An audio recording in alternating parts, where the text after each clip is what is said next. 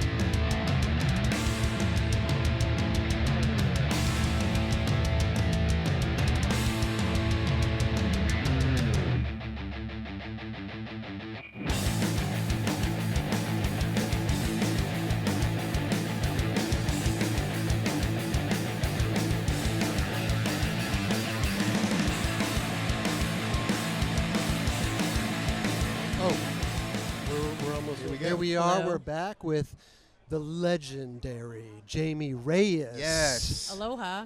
How are you? I'm a little nervous, but how are you? I'm nervous too. We're all nervous. Let's just be nervous together. Okay. Yeah, because you know. No, but I mean, listen, you shouldn't be nervous. You guys, this is a huge honor, right? Yes. Skateboarding Hall of Fame. Come on. Yeah. It's crazy. Did you foresee this in your future? I did not foresee this in the future, and like I said, I was like, "Holy shit, my name!" Oh, sorry. Holy bleep, my name's on the thing right there. Yeah. So, to me, it doesn't feel real quite yet. But as the day is going, I'm like, "Oh my god, this is real." Pinch me. I know. Yeah. Can you pinch me?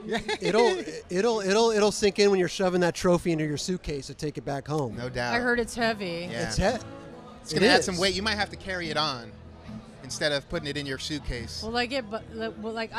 I got TSA pre-check. Will they hassle me? I don't think so. I It's think not you a can weapon, carry your right? trophy. Yeah. Could you be used as I a mean, weapon? will they consider it a weapon? I don't know. We can get you a chain. Oh, that'd be sick. Yeah. So you go on this chain? Yeah, chain. Yeah, You okay. can put it on the chain. That'd be sick, but I might be hunchback over. Yeah, it might do something A like little that. bit, Yeah. and It might be good if for. I'm hunched, I can't switch ollie or switch flip or anything. You don't want to do that. Yeah. Let's not do that. Well, I'm Yeah, not it's not good for talking the about back. skating with it on. I just meant to get on the plane. Yeah. Yeah. But I don't want to mess up my posture. But wait a minute, how are your switch flips looking these days? I feel like my switch flips and switch heels are looking pretty good. Nice. Okay. Nice. You know, it's almost 90s 2000 Reyes. Nice. Yes. Yes. I'm, know, dude, So- I'm struggling right now, but it's not about me. But I'm doing the best I can. I'm trying Yeah. to make it work. yeah, So that's we're how we can do. So we're talking about maybe a video part on the horizon. Is that what we're talking about? I don't know, Jeremy. Yes, I would love to film a video part. Yeah. Um, You should. Why not? me and you. Let's do a joint part dual, together. A duo part. Yeah, and then Doren can just like overshadow us. I mean, he'll get footage easy. I'll take about 4 years, and you probably can get a bunch of footage quickly too. So you guys will both be waiting on me. No, Well, I think we can do this in a week. It doesn't have to be. Excuse me?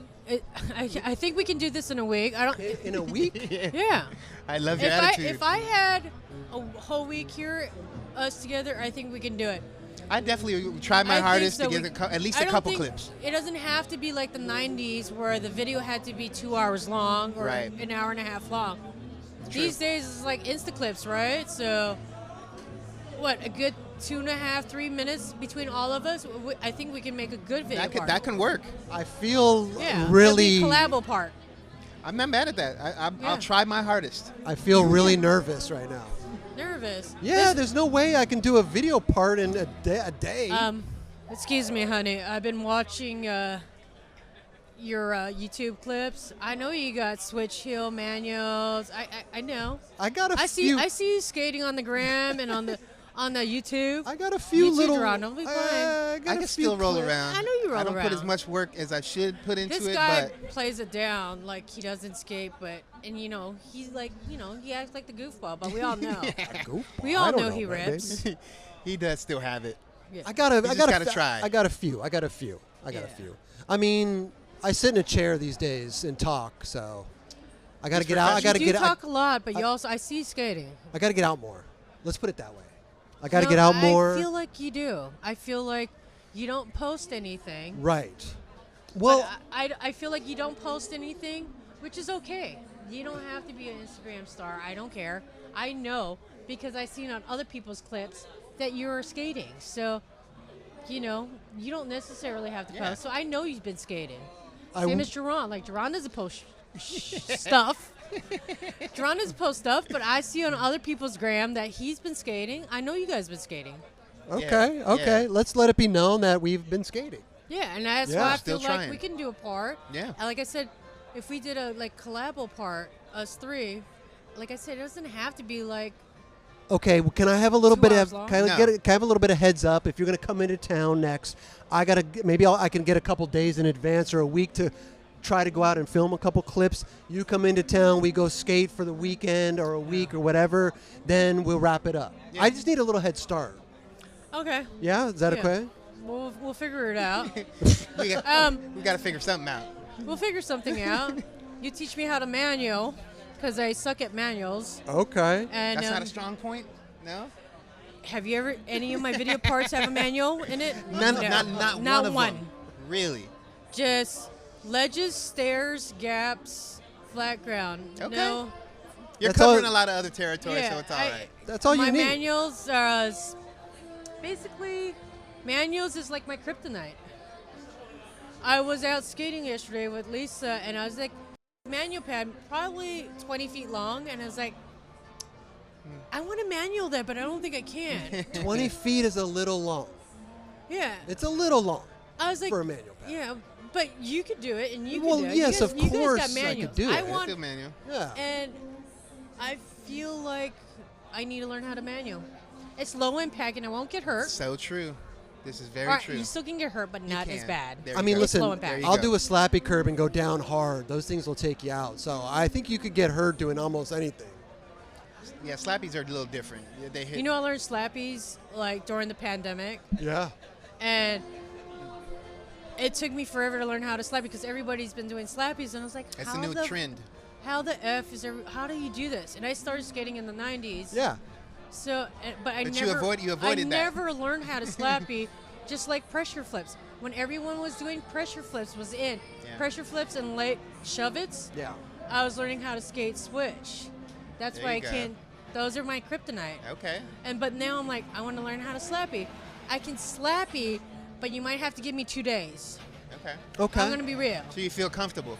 Yeah. Okay. Well, it is a different beast than just trying to ollie into a grind and just shoving your board into it. It is different. Yeah. It It's is. really bizarre. So, the Rock Ridge ledges, curbs Mm. in Oakland, those curbs are not too high and not too little, but they're perfect to slappy. I Okay. love those curbs. And Barker Barrett, because he skates there all the time. Oh, yeah. He told me to get on just like you were doing a 50-50 on a quarter pipe. Yeah. And I was like, okay, I suck at that, but I will learn. Like it took me a long time. But I have, because I have a mini ramp, so I was like practicing 50-50 stalls. Yeah. That's how you get on, right? Is that how you get on? I can get that concept, Yeah. That's what Roger says. Act like it's a mini ramp, like 50-50, Like do it like a 50-50. Yeah. But I think the main thing, we could talk about skating all day long. You got to come on our show and come hang out with us. Come on. When's the next time you're going to be out here besides I don't know.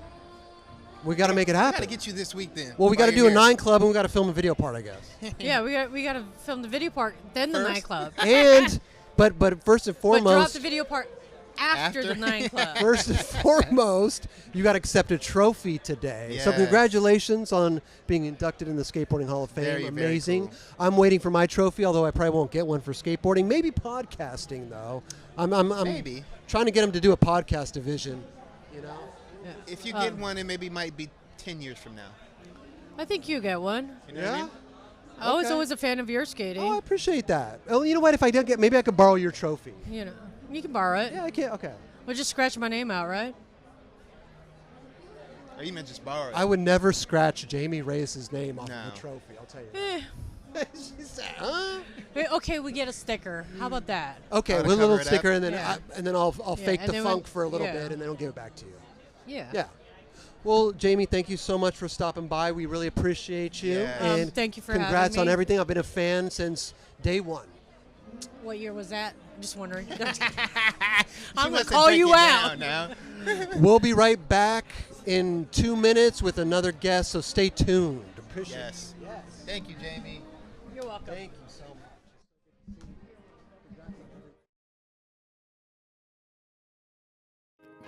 You have something that you think is nothing.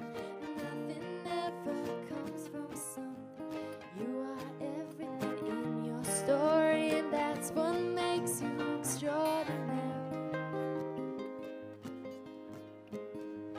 There can be a space between what you hold so close. Close your so outgoing eyes and find what you love most.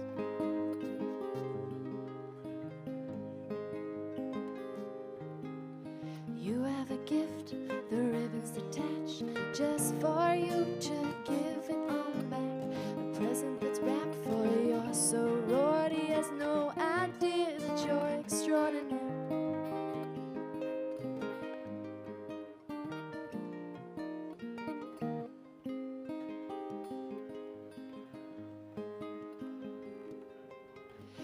There be a space between what you hold so close. Your chapters never want to end, your bookstores never close. There can be a space between what you hold so close.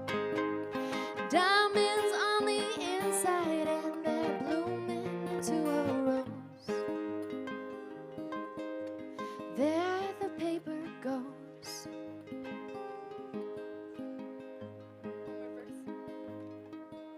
If you have something that you think is nothing, nothing ever comes from something.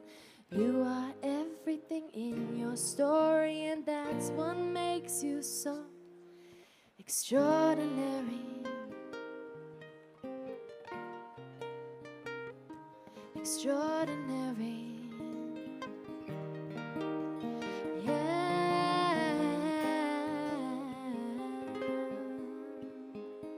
Thank you. So nice. That was so beautiful, guys. Lovely. Let's give it up for Lovely. Adrian and Edie. Woo! We see all you guys back there. It's funny because the sun's over I here. It's see like, you in the shade. we see through the sun. Let's see. I'd like to thank Laura Thornhill for making this Yes. possible, and Thank you. yeah, Yes, thank you, you. Laura, Thanks, for Edie, having for us putting here. And the Van Dorens, of course. Thank you so much. This is a dream, literally. And speaking of dreams, Do you have a memory of a dream? I think I do have a memory of a Yes. dream last time I checked. Unless we want to do California Dreamer. Not yet. We're doing them. So, this next song is a song I wrote a long time ago. Actually, when I was in Rome and I saw this yellow butterfly kind of flittering by, and I was like, why do I keep seeing this yellow butterfly everywhere? And it was all of a sudden just there. Everywhere I went, there's a yellow butterfly. Adrian remembers, right? I'm just kidding. Yes, vividly. I raise butterflies, so I can relate. Yes, you can relate. I That's do. right. And you can hear this song on Apple Music, by the way. Yay! So go find it. Thank you. What's it called? It's called The Memory Will Do. Thank you guys so much for coming. Not for us, but for the ceremony. All right. It's all you.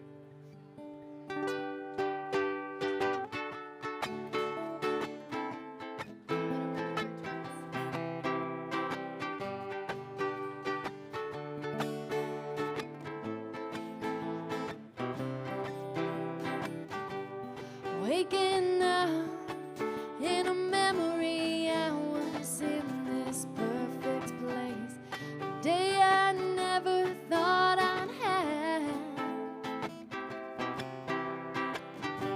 The perfect sky to compensate for the things I can't replace.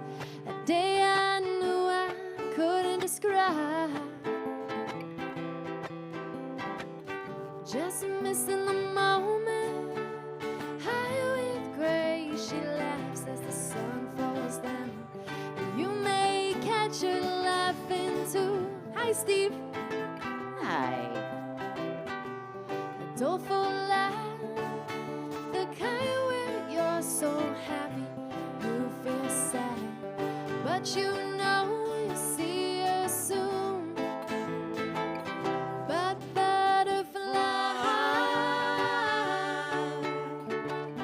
tells the world to breathe through the air she flies. The air we say we need, and I'd do anything to get up and go where you do. But I'll see you again in front of you.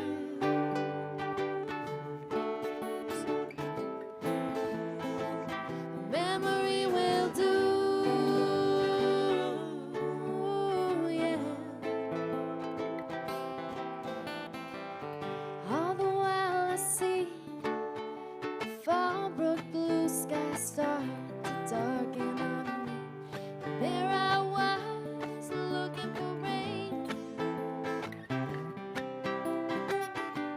And when there'll be the things you wait in line just to me, and then you wonder if you'll see them again.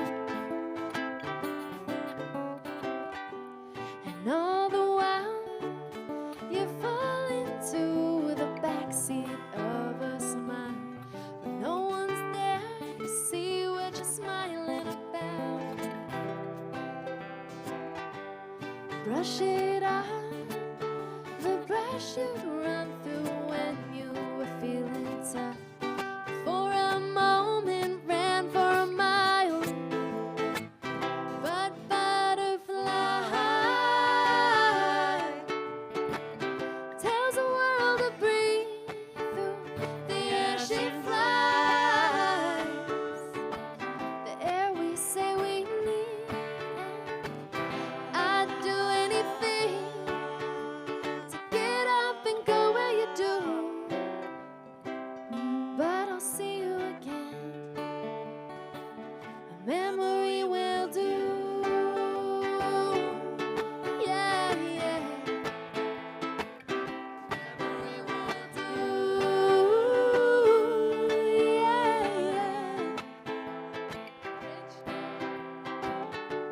The cherry tree gets a little bit taller.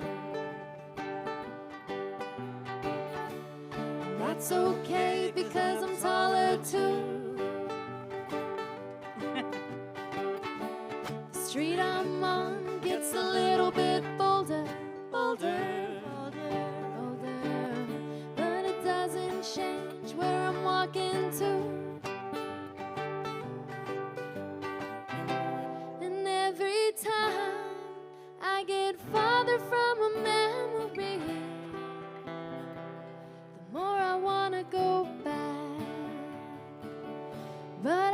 to be free. Yeah, yeah. But I have to be free. Yeah, yeah. But I have to be free. Yeah. But I have to be free.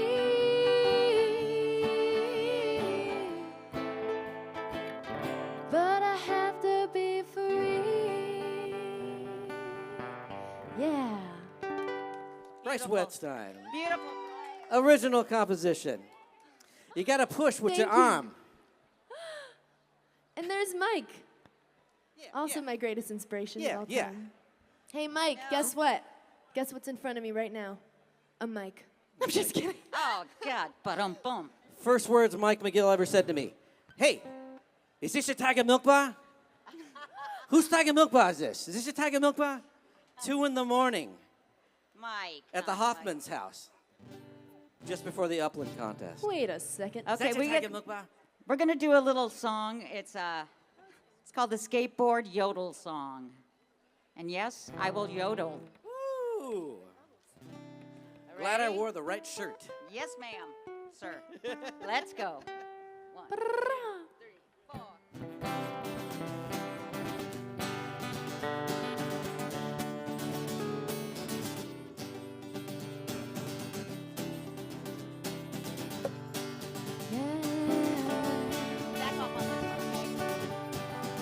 Well, there's a skater that I know. He's riding in a combi bowl.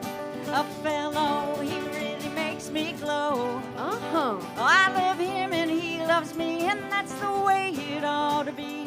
But it drives me crazy when we're making love, because he always starts to yodel. Oh, the lordy, oh, the lady, the lordy, oh, the lady, the lordy, oh, the lady, the lordy. Oh, the lordy, oh, the lady, the lordy, oh, the lady.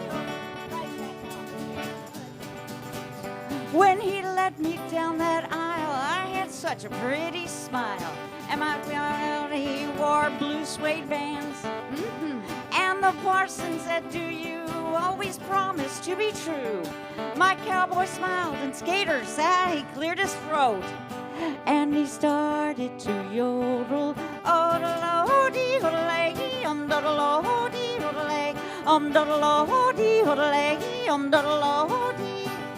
Oh, the lordy, oh, the lady, the lordy, oh, the lady, oh, the lady, oh, the lady, oh, the lordy.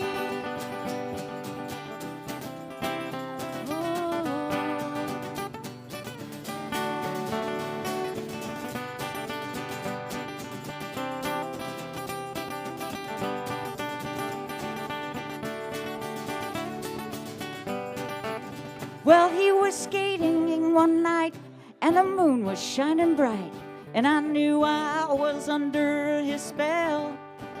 He was skating right and left, and I said, hey, get the drift. And my skater smiled and gently cleared his throat. And he started to yodel. Oh, the lordy, oh, the lady, the lordy, oh, the lady, the lordy, oh, the lady, the lordy, oh, the lordy. We appear on that television, then we're on. That's when we're good. And we're here with Christian Hosoi. Yes. Yes. My The God. legend himself. I don't know. I'm here with the 9 Club legends. No. No. Chris and Jerron. Come I on. don't know, Listen. man. Master skaters. Right now, there's Let's no. trade some tricks, okay? I mean, I would love to trade some Yeah, tricks, yeah, to be let's do honest. it, let's I do What would it. love about? that. Hey, what about some trophies, huh? Combi. Wow. Yeah, that was an amazing moment for me. Kind of like a bucket list moment, you know, to be going to that event year after year and just, you know, getting second place, third place, you know what I mean, and just to finally have a win there. It's like icing on the cake for the combi, the block, you know what I mean, the legacy of that pool, one of the first indoor skate park at a mall. Yeah. You know, start that, you know, kind of like a trend of like the mall skate parks, but then they all died, but that one stayed alive.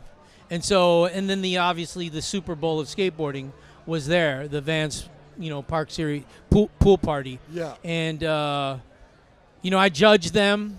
I skated in them, but to find, and it's the last one, last one, I was that's gonna like say. a moment in my life where I was like, this is it. I got hurt a couple days before the contest, jacked my knee, and I just went like this, just go in there and skate. Don't think about falling, just go. And, I fell, landed on my head, not on my knee. So I was able to continue skating and to Take one on the head. Yeah, instead of the knee, and to actually complete the contest is something that I attest to God. God gave me that moment. The Lord, has been good to me. I've got 25 years of sobriety. Amazing. And Congrats, to 40 years of Hosoi skateboards. So there's a lot of things this year, and it started in January. You know what I mean? In 2025, and that contest was at that beginning moment of all those iconic things that monumental moments in my life. Yeah, the culmination and so of everything. For that to be how I started off this year has been something that has just springboarded me into just being so thankful, so appreciative over just what skateboarding means to me, what the people in skateboarding mean to me, all those that the fans, but also my peers, that we actually pushed each other. You know what I mean? You have peers that you skated with, that you were inspired by, that made you go out and do it. That helped elevate you, yeah. That camaraderie that really kept that fire burning. And, it's been an amazing year so far. We're only halfway through. Sure. You know what I mean? And the Hall of Fame is here. They asked me to host it and just to be able to say anything about any of the inductees, but all the people here, it's special to me. Well, It's something special that I think everyone should look at it as something, as reverence. You know what I mean? Right. Like getting your pro model, signature model. There should be reverence in that. Big And I time. think that that's something that's coming back to the sport that, because we're talking about it. I'm telling my riders about it. I'm talking about it to other, people, business owners, you know what I mean, and what it means. And those, our peers who grew up on, a signature pro model was everything. Winning a contest was everything. It was your career. Right. There wasn't like any image, personality. It was competition. And so I think there's honor coming back to those things. But then, skateboarding is skateboarding. It's lifestyle. Yeah. It's a beautiful thing to be able to, just do what you want to do, and it becomes something that, really is not controllable. Yeah. You cannot put skateboarding in a box. It's unique. true. It's something that's artistic. Somebody says it's a sport. No, it is a sport, but it's a lifestyle. Right. Yeah. And I think that that's the beautiful thing about skateboarding that really attracted me, probably just as much as being a world champion, is that it was my life. You know And what it I still mean? is. Yeah. And that's a beautiful thing about skateboarding, though. It's everybody, we live, breathe skateboarding, right? And the people who put on the Skateboarding Hall of Fame lived and breathed it. Like, we're all skateboarders. It doesn't matter if you were the top champion or just some dude who loves skating, right? Who puts together an event like this, or the museum, or Vans for that matter. You know what I mean? Like, loving skating is like. Well, that's part the of it, passion part. You know what Yeah. I mean? I don't do it for the money, even though I got paid a lot. It didn't matter. It was Right. like I would have paid to do it, and I did in the beginning stages. And you know what I mean? Yeah. Like when we were amateur, we didn't accept any money. My dad paid for my ways to get there, and we were just in it to win it. And I think that that's the heart and soul of, when you love something, you'll not only participate in it, but you'll respect it, you'll protect it, and you'll want to, tell everybody about it. You know what I Right. mean? And really exhibition it, what it looks like. Right. A lot of people, people go, yeah, words, but action speaks louder than words sometimes. No to doubt. people who are looking, because they don't want to listen. They want to see if it's true and what you're talking about. And I think that that's been, something that I've learned. How I looked at people is like, do they back up what they say? You could be a good talker, but do you really back up what you're talking No doubt. about? And I think that that's where Poser came out. You know what I Yeah. mean? And we really said, you know what?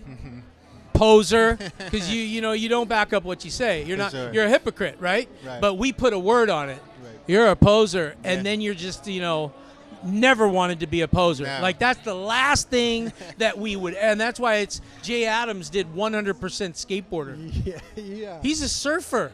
He's this iconic guy who like created this palette of like lifestyle of skating that we just love to do it Right. with our friends and to remember where we came from, surfing, who our predecessors were, who our idols were. I think that that's another thing that even you guys could probably talk about, who you idolized, who you looked up to, Big why time. you are still here talking about it, why you want to do 9 Club. Oh, yeah. I think that that's the special when it comes to like, where we're at in skateboarding. Yeah. I think, the Olympics is great. The X Games are great. The business, where it's just image and lifestyle of skateboarding is amazing. And then the influence, it's inspiring people in their identity to go out and not only just be a skateboarder, to fall down, to actually get back up, make that trick, to actually feel that victory, Right. which they take that into life. Big time. And when you get knocked down in business or your job or your relationships, parenting or being a son or a daughter, I think that that overcoming and succeeding, it goes into every area of life, and Big time. skateboarding teaches you that. Yeah. Just when you're working on a trick. Yep. Just when you're hanging out with your friends, you know what I mean? Isn't that It's like crazy? that Yeah. perseverance, that never giving up attitude, and really just being a person that's resilient. You know what I mean? When it comes to opposition, it comes to like life, and life gets tough. I'm a person that knows about that. Life can get tough. Make some bad choices, and next Yeah. thing you know, you're in a little pickle. Yeah. But your choices can turn it all around. For sure. You know Yeah. what I mean? Like I said, 25 years. I never thought in a million years I'd be sober. I thought I was going to be partying to the day that I died, Yeah. and I was going to be loving it. But you know what? God had a That's different crazy, plan. yeah. And now I can give people hope that they can still be cool, still skate, still hang out while people are raging, and Totally. be different. You know what I Yeah. mean? And I thank God, I thank the Lord for that I'm still alive. You know what I mean? I've been through some tough stuff. You know what I mean? I'm surprised I'm sitting here in front of you guys. So But the I've got that resilience. to be thankful for, Yeah. let alone just being here with all these legends, iconic, Hall of Famers. Oh, yeah. Like, this is an amazing moment. It is. It The is. resilience shines through, bro. Christian, we really appreciate you, bro. Yes, sir. Skateboarding loves you, brother. Yeah, I love you guys. It's great to see you guys like highlight people, talk to people, let them be themselves, Yeah. on, the 9 Club. I think Thank it's you. an organic, podcast that really does give the person the opportunity to say what they feel versus Right. continually saying the same thing, the same type of interview. Yes. And it's very cool what you guys do. Thank you. Thank Yeah, you. It's yeah. nice to actually see somebody talk and see the expression on their face and what they actually mean, the sentences coming out of their mouth. Because before that, I just read interviews. Right. I didn't really get to see people talk. Yeah, I still have people coming up to me and saying your 9 Club interview, and they'll Yeah. tell me how it influenced them. They'll tell me what made them, stoked on it. They're like, your laugh. Yeah. Oh my gosh, your All the little laugh, things, bro. yeah. Your laugh just made me so happy, and I'm like, that's sick. You know what I mean? You, That, do, you do have a contagious laugh. You do. And you that's do. the infection we want to have Yeah. on people. You Yes. know, the Bible says laughter is like health to the bones. You know what I mean? And I think people need to have joy.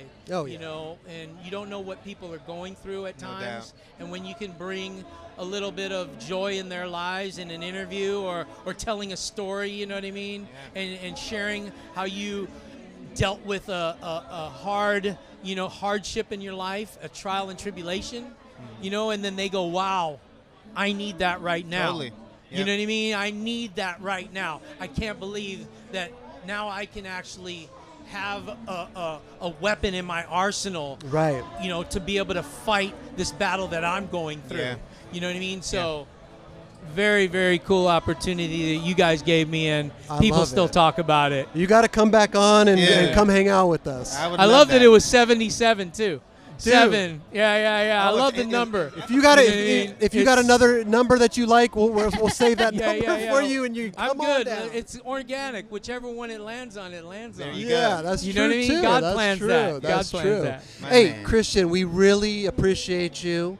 Yeah, I already And man, do you have any advice to these Hall of Famers Well, that are I mean, coming right up? here we have Larry Bertlemann. You know, Dude, just he's like he- the fan favorite right now. Everybody's talking about Bertlemann out there. Well, you know what he did for surfing. Obviously, you know he brought the style, the aggressiveness, you know, to skateboarding, and he skated, you know, during that time. And you know when you have guys that I looked up to, the Jay Adams, the Tony Alva, you know what I mean, who are my predecessors, they're like Shogo Kubo. Those are my idols. Right. That's it.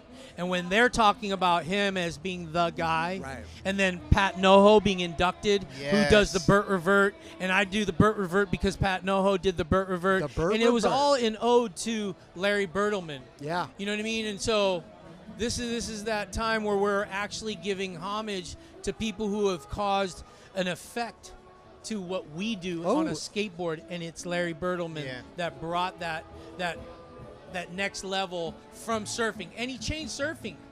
Surfers were like, you know, beautiful, you know, doing things, and then he was aggressive, and you're like, that is punk rock. Right. That's skateboarding, because you know we had to like bring them together and add our own to it, and you know, skateboarding accepted punk rock as that, you know, the attitude, and with the aggressive style of surfing, you know, my guys, Jay Adams, Shogo, Tony Alva, you know, they were like, this is it right here in the backyard pool, and you're just like, that's expression. That's expressing yourself. That I think is art. That's the art side of skateboarding that people are trying to find. That's what, Right. when Right. you start skating, you're like, what's so special? Well, that's what started those special things about skating. Street has that same stuff. Right.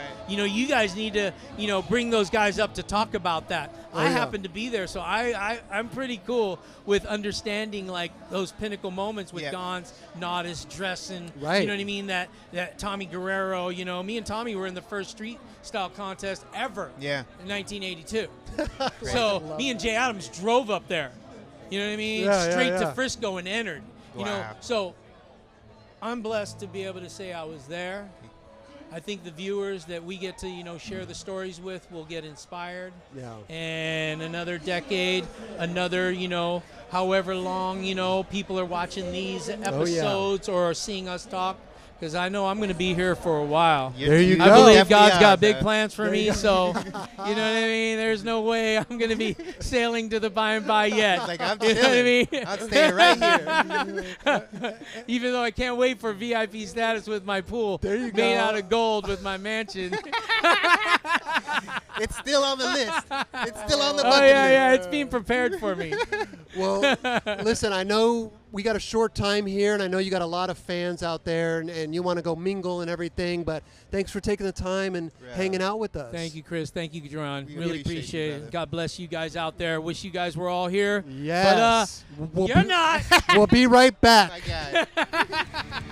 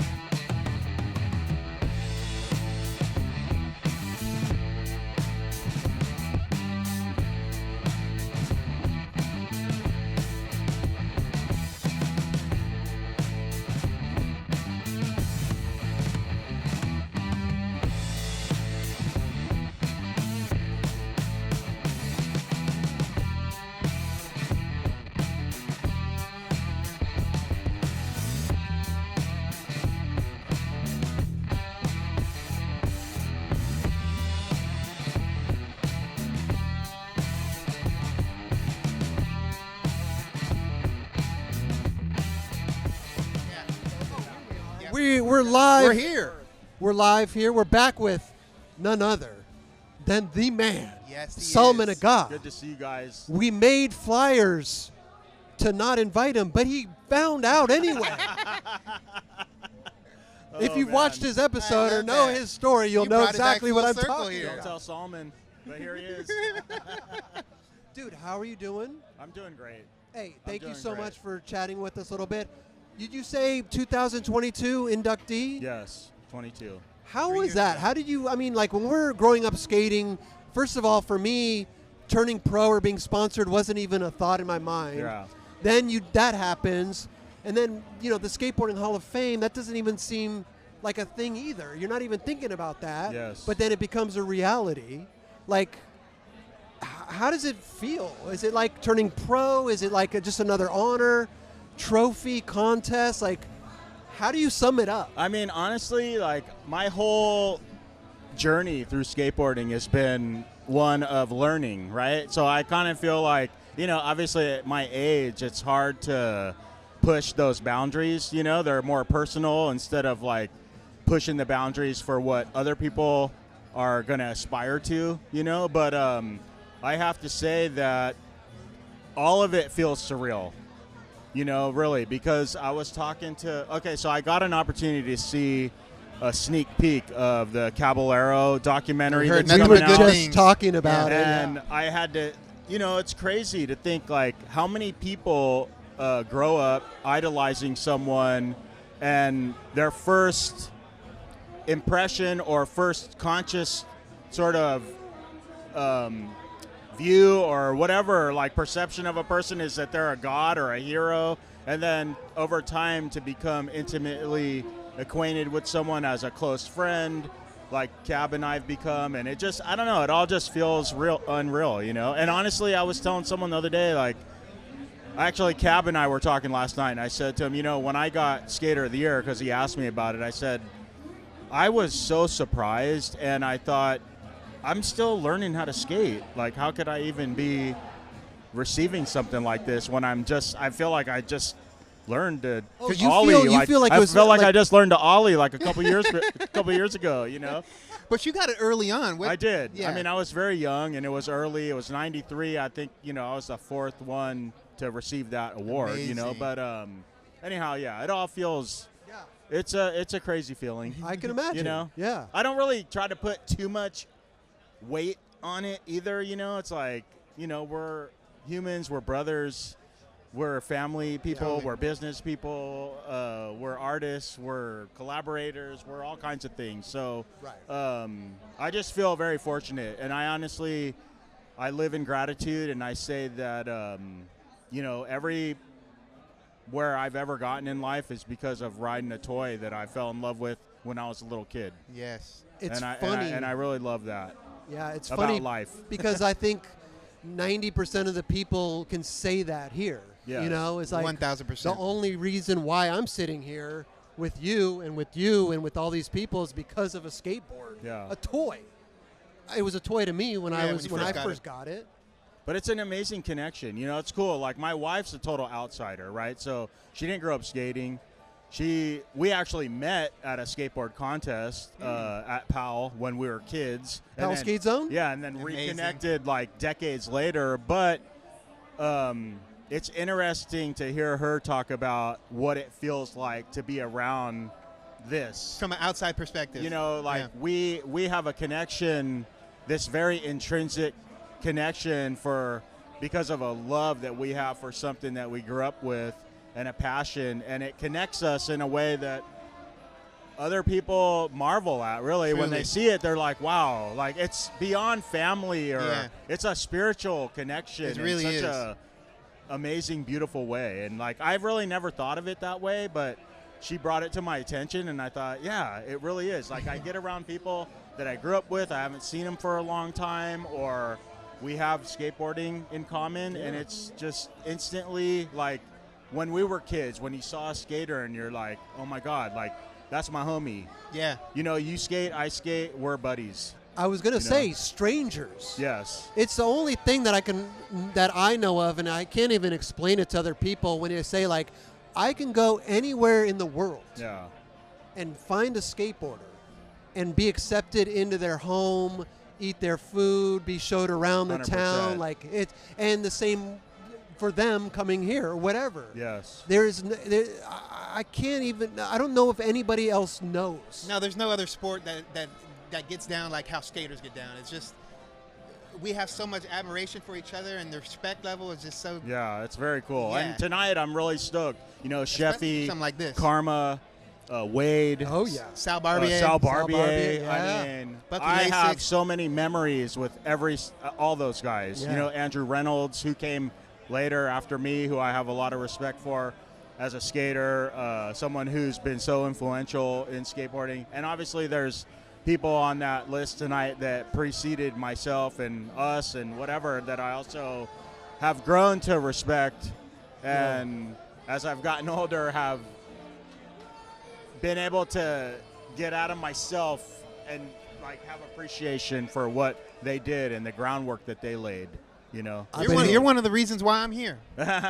Big reason. Well, I mean, someone else was the reason I was here. You know what I'm go. saying? Yeah, So, like, yeah. I just wanted to pass that on. And Straight up. honestly, like, Jaron, when I can remember seeing you like it was yesterday at the skate zone and the power that you had as a young skater. And I thought you're going to contribute to the progression of street skating for sure. I and of appreciate course, that, bro. you have been a huge part of that, you Yeah. know, and the culture, you know, beyond, that helped beyond me. just landing tricks, you know, because we all know, and that's another thing that's really interesting. It's like, I feel very fortunate that we were part of a time where there was something more than trickery.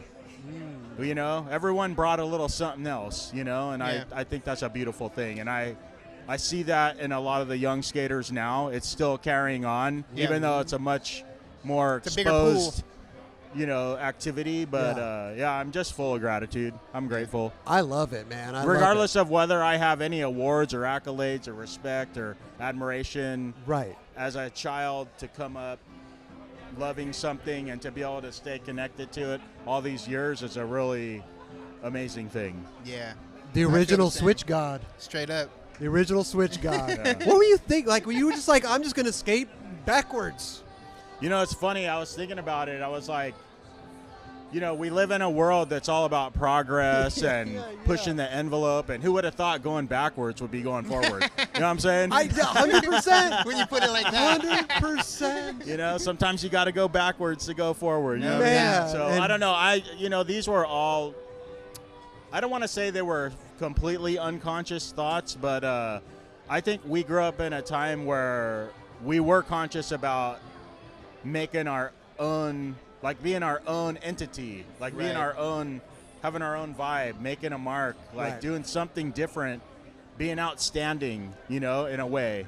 So, I mean, that's what was, I mean, you look at Hosoi, Tony, Yeah. Cab, Lance, Gator, Jeff Phillips, all the people that were, you know, John Grigley. Like, I don't know, there's so many A names. lot of good pioneers that kind that of set that. If you look at each one of those, they're all brands, basically. You know what I mean? They all have their own. John Lucero, Grasso. I mean, every single one of those guys had something about them that was more than just the tricks that they did. Right. You know what I mean? This So is true. I was inspired by that. Gons. Yeah. I mean, come on. Huge. Yeah. Mark Gonzalez, you Right. know. Ray Barbie.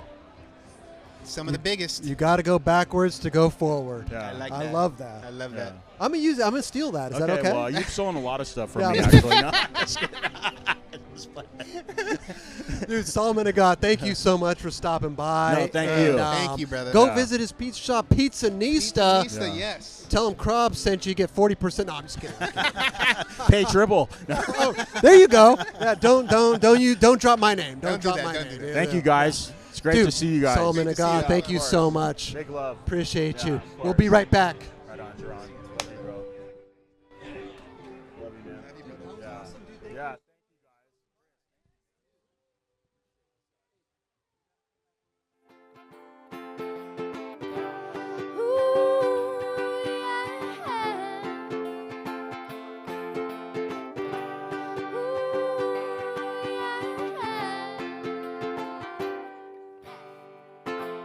Like to see the green flash and what the evening brings. I'm just laying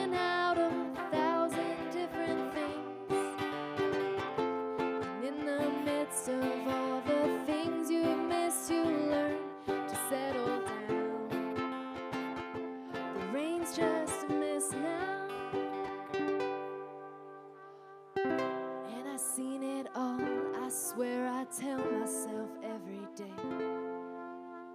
And all the people around me chasing my blues away. And all the clouds will go, and we just enjoy right now. And we have to sing loud. Oh, the sky, the sky.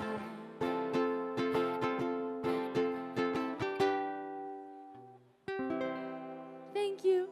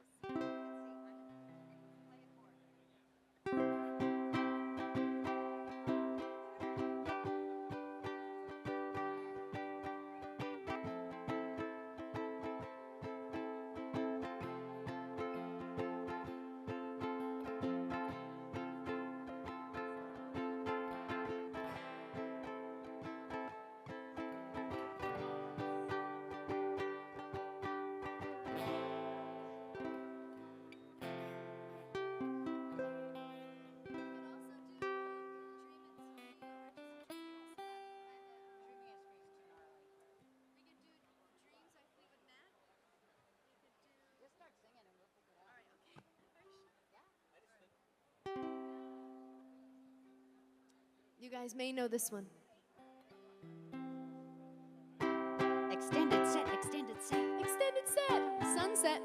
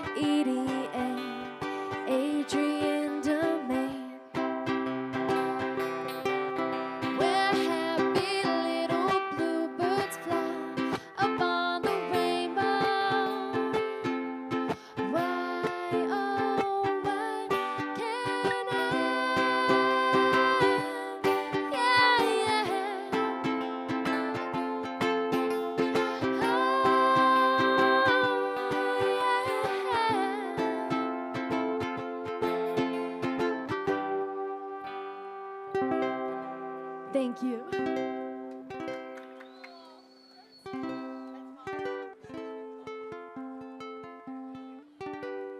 Excellent, thank you. Thank you to the Hall of Fame, you've been so great. We love all of you, let's do figure eights. I'm trying to get off the stage, but my legs won't move. I hope to go see and sing with all of you. I hope we have some fun today, seeing the nominees and skating all the way. Whoa. I love you, Edie and Adrian DeMay. Happy Hall of Fame. Woo, thank you.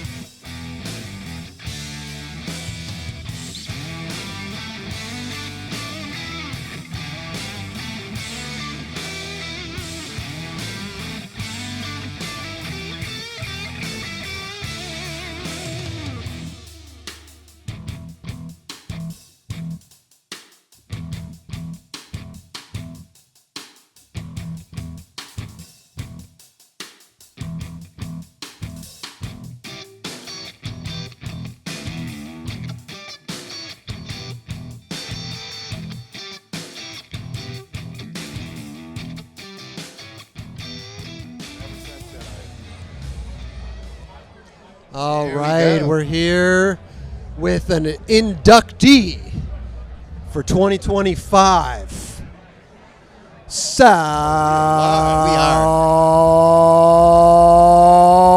Barbier.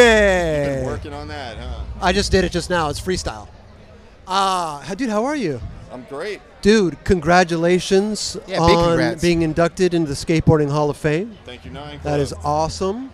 How do you feel? Are you ready? Do you have a speech prepared? Oh, no. Jeremy Klein, please. Please. Oh, my God. Oh my God.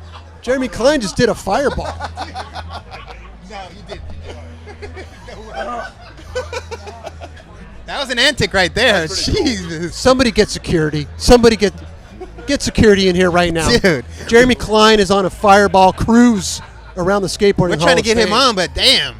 Look, I think he burned his throat. He's walking around kind of in a stupor. There he is. Bro. Holy moly. Hey, that was a way to end it, man. Thank you so much, Sal, for coming on. And Skateboarding Hall of Fame. Like, you're being inducted with Sean Sheffey, Karma. I'm not sure how to say Karma's last name. I think Tsocheff. I think you got it right. I butcher everyone's last name. I butcher it. I've been yelled at for that, so I'm not going to try. I mean, it could be wrong, but I'm standing on it. How does it feel, though? I mean, former teammate, Plan B, Sean Sheffey. Oh, Sean and Mike, it's Mike up. Sean and Mike, it's great. I mean, I had the best times of my life on H Street. Doren came to my house. I tortured you once with I kept spraying the spray-on deodorant all over you. Remember? I With do Lottie. remember. Yeah. These These are hazing things. We're getting Yeah. hazed? I mean, yeah. Sal Barbier? But yeah, it's the greatest time ever. I Yeah. mean, you got to understand. I was coming from Louisiana, Baton Rouge, and then I was studying the fan of Shackle-Me Not, and I was Classic. I'm going to go to California with $800, and then I'll turn around and come back home. And then I just ended up meeting, all of these people that I'd heard about or seen in the video, and immediately, imagine that, because you come out a lot of times, a lot of people come out, and I got really fortunate where I was like, all right, you got a new job, you get in the van with these guys, you got to go travel, you got to film this video, Yeah. you got to do these demos, and you'll get paid, What a surreal experience, though, right? Yeah, it was right away. It was insane. Mike Ternasky, God bless him, hooked it up, and it was like, wow. It was you can't script it any better. It was the best time of my life because those are my heroes. It was Danny Way, Matt Hensley, Ron Allen, Jeff Pettit, Ray Simmons, anyone in the 8th Street video, Mike Carroll. It's like, wow. Crazy. That's how the trip started. It's like I just met everyone that was in the video and skated with them, and because I was couch surfing, I just got to go everywhere. Yeah. Because I didn't have anywhere to stay anyway. So, yeah, it was an incredible journey. I was just talking about this with Chris the other day. I was like, it almost seems like it was a dream that this happened. I don't mean for me in general, but I mean, again, going back to those times, it's like it was so long ago, but like it's still vividly in our minds. You know what I mean? Yeah, because you don't think about. No one ever talked about a money or a contract or a sponsorship. You worried about boards because they were expensive. So you worried about boards, tape, shoes. That's what you were really concerned about shoes. If you're a fresh guy, you're like, damn. And they didn't have that many skate shoes, so you're always experimenting and shoes that didn't work. Right. Funny side note, I know you like funny stories. No, we love stories. I thought the Slam City Jam was maybe 5 or 6 hours away from San Diego. No. So I jumped in the van and picked up the Aesthetics guys with a pair of frickin' Air Force Ones, the Rasheed Wallace, and I got there and I could not do anything, dude. I could not. Didn't work. I couldn't ollie. I couldn't rock and roll. There's nothing I could do in them. But I looked cool. But damn, I couldn't do one thing. It was a learning lesson. And I'm sure. it wasn't 5 hours. It's 12 hours? Yeah, that's a longer journey for sure. The worst trip ever. But you got one of the most iconic shoes in skateboarding, though, the 23. Hands down. Well, that was well earned through all those Marshalls trips I was just talking about. I tried everything, and aesthetically they were there, but pulling out cardboard and insoles, and that was hard. That was a hard-earned journey. You really like took the time and designed that shoe. Well, I had been inadvertently doing it the whole time. You know, Right. I was like, Right. I had every shoe. I used to get clown because I had the chill shoe. Right. Yeah. Yeah. But, you know. But then that a was- couple years later, then it was like, oh, that's the cool shoe. He had the cool shoe. Well, the way chill ahead. shoe was like the shoe that skate shoes have just gotten a lot better looking, shall we say. True. And so me and Sean, we went out all the time. Yeah. Right? Yeah. So sometimes you got to upgrade the limpies and the airwalks, and No doubt. we were out. We were some young brothers on the town. You know, we needed to get in, so there was dress codes. So No doubt. we had a lot of shoes, and then you do what you do when you have a lot of shoes. You start trying to skate in the ones that you like, and it was a long, hard-earned journey of ripping stuff apart, taping it, spray painting it. Right. And that was my R&D. And now it's coming back. Yes, I mean, Re-release. the It came gift back. that It came back. keeps giving. Right. Yeah. Right. How are they going to do? You know what's funny? It's like I didn't even think that I had a pair of 23s, but in some old footage, I'm fully, obviously wearing a pair of 23s. Yeah, you look like you had a very Limp Bizkit era. He was going somewhere with it. Hey, we all did. I just mean you had bigger pants, you had big shoes, like Yeah, we had them. 100%. You were 100%. a big DVS guy, right? Oh, huge DVS Okay. guy. Now, one of my favorite shoes is the Huff shoe, and that Which thing is was a big shoe. Huge. Yeah. It was massive. And when It you was wear like a big br- shoes, you wear big pants. Yeah. And big shirts. I kind of miss that though. Sometimes I see old footage and I'm like, that person's kit looks on point for a skateboarder. Well, you can always go back. It's kind of came back. If you want to dress like System of a Down at age, I don't know how old are you now? I'm only 25. Wrinkled. If you want to put on some wrinkled cargo pants, and why are cargo pants never ironed? From that era, they're never ironed. No, just throw them on. What do you There's mean? always stuff in the pocket too. It's like very weird. I don't know who put stuff in those pockets. I could never put Well, something people in those had pockets. it was like tater tots, all types of. Potato top. Dude, somebody the other day he had a jacket or something, and I see he just put his whole jacket in his pocket down there. I'm like, the motherfucker, you put your whole jacket in there? I mean, That's what I'm saying. They in the '90s they kind of used the pockets. Yeah. they're you not know? used now. You're right.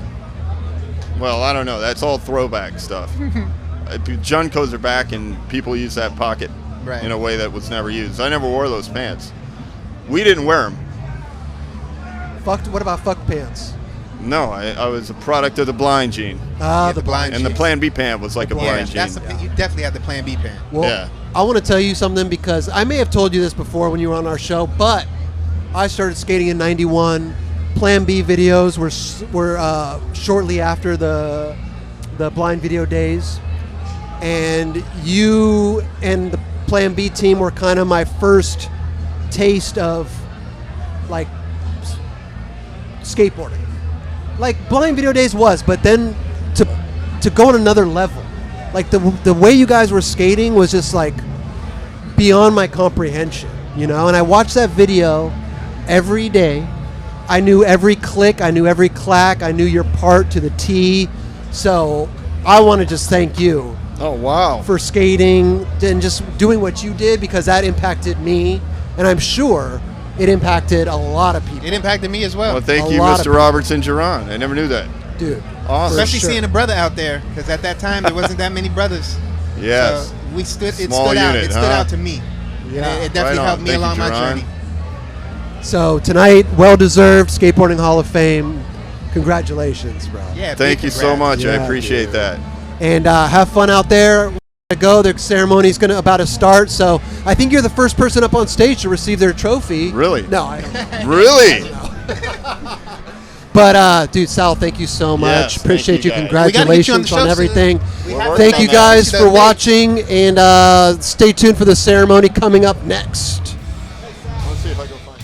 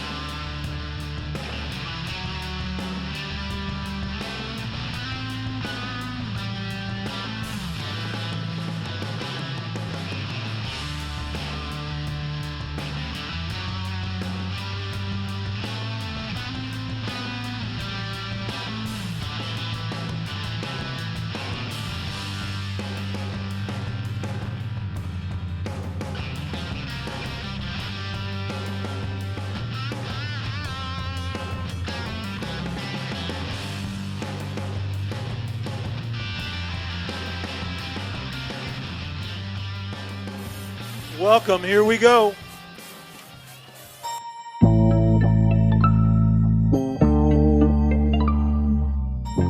We need to remember that skateboarding is the best fucking thing on earth. And that I am so grateful to have been a part of a group of fucking individuals that helped to shape and form it. And I just want everyone to remember how awesome it was and how awesome it is. Because it is really truly about the sound of fucking blazing wheels and barking trucks. If you ride a skateboard and you fucking love it like I think you love it, like I love it, you have the greatest life. So congratulations and welcome to the gang.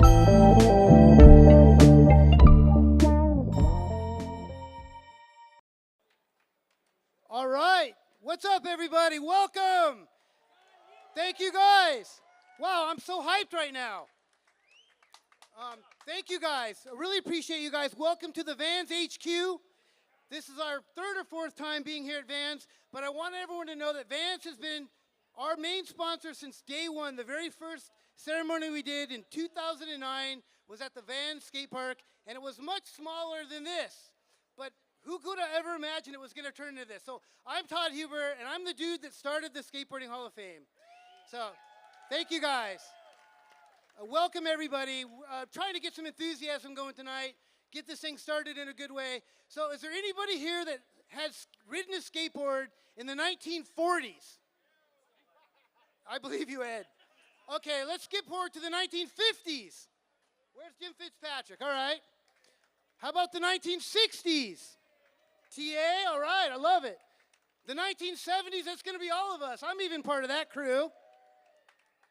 All right, the 1980s, all of us. Yeah, I just met Karma tonight. Karma, what's up? I'm so hyped right now. I'm not normally this excited.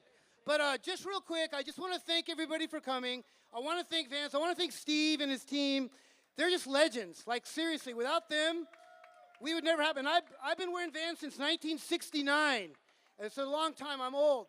Anyway, thank you guys for coming. I appreciate you all. I want to just thank all the volunteers. There's so many volunteers that came together to make this happen, and without them, we could never do this. I have to also thank Laura Thornhill. She's nuts. Like, I don't know how she pulls it off.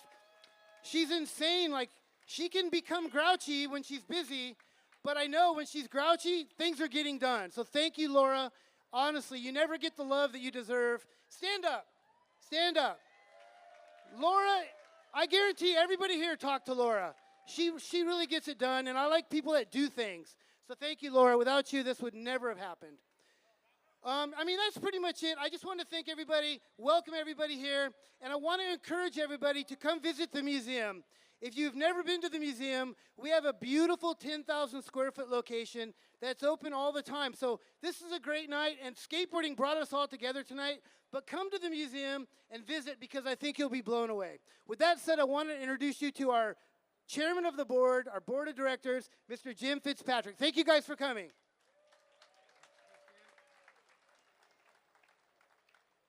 Thank you, thank you. I have some housekeeping to take care of. But welcome to the Magic Show. All of us are brought together tonight by the magic of skateboarding.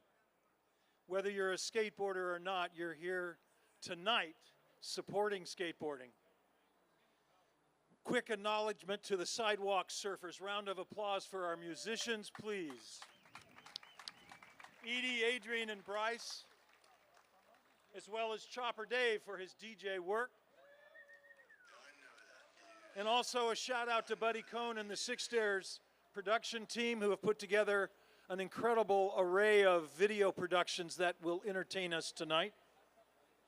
Behind the scenes, IT communications is Jeff Greenwood, also Chris Dawson, and also Laura again. And Larry and Louise Balma have been carrying on this family tradition of helping set up for years. So thank you, Larry and Louise. And this year again, we are live streaming. Renato, thank you for your expertise and casting this event around the world for skateboarders everywhere. And the 9 Club is here tonight. Chris, Jerron, and Kelly, thank you for participating. And then our MCs tonight, Messieurs Don Brown, Chris Pastras, and Christian Hosoi, so we will introduce them in a moment. And then Vans, thank you to all of the volunteers and people that have made it possible for us to be here, especially Steve and Christy. And I will introduce Steve in just a moment. Before I do, I want to say thank you to skateboarding. The magic of skateboarding first found me in 1957 when I was a skinny kid in San Diego in Bird Rock. And then it found me again at Topanga Beach in 1962 when Bill Cleary handed me a prototype for one of Larry Stevenson's Makaha skateboards with clay wheels. And then skateboarding found me another time in 1987 in Savannah, Georgia, when I joined the team of Stacy Peralta and George Powell and all of the members of the Bones Brigade, pro and amateur. And then, finally, leading into the 1990s, as the founder and executive director of the International Association of Skateboard Companies, when we succeeded lobbying in Sacramento and set in motion the liability law change that swept across the country, and now we have 4,400 skateboard parks around the United States. So I just want to thank you all. I want to thank skateboarding, and I need to turn over the microphone to Steve Van Doren.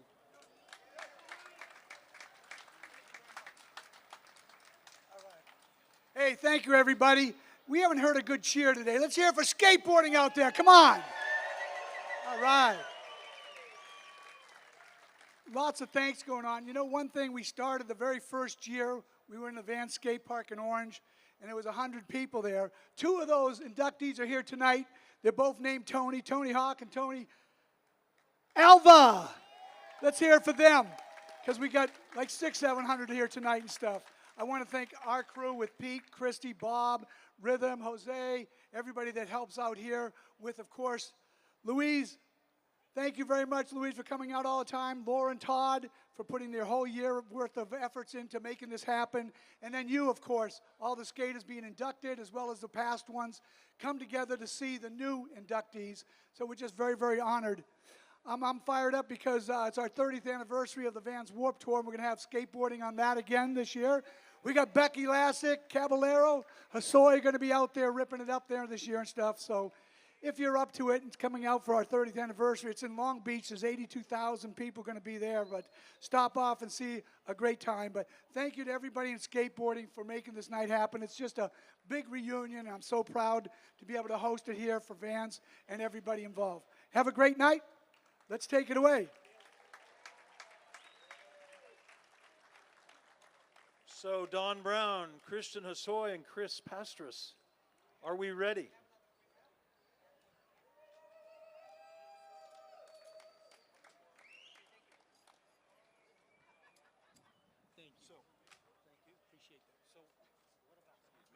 How are you guys doing out there? Are you guys excited? I don't know. I'm a huge fan of skateboarding if you haven't figured that out yet. But definitely, my name's Christian Hosoi, and I am excited to be able to be a host here at I think it's the 16th Annual Hall of Fame. Let's give it up for the 16th Annual Hall of Fame. And I mean, it's so young, but yet skateboarding seems so old because I feel old, right?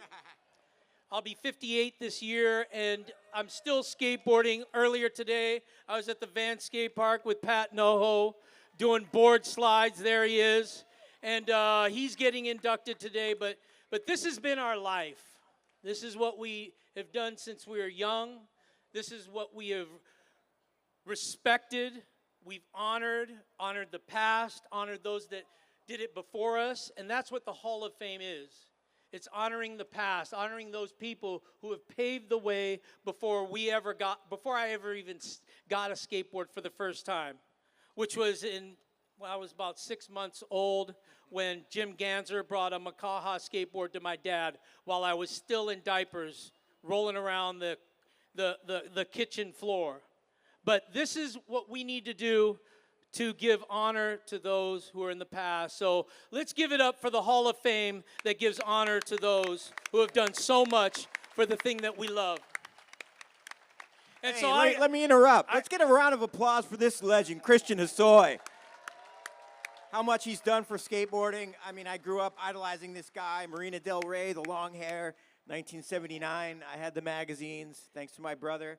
And this guy has been an idol and a legend and a mainstay ever since. So round of applause for Christian Hosoi. Thank you, Christian. Thank you, Dune. So right next to me, I got Don Brown. Give it up for Don Brown. What's up, guys? You can tell this microphone was for Christian because it's down here. It's either Christian or Wee Man. Anyway, stoked to be here. I've been at every one of these, and I love to see your beautiful, smiling faces. I grew up in England. I say it every year, but it's like incredible to me that just as a kid growing up in England, being able to see people that inspired me my entire life, and now I'm looking at all you beautiful people right here. So incredible to be here. Looking forward to an amazing Skateboarding Hall of Fame and see the incredible inductees today. I am English, as I mentioned, and if you don't understand me, if you go to your phone, there's and look at the live feed, there's subtitles, so you can understand it for all you Americans out there. So I got you. And we'll have to get your dry humor as well. But I'm here with these two legends. He's been doing stereo skateboards since, what was it, 92. Give it up. Dude, stereo skateboard since 92. Thank you. Blast. Don Brown, Etnies since 91, was it? 91. Since 91. And I've been doing Hosoi skateboards since 1985. It's been 40 years. So we got some credibility up here to be up here. So thank you so much for having us, Skateboard Hall of Fame. And really, this is a true honor and a privilege to be here. I see Tony Alva right here in the front row, Steve Caballero. I see El Gato. Cabby. I'm going to be calling out your names as I see you. Darren Ho, saw him earlier today. Huge induction today. We've got many legends. We'll continue to. Oh, of course, Dale Smith stood up. Let's get a dance, Dale. Let's get a dance. Let's get a dance. Come on. Sausage Man, get it. But let's get this party started. Who's ready for this 2025 Hall of Fame? It's a special induction. It's going to be exciting. So let's get this thing started. Okay, you guys ready for the first inductee right now? So many of you amazing people out there are the front of the face of skateboarding, and you get all the stardom and all the attention and all the glory. But what we're going to do right now is we have an inductee for the Icon Awards, and it's more about the people that are behind the scenes, the people that have committed their whole lives to making skateboarding a better place and enhancing the culture. And it's people like the Jeannie Hoffmans, the Sonia Catalanos, the Gail Webbs. These people weren't always at the front, right? Let's give it a round for these ladies. Well, we are glad to add another one to that incredible list. Sally Ann Miller is going to be inducted into the Hall of Fame. We're going to have a video right now to see what it's all about.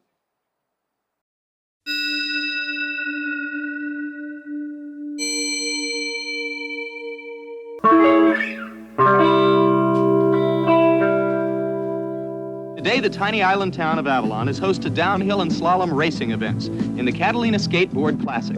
I'm Jim Lampley, and here we're going to be seeing... I first met Sally Ann in October of 1977 at the Catalina Classic. She was the executive director of the International Skateboard Association, who put on this amazing competition, which was featured on ABC Wide World of Sports. I really think that she was the only person qualified to create and run this organization. She wrote the rules of skateboarding, sanctioned events, managed the pro skaters as they traveled around the world, ensuring that we all got paid. While serving as commissioner of Irvine, she raised the funds to build the first skate park, which was supervised and promoted by the city. Sally Ann is an amazing friend, and I'm so proud to welcome her to the Skateboarding Hall of Fame. She is a woman who did much more than build a skateboard park. In and alone, that's her induction to the Skateboard Hall of Fame. But she's a woman with heart and vision, and most importantly, action. She gets it done, as I said before. So Sally Ann, your spirit rolls on with every kid who drops into a bowl. I want to say congratulations on your well-deserved induction into the Skateboard Hall of Fame. You are a legend. I am so thrilled that our skateboarding family has learned about the many contributions that you have provided to our sport.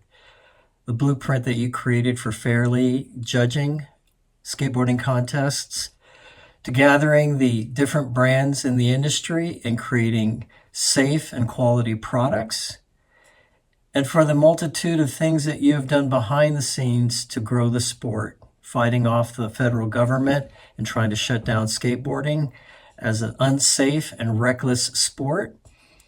You stand for integrity, you stand for ethics, and Mama Bear, you treated all of us like your cubs and your family. Congratulations, and thank you so much, Sally Ann. Louder, louder. Thank you so much, Sally Ann Miller, for the incredible contribution to skateboarding.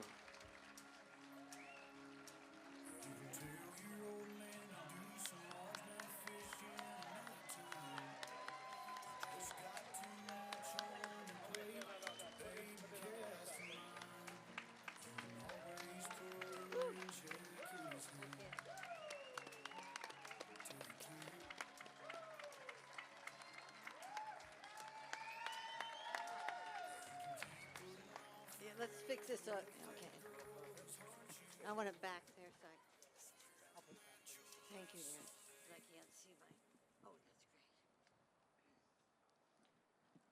that's great. Can you hear me? I better put my glasses on because I want to really see all of you. So young. Okay. No, I can do that. Thank you all for this incredible honor.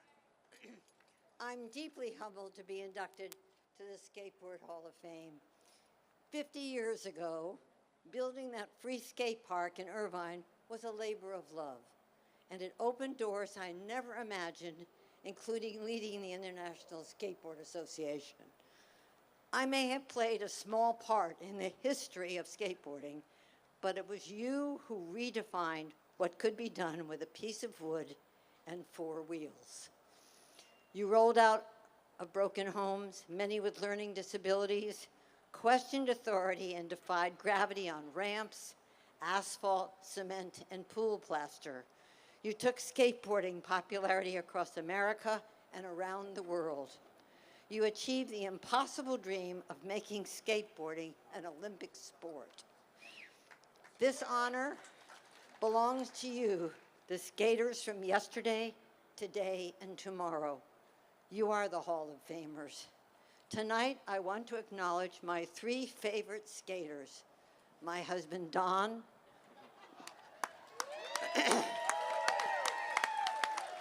my son, Will, and my grandson, Cole,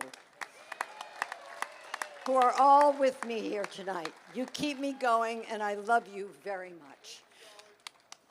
I also want to extend my heartfelt thanks to our amazing sponsors who've made this moment possible. Todd Huber and Laura Caswell from the Skateboard Hall of Fame. Your passions for preserving skateboarding legacy is inspiring. Steve Van Doren from Vans, your unwavering support has fueled our community spirit. And Steve McCandless from Hobie Skateboards and a founding director of the ISA. Thank you for believing in skateboarding and in me. This honor belongs to all of us who've rolled together through the years. God bless you, and God bless America.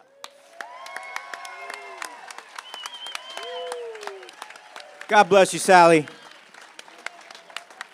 What a speech right there. Give it up for Sally Ann. Wow. I don't know if it gets any better than that. That's history right there. And it all started there. And I'm sure there's a lot of us that didn't even know that. And so that's one of the beautiful things about being present at these places, that we have these, to come and do it in person. Watching online, you guys out there that are watching online, this is a lot of education, a lot of history that I think, for myself, I just gobble it up and I look at these things as a special moment.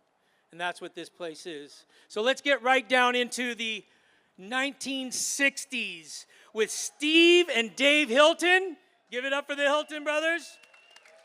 And George Trafton. These guys were the Hobie Makaha generation.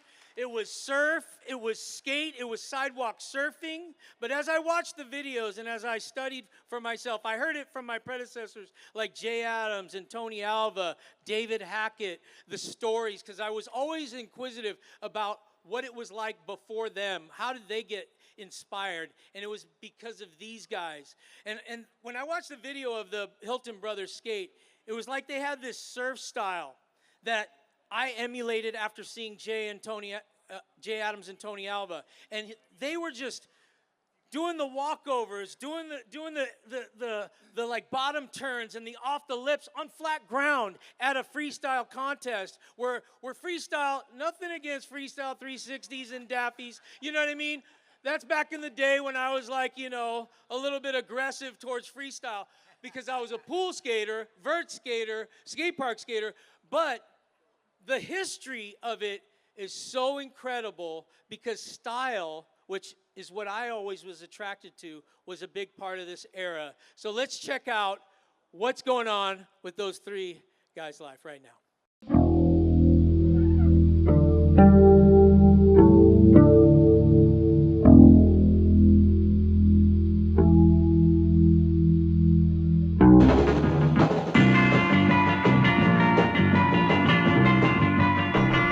Famous surfboard manufacturer Hobie Alter designed the Hobie skateboard and organized a team to demonstrate.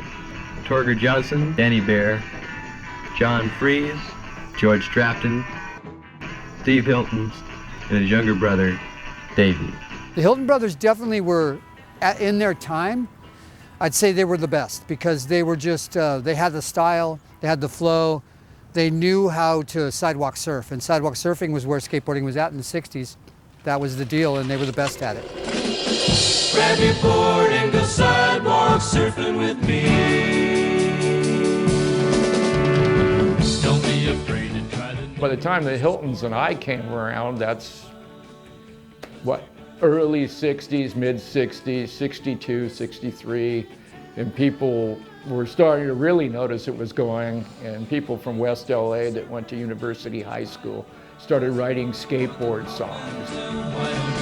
Grab your board and go sidewalk surfing with me. Steve and Dave were as good as skaters as there were during that period. They would prove it in contests. This is Dave Hilton. He would be on, featured on Wide World of Sports, of which Steve was also in. They would be in the contest and finish 1-2 in Anaheim, right by each other. Steve Hilton, who is the older brother of the current leader, Dave Hilton. Steve really has something to shoot for. Wouldn't it be something if his younger brother nosed him out today?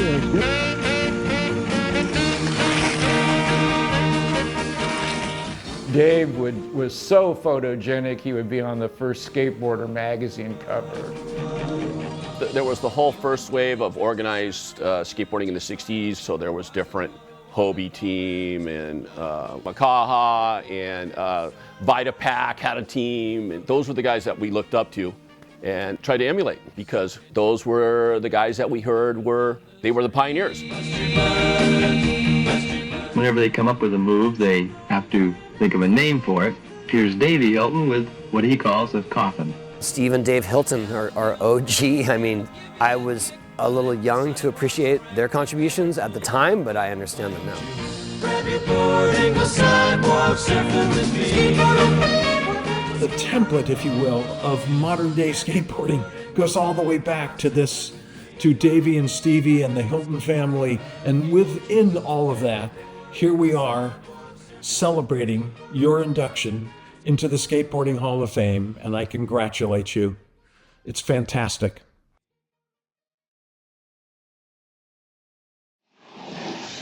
When skateboarding first starting about 10 years ago, I was national champion for a while. Since then, I've been surfing for about 12 years, and I live in my camper. It's really easy to go where I want to go. I just travel up and down the coast looking for the waves. And the surf's not up. I just play my guitar. Yeah, I go up them areas. We just lay on the beach, play around. Yeah, dude. Skateboarding Hall of Fame induction, George Trafton, Topanga Beach. Surfing was a huge influence in the early 1960s, especially upon what we were doing on skateboards. First ride, George Trafton. Style of each individual skateboarder, early 60s through the mid 60s, your style was part of who you were, and you were recognizable by what you did. Your style was what defined you, and George Trafton had style. There goes George Trafton.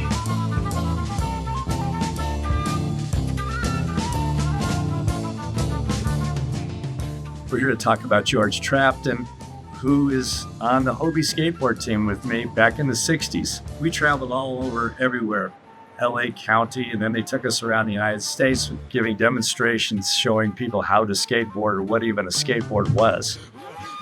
In the complicated world of skateboarding, George Trafton is another Makaha Hobie alumnus. The beauty of George was he could skate as good as anybody, but he only worked for his own interest. Interesting guy. George Trafton, I think he deserves to be inducted into the Hall of Fame. Not so much about his skateboarding, but just about the ethos, because surfing was so closely connected to skateboarding during his era. And I was part of that era, fortunate to see a guy like George Trafton out surfing, and it influenced my skateboarding. So I say thumbs up to George Trafton being in the Hall of Fame. Big round of applause for the 1960s inductees. Accepting for the Hilton brothers will be Dave Rockland, and I got Jim Fitzpatrick up here, who's going to deliver those trophies. Over here.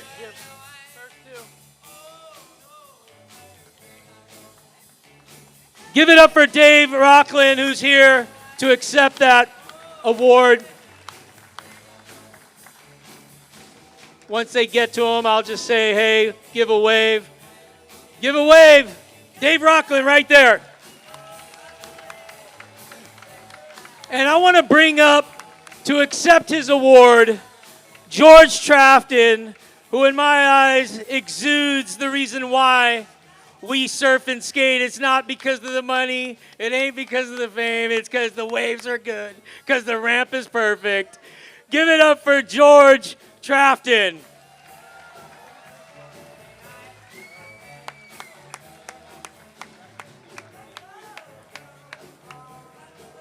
I'll put it right here for you. Well, thank you, everybody. I can't thank you enough. I can't thank Hobie Alter, Dave Rockland, Jim Ganser, Bob Feigl, everybody, Jay, John.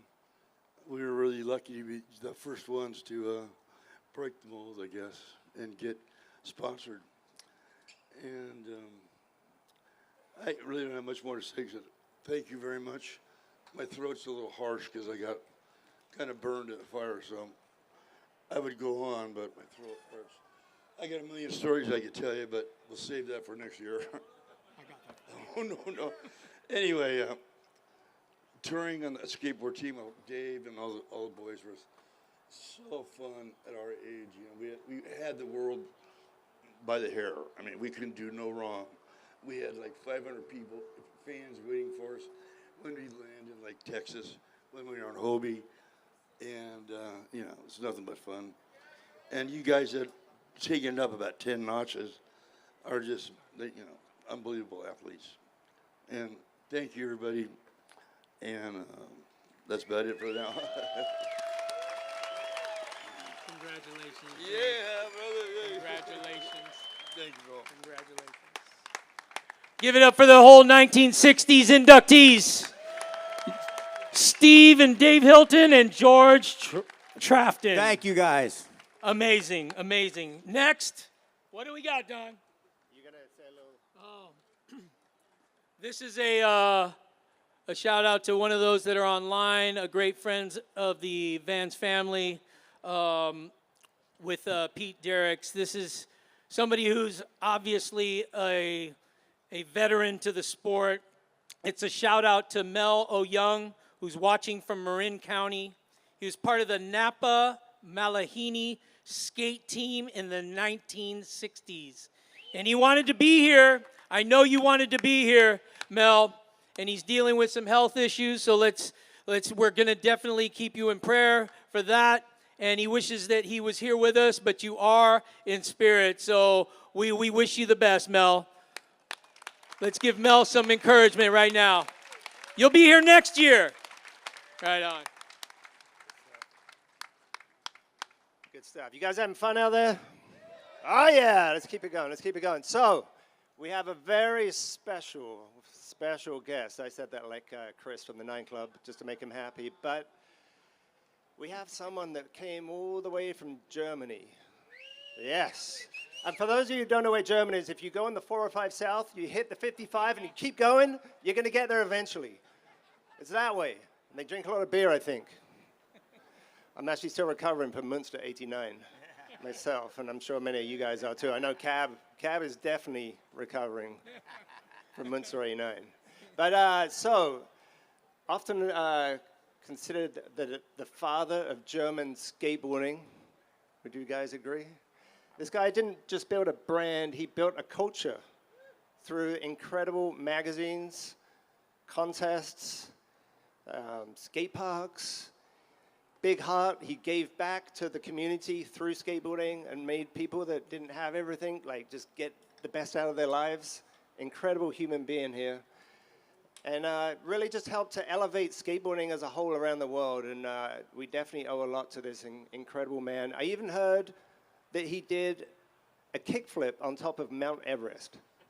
No, I don't know about that one. We might have to see the video of that. You got a video of that?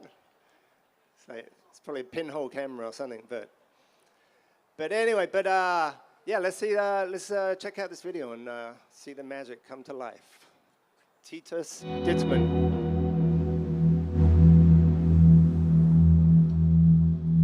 Das ist der Titus, nach dem heißt das alles. Man hat mir gesagt, Sie seien der Guru oder der Gottvater der Rollerskater in Deutschland. Na, man sagt viel. Ja, man sagt viel.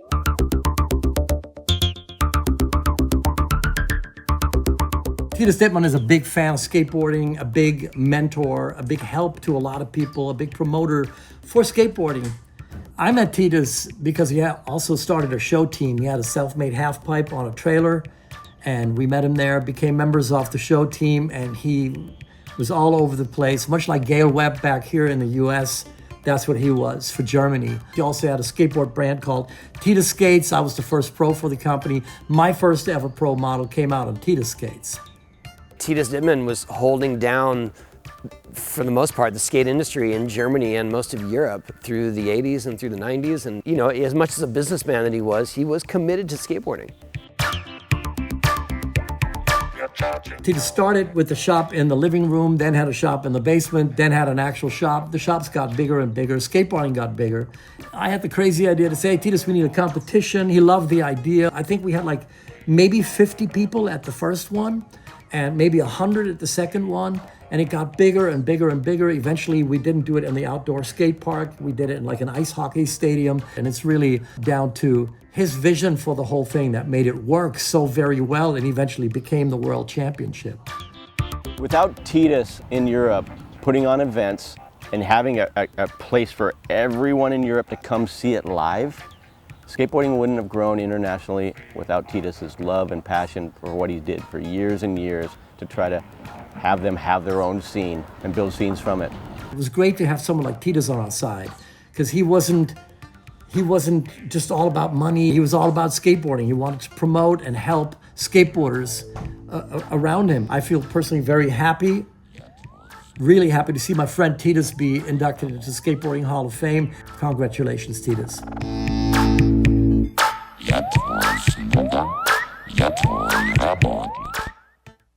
Give him a big round of applause. Woo! What an incredible human being. Thank you so much, Titus, for everything. Thank you. Well deserved. This is the music right here. Wow. Yeah, I need the microphone. Wow, what a moment. This was the original music from the, of the opening ceremony from the Münster Monster Mastership every year. Ta-da-da-da. You remember? I remember. Yes. Being inducted into the Skateboarding Hall of Fame here in California, where so much our inspiration came from, is an incredible honor. But tonight isn't just about me, it's about everyone who walked, rolled, and pushed alongside me. Let me start where everything started, with my wife, Brigitta.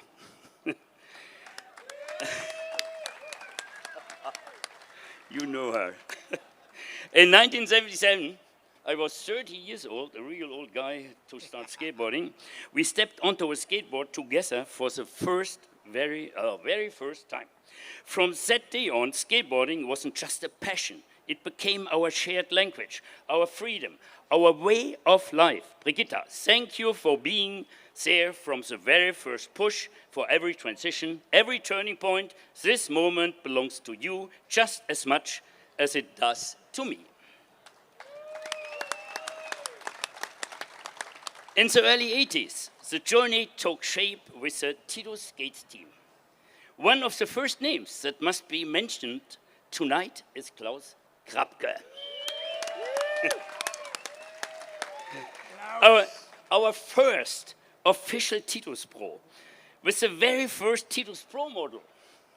Klaus, your talent, energy, and vision were the heartbeat of those early years, followed by amazing talents like Ralf Mittendorf, who landed Europe's first McTwist, Florian Böhm, Anders Tellen, and many more.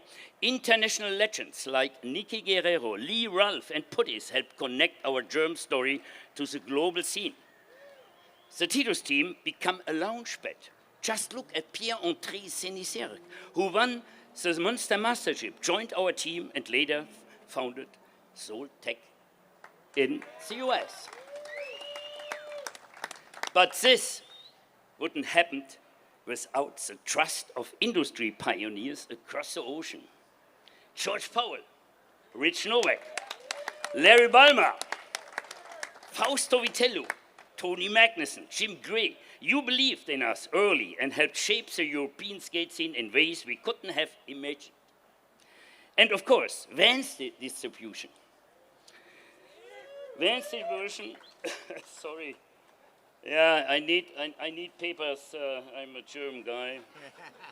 And no, okay. Shit. Okay, I put this here and then I'm... Okay, Klaus Krapke, ich hab's wiedergefunden, alles prima.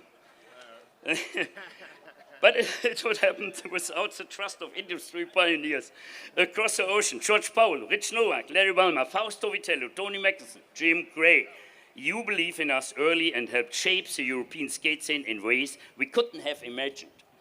And of course, Vans distribution across of half of Europe in the 80s. Wow, a lot of wind.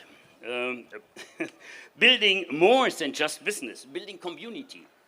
The Monster Mastership in Münster brought global attention to Europe. Our mission was always about growing skateboard's reach, seeing the Bones Brigade in Münster and all the international legends. Even Steve Caballero, and Tony Hawk, who rode for TSG, Tito Safety Gear. That was magic. Thanks to the Bostics, who helped take the Monster Mastership to the next level in the 90s. 15 years ago, I passed the Titus company to my son, Julius. Yeah, Julius. But skateboarding never let me go. Today, through Skate Aid, we're in more than 20 countries using skateboard to empower kids with resilience, confidence, self-determination, deep sense of self-worth and joy. Our motto, we empower kids. Thank you, Ralph Mittendorf and Mike Giersch, for carrying the responsibility for Skate Aid. Thank you, George Powell, Bob DeNike, Jeff Kendall, and Stefan Doren for your incredible support of our Skate Aid projects. Thank you, everyone who stopped by me from the first push in 1977 to this moment tonight. This is your honor too. Skateboarding has so many wonderful facets. Let's share them.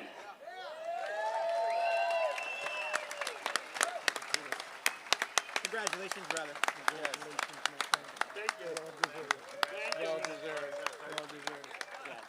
Give a round of applause for Titus. Incredible story, incredible contribution to skateboarding, not only in Europe and Germany, but around the world. Thank you so much. And now his son Julius, good home friend of mine, is carrying on the torch. Shout out to Julius in the audience there. We love the you guys. legacy continues. So let's get right into something we want to do. It's called a re-award. This is going out to Skip Engblom. I don't think he even knows that this is happening. It's kind of a surprise. And a lot of you have heard about the fires, the Eaton fires and stuff like. Anybody hear about the fires out there? Whole town leveled. Well, Skip Engblom's house was one of them. And his trophy was in it. And so tonight, we're going to honor the man who deserves so much more credibility than just his trophy. He's a pioneer of basically art, graphic design, shaping. He was part of, like, with Craig Stesick, the whole Zephyr crew, with Jeff Ho. Jim is going to go deliver the trophy right now. And let's just give a round of applause and respect to the man, Skip Engblom, right now. Yeah, Skip. We love you, Skip. Santa Monica Airlines. SMA. So sick. Still doing his company. Timeless. Still supporting skateboarding. You're truly a gift to us. We thank you so much, Skip. And we want to give this trophy to you in honor of all that. Let's give it up one more time for Skip Engblom. And if you haven't seen Lords of Dogtown with Heath Ledger portraying him, go out and check out the movie. Heath did an amazing job, rest in peace, Heath. But their story still, I'm hearing new things about it all the time from Stesick, Jeff Ho, but a legendary person right there. We love you, Skip. Give him another round of applause. Yes, sir. So going right into the next era. The next era is the 1980s, Era 1. This is one of my favorites of the night. This is, again, my mentor, Pat Ngoho. And then also, Freddie de Sota. One of the most stylish Veriflex skaters. Nothing against you, Eddie, but he was the most stylish Veribot in the gang. And he was an incredible skater, always smiling. He was a slide master. If you know what a 540 slide is, he was the one who did them the best back at the Gold Cup Series. He had his moment where he was there. He was one of the first black, skaters to come in and just make a mark in skateboarding for the rest that would make their marks. And so this is their moment, but Pat Ngoho, he mentored me. He was a Marina Del Rey local. This is an exciting moment for me. He's Some of you don't know, but when lip tricks came into skateboarding, the lip slide, Alan Gelfand did the lip slide with the hand down, where he pulled the tail in. Pat Ngoho was lip sliding 4 blocks, grabbing the tail, pulling it in, and then I saw him do it with no hands. He was a pioneer of lip trick skating. He was one of the most stylish, and still is one of the most stylish skateboarders. Matter of fact, he's getting better and better whenever I see him. He enters the Vans pool parties and just kills it every time. But I am excited to say, let's check out this video, and they are going to be inducted into the Hall of Fame.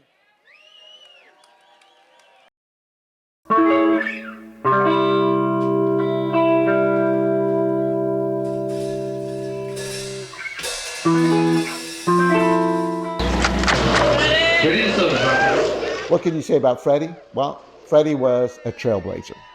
He's one of the first black skateboarders to gain recognition in vert competition, helping to break barriers and inspire future generations. Freddie had an incredible style, powerful, aggressive, did tricks to the limits. Just take a look at his layback airs. They were one of the best in skateboarding. Freddie and I had a special bond because we were teammates of a team called Veriflex, which we were known as the Verabots. And Freddie played a major role on that team. So here's the thing about Freddie de Sota. He won the, I think it's called the ESA amateurs. And so they decided, we're gonna have you pro next year. And we're gonna give you a board. And he was like, I don't want a board. So he's one of the pros, maybe there's a couple of them, but one of the pros that turned down having a model. And the one thing about Freddie, along with Dwayne, they had the meanest slide game. Freddie had the roll clip, meanest slide.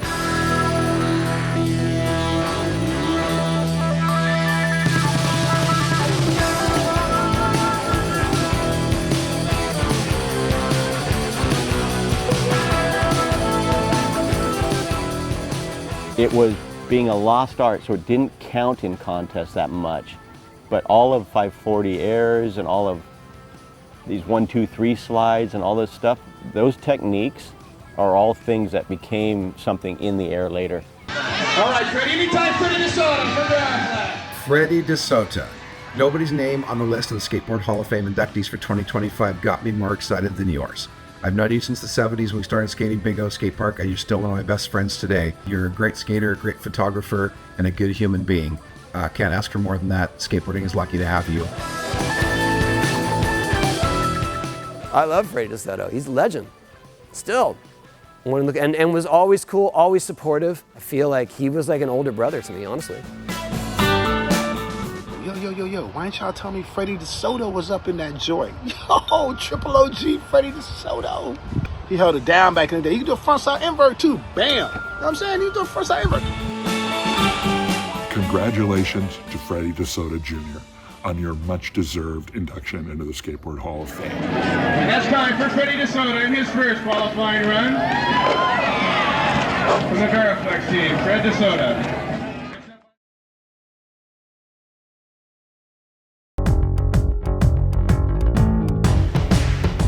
Pat Ngoho, man.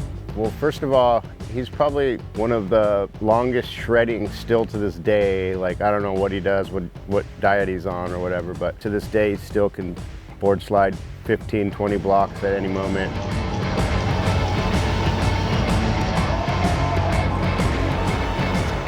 His legacy, to me, I think the biggest thing that a lot of people don't know is he has a couple moves, the Ngoho slide being one, which is sick, where you go up the side of the ramp and tail slide down. But the biggest contribution, I would say, is the manual. He invented the manual, which half the street kids that are out there doing manuals today should know every time that they do a manual that they're doing the maneuver that Pat Ngoho invented.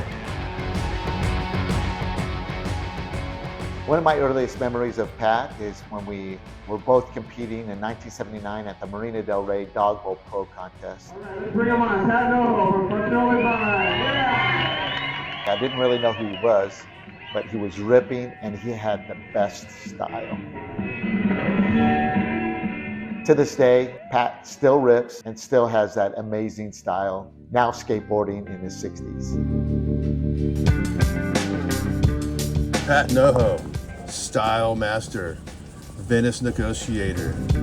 I love Ngoho, man. Congratulations, buddy. It's about time. Pat's been around a long time, man, since before Marina Del Rey Skate Park, and still ripping. Like, there's nobody that has smoother lines than Pat Ngoho. Nobody. I feel like ever since I was in the scene, Pat Ngoho has been there and been one of the most solid skaters. And you see him now, like he's a vampire. He looks exactly the same, he skates exactly the same. Like, he hasn't lost a beat. It's amazing.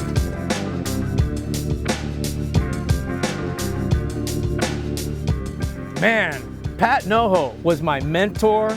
He was my friend. He was the most stylish skateboarder of the time, but he was advanced. And even till this day, he's still skating, still styling.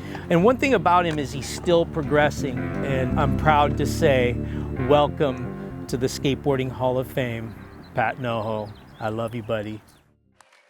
Let's welcome Pat Ngoho and Freddie de Sota to the stage to accept their awards.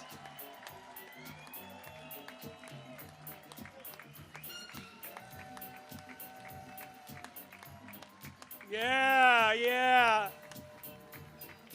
Relish this moment, fellas. Two of the most loved skateboarders.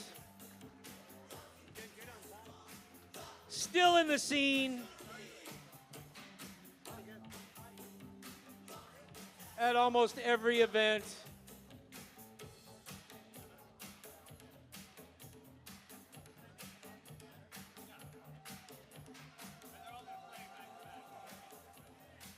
Handshakes from Wally Inouye in the front row. Pat Ngoho. Patty. Let's bring up Freddie de Sota to the stage.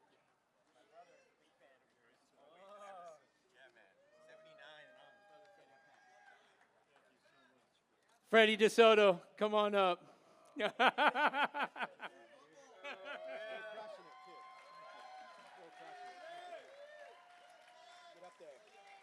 Well, grab one. Yeah, you got it. I started to prepare something, but I couldn't.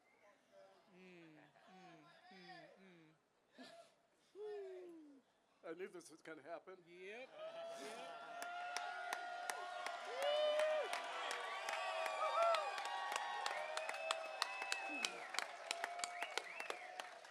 All right. I want to thank everybody. I want to thank the hall for giving me the recognition. I really am humbled by it. And I have a few people that I really need to thank. Obviously, my mom and dad, and Jan and Paul Hirsch. Steve Hirsch was a teammate of mine. My parents divorced and moved back to Florida, and it was at a time when I was about to turn pro, and the Hirsch family took me in and let me stay with them. And our families have bonded. Our kids have grown up together. Just got back from weekend seeing Steve's oldest son get married, and so that bond has stayed. Janet Losi, Gil Losi, from Veriflex. Without them, I wouldn't have the teammates that I have, like Eddie O'Gara, Steve Hirsch, Eric Grisham, Patty Hoffman, Mike Siegfried. And we have all stayed friends throughout these whole years. And I just want to share one really quick story. I'm sorry. Don't have to apologize. It's a story about skateboarding. And what skateboarding means to me. In 1980, we went on tour. The Veriflex team went on tour, and we toured the U.S. by van. And part of the tour, we went to Alabama. And we're going, through Mobile and Gadsden, and I was a little concerned. 1980, I had lived in the South. I had lived in Florida. I lived in North Carolina. So I kind of had a little bit of an idea about what the South was like, and I was a little concerned about traveling through Alabama. So I laid really low in the van. I didn't want to bring any attention. My name's on the van, but I didn't want to bring any attention and cause any undue whatever. So I just kind of laid low. And the thing is that Gil Losi had this thing that when we were on tour, instead of getting hotel rooms for us all, he liked to pawn us off to families at the skate parks. I can't blame him. He's got a van full of kids, you know, and he's got to put us all up. And we did our whole Denny's meal every morning, get our Grand Slam, whatever. So he was trying to save money. And it was cool because all the skater kids, they would allow us to come and stay at their homes. But in Alabama, I was concerned. And so it was a big event, and I was really concerned about having a place to stay. I knew everybody else was going to be fine, but I was concerned. It was for naught. I had a lot of people offer and ended up staying. I don't remember which place we ended up staying, but I ended up staying in a place. At that moment, I realized that skateboarding was a pretty incredible family. You know, as coming up in skateboarding, the person that I saw in the magazines was Marty, and that was it for me. You know, I hadn't seen any other skaters that looked like me in the magazine, so Marty was it, who has now become a great friend of mine. And so it just, anyways, I won't go on. I just want to say that skateboarding has been a great thing, and at that moment, I realized in skateboarding that this family was a great family. And I'll just end on this, and that is that I didn't find skateboarding. Skateboarding found me. So, thank you.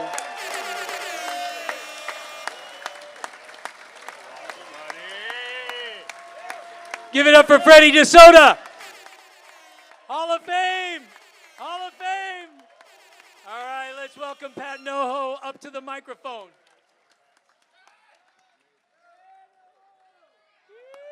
Yeah, Pat. Skateboarders, I love you. Can I? Okay. All right, just a couple thank yous real quick. It is amazing to be representing the 80s.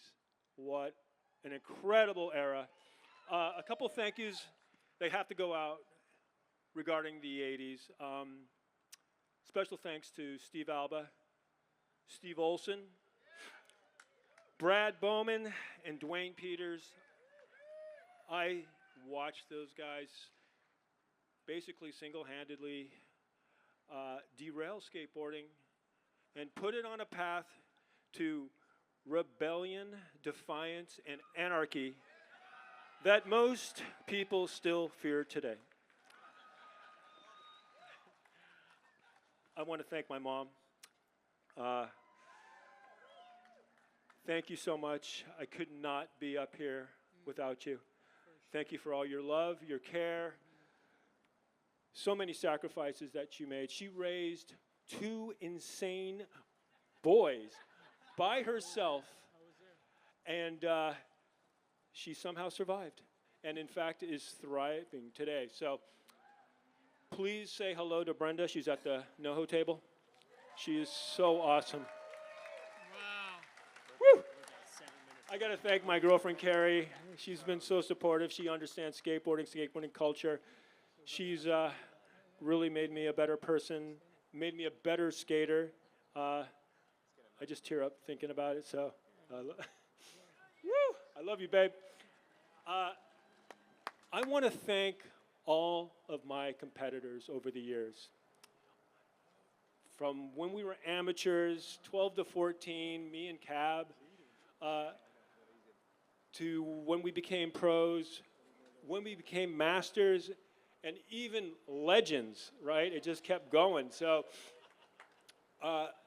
those were incredible years. Thank you for making me a better skater. Thank you for inspiring me. And thank you for all your friendship.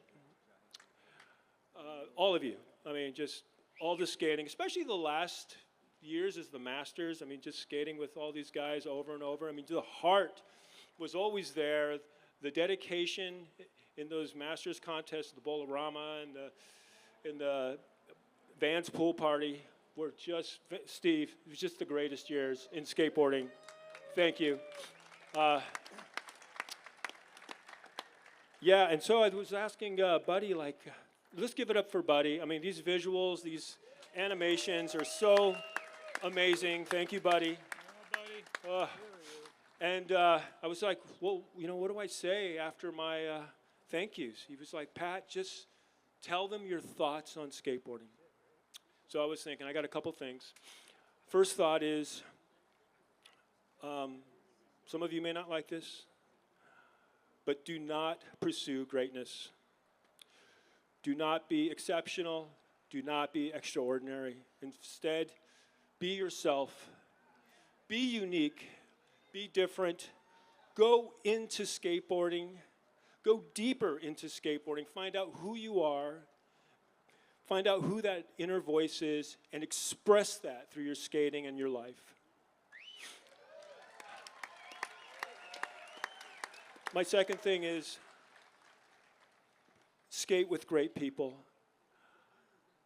I've skated with almost everybody here at some point of my life, and those sessions mean the most to me. They really do. I mean, they're so enriching. I always remember them. They're so motivating. There's always friendships there. There's the common denominator of skateboarding, and just, it's why I still skate today. I will never forget this. Thank you all so very much. Ngoho! Let's give it up for Pat Ngoho! Man, it's been an emotional night. Every single speech is just so, you know, touching. And, I mean, this is what it's all about. This is what we're here for. We want to understand the hearts of those that paved the way and to hear them say it themselves. Those that passed on before they could be here to accept their award, we could only imagine what they would have said. But those that are here that get to accept their award, it's beautiful to be able to hear their words and to hear them share their heart. Thank you so much, Pat. Thank you so much, Freddie. Let's go right into the 1970s. This is Larry Bertlemann, Roy Jamieson, and Darren Ho. The Hawaiian contingency is here, and they're getting inducted together. I'm telling you, they're going to try and stop. Hold on, hold the film. Hold the film. These guys deserve some words to say about them. Don't you agree? 100%. I'll say it quick. I know they're hurrying. That's the cue to hurry up. Larry Bertlemann literally pushed skateboarding to be more aggressive. The power moves, the Bertlemann turned into the Bert revert. Pat Ngoho does one of the best of them. Roy Jamieson, legend Hawaiian guy, wallows, one of the first guys to skate wallows, barefoot coming down the drainage ditch with Darren Ho, by the way, which Darren Ho was a huge conduit for Jay Adams, Tony Alva, for all those guys. And I don't want to leave out somebody who's passed on, rest in peace. Derek Ho was a big part of that generation that bridged surfing to skateboarding.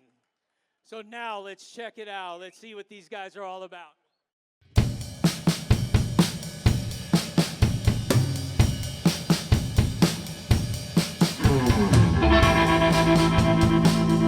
Who's Larry Bertlemann?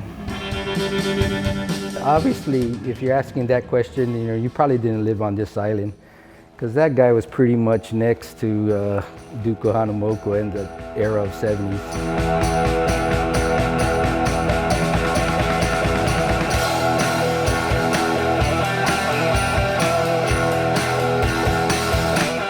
Larry Bertlemann was the first to really throw attitude, style, aggression, power, all in one maneuver.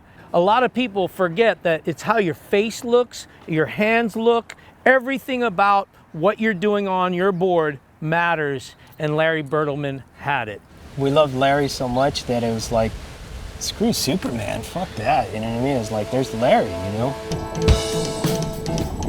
I remember being in the Santa Monica Civic Auditorium watching Hal Jepsen's surf film, The Super Session, and a young Hawaiian surfer named Larry Bertlemann came on the Larry Bertlemann was the fundamental impact on the Z-Boy thing. The Z-Boy thing was Larry Bertlemann on concrete. That's what we were all trying to do because Larry Bertlemann just blew doors on everybody. He put his hands on the wave. He was one of the first guys that I remember doing that. So we started copying that on the ground. I'm ready for it. Larry Bertlemann exploded the status quo of surfing upright and redefined the idea of what could be done on a surfboard. Larry Bertlemann, to me, was the most influential surfer in the world when it came to our skateboarding style. Bertlemann was definitely the original. When it came to anything low and slashy, you totally wanted to look, be, and feel like Larry Bertlemann. I don't think I've never went to a park or seen kids, even till today, and I'm skating at this age, that don't throw a bird in front of me and just go, hey, how did you like that one? And I'm like, man, yeah, good job, Larry, proud.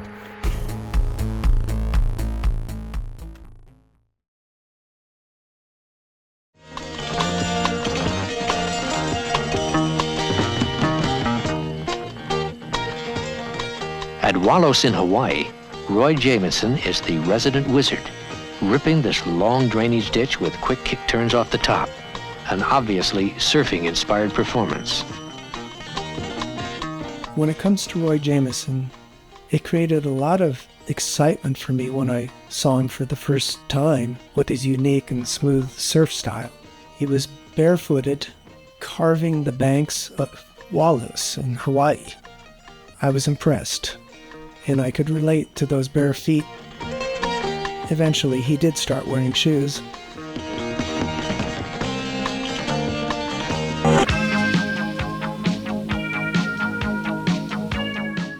Roy Jamieson was a hella good skater and never really needed anything but just a pair of board shorts and a board. I remember Roy is like one of the original, like totally Hawaiian style skateboarders. It was his own unique style. Jamieson was an innovator. He was one of the first. In Hawaii, he was the guy. He was the guy that all Hawaiian kids wanted to be like. They wanted to be like Roy. And he was like the island superstar. I mean, without a doubt. I mean, Town and Country started their team with him.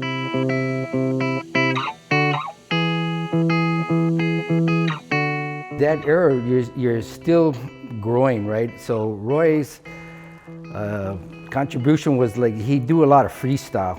And, freestyle is not exactly a word at this time in the game that where people would understand, but when you're first learning to skate, freestyle was the main. I mean, all the tricks, the 360s, the nose wheelies, all these stuff, and that's what drew attention. Roy's was just so versatile, you know what I mean? He was freestyle oriented. He could do slalom. He did a lot of bank riding, and his style reflected his other passion, which was surfing.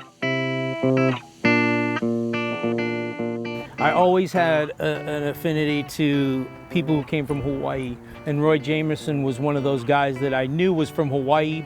It makes me proud to see people who have made a mark in surfing and skateboarding get recognized. So congratulations, Roy Jamieson. Well deserved.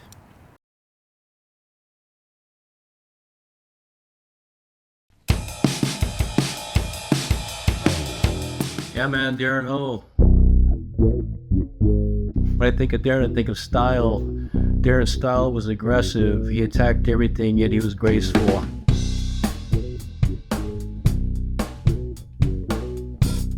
Take a look at that picture of Darren at Rory Russell's ramp on the North Shore, frontside grind.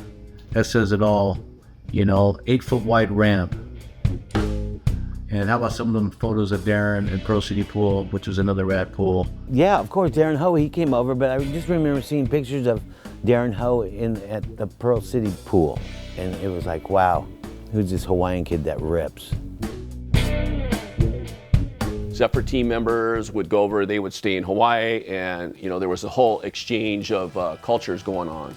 And Darren was right there, and he came over and enjoyed the lifestyle with us. Darren Ho was one of the original guys to come from Hawaii and actually ride for the Z team. He was a Zephyr boy to the bone. He was like basically living in Dogtown with Jay and became part of our crew. He's just a really good kid. He used to go out and let his skateboarding do the talking, and he was a ripper.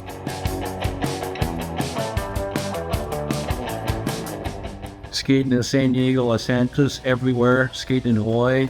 We skated Wallows, Uluwatu, Strawberry Hill. A lot of good times.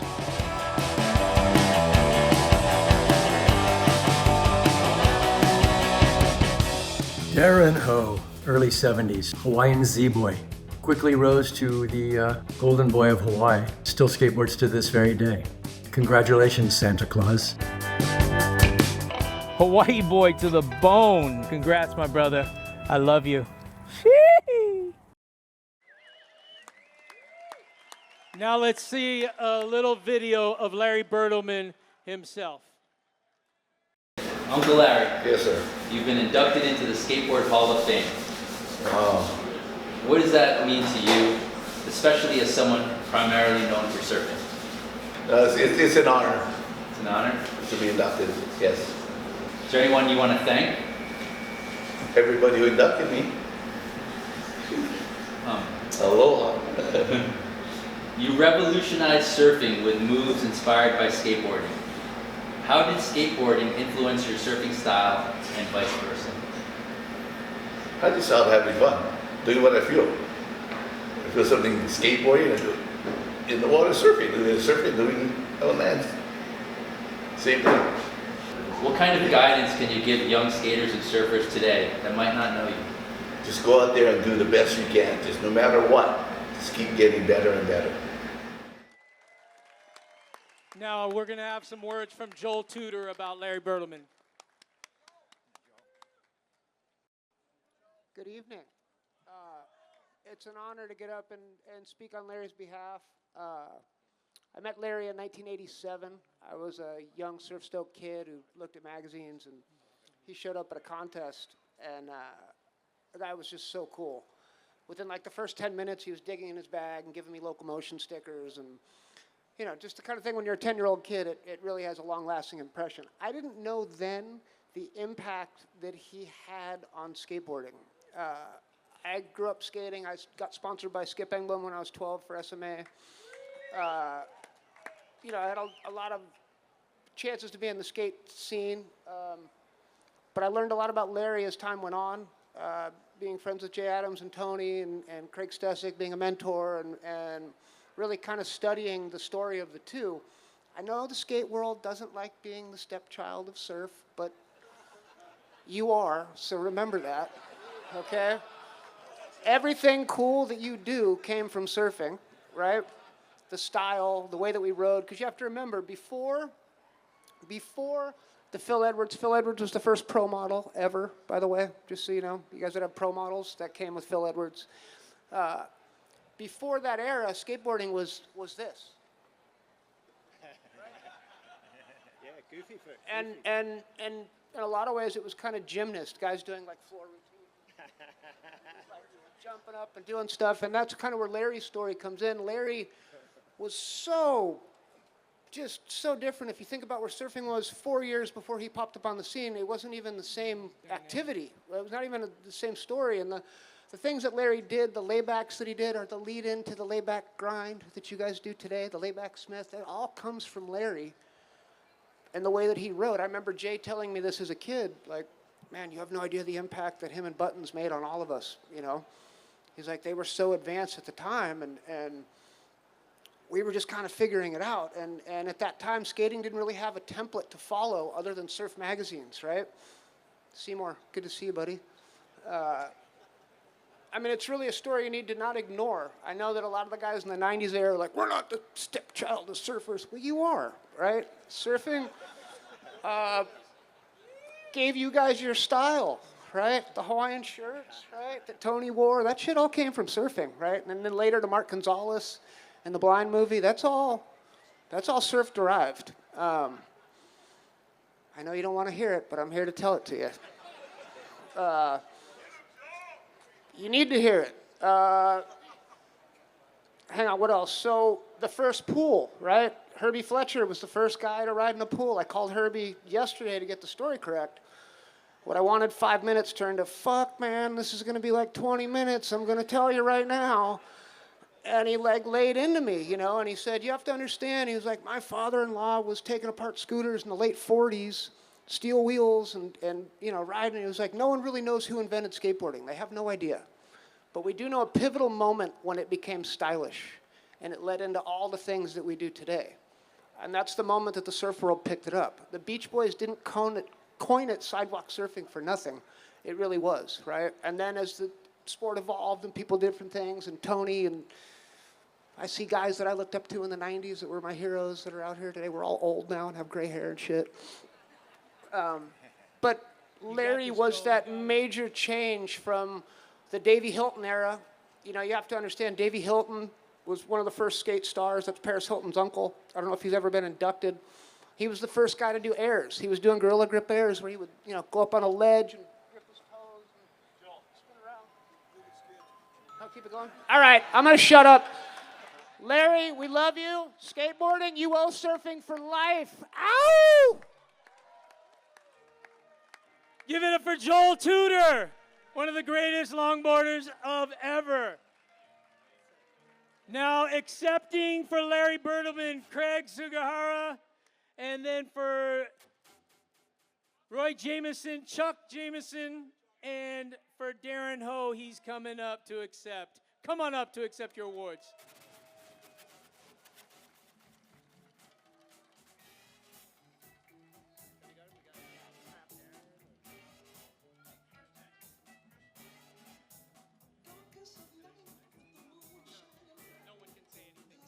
Sorry.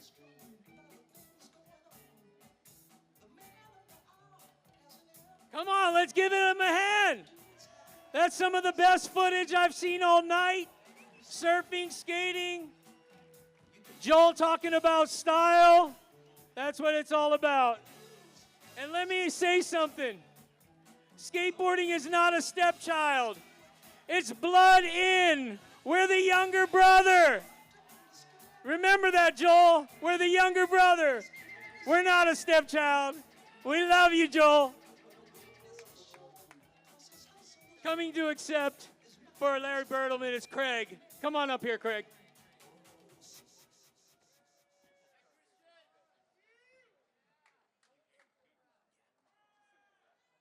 Sorry, I got to read this because I'm old.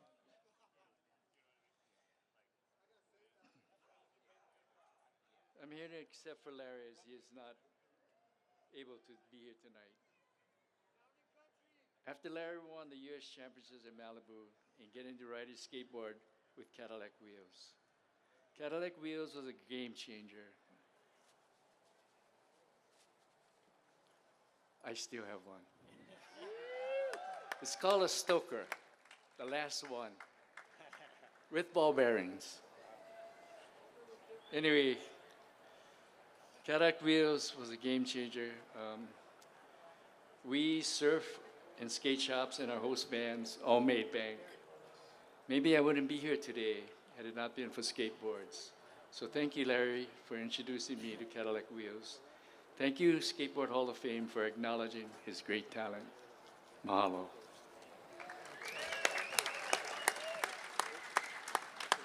Let's give it up for Craig, who accepted for Larry Bertlemann. Now let's bring up Chuck Jamieson, accepting for Roy.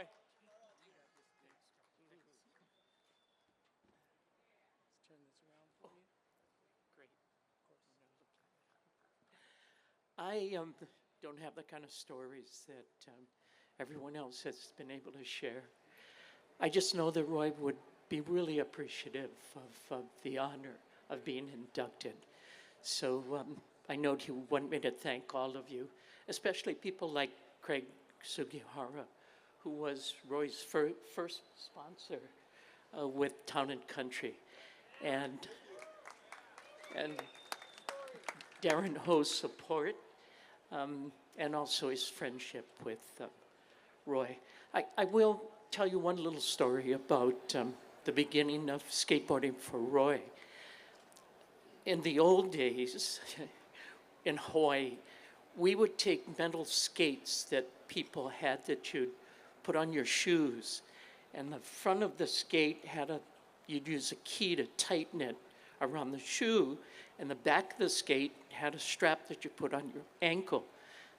Well, what we would do is take that skate apart, nail the front part of the skate onto the front of a 2x4, take the back part of the skate and nail that onto the back of a 2x4, and that became our skateboard. And that was Roy's first introduction to doing that.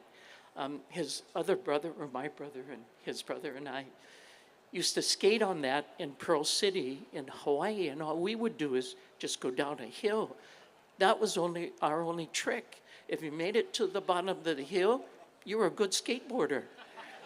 And then we had a little car that would tow us up, that we tied a ski rope to the back of it and tow us back up the hill, and you just it made so much noise because there were metal wheels, and if you lived through that, you became Roy Jamieson.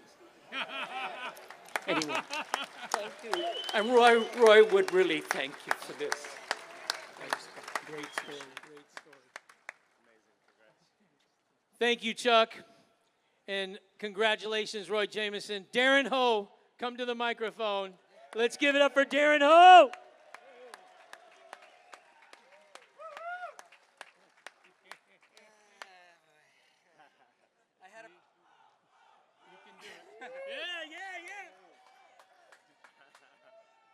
I had a plan to come up here and talk, and the more I watched it, the harder it's getting to go. Lean to the microphone. But 1970, I mean, the era that we're representing, and being from Hawaii, you don't know how special it is to represent the 808.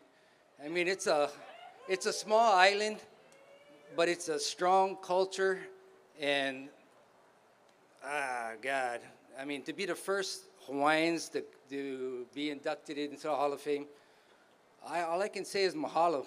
I mean, this rules. Hearts out. Thank you for everything. I gotta say a couple of thank yous. I gotta thank my family. You know, Jesus Christ. Oh, yeah, the hoes. You don't know which one we're talking about, me or the girls. No, it's all good. But I gotta thank my parents. You know, the travel back then and being a pro in the 70s was really rough because, I mean, there was no parents taking us around and guiding us. They would pretty much put you on a plane. My dad would say, if you got to call collect if you have to. You know what I mean? But that was pretty much my launch. And, you know, I got to thank my girlfriend because I was out of skating for the longest time. Like anybody, if you knew the 70s, by the 80s, the platform pretty much dropped out, and you had to find a real job. And I remember being at Del Mar and watching the Bones Brigade when they were doing that ABC Wide World of Sports. And I was watching Tony Hawk and on Cab, and, you know, and I was just pretty much counting, well, I guess I got to go home and find a job now because these guys are just so damn good. So I basically went home, found a job, and then, you know, I did the local thing, you know, get married and all this, have a kids and stuff like that. And I pretty much kind of bottomed out. And I didn't skate for 38 years. And I met somebody that had my back, and she just pretty much told me, well, why don't you just go down to the park and see if you can still ride? And I said, yeah, I guess we could, muscle memory, right, and stuff like that. So first person I reached out to was Wally, you know, and Brad Bowman and Steve Olson and Doug Saladino. And they sent me some boards and pads, and I went down to the skate park. But I made sure I went down there real early in the morning so nobody would see me. So basically, you know, I go there, right? I take a couple rides, I was paddling to like, take a good slam here, good slam there. And then she goes, what do you think? And I said, you know, I had a couple feelings here and there, you know, maybe I can do this again, right? Hey, but it's skateboarding. And when you start it, you ain't gonna stop. And if you look at me now, 11 years later, I'm still there every day, but I'm dealing with different things. There's a whole different culture. I mean, there's these young kids and stuff like that, and I'm proud that these kids even have the respect to even want to talk to me about skateboarding.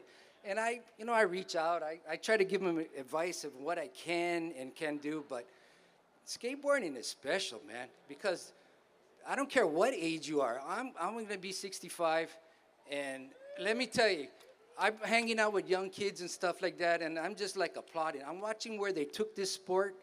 It is amazing. I'm so proud to be part of this, and I'm proud to be representing the 808. And all I can say is everybody in Hawaii, hey, we finally made it. And I'm proud that if everybody has a story to tell, and if I'm going to be the spokesperson for Hawaii for right now, let it be. Because we do have a story to tell. And I just want to say mahalo and thank you, everybody. And thank you very much. Well, they're definitely going to be listening now when he comes home with the Hall of Fame trophy. Give it up for our 70s represented Hall of Famers, Larry Bertlemann, Roy Jamieson, and Darren Ho. Give it up for them right now. Let's go right into our next category. Look at that, it's getting dark out there. You guys all right? Just watch those hands and wallets out there. There's a bunch of skateboarders. Never know. But how many people out there skate with steel wheels? Damn, there's a lot of you. There's a lot of you. Well, the guy we're going to introduce in a second, induct into the Hall of Fame, is someone who's had steel wheels, clay wheels, urethane wheels. I think he had granite wheels back in the prehistoric times. But this person is such an incredible person, full of energy, full of life. One of the top freestyle skateboarders. You know, and as you guys know, freestylers invented pool skiing. And just wanted to do a little dig there. But anyway, yes, so this guy's an incredible creator, innovator. He was a coach to the Hobie team, I believe it was, and just helped elevate others to completely new levels and standards and levels that they had no idea about. So we're going to see a little video right now with the inductee for the Icon Award for Dale Sausage Man Smith.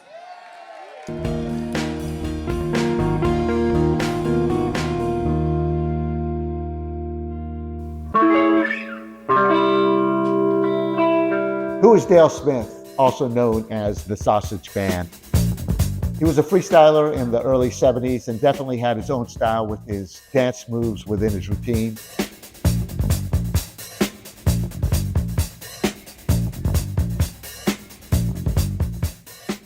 What Dale Smith means to skateboarding. First of all, obviously, he was a great skateboarder.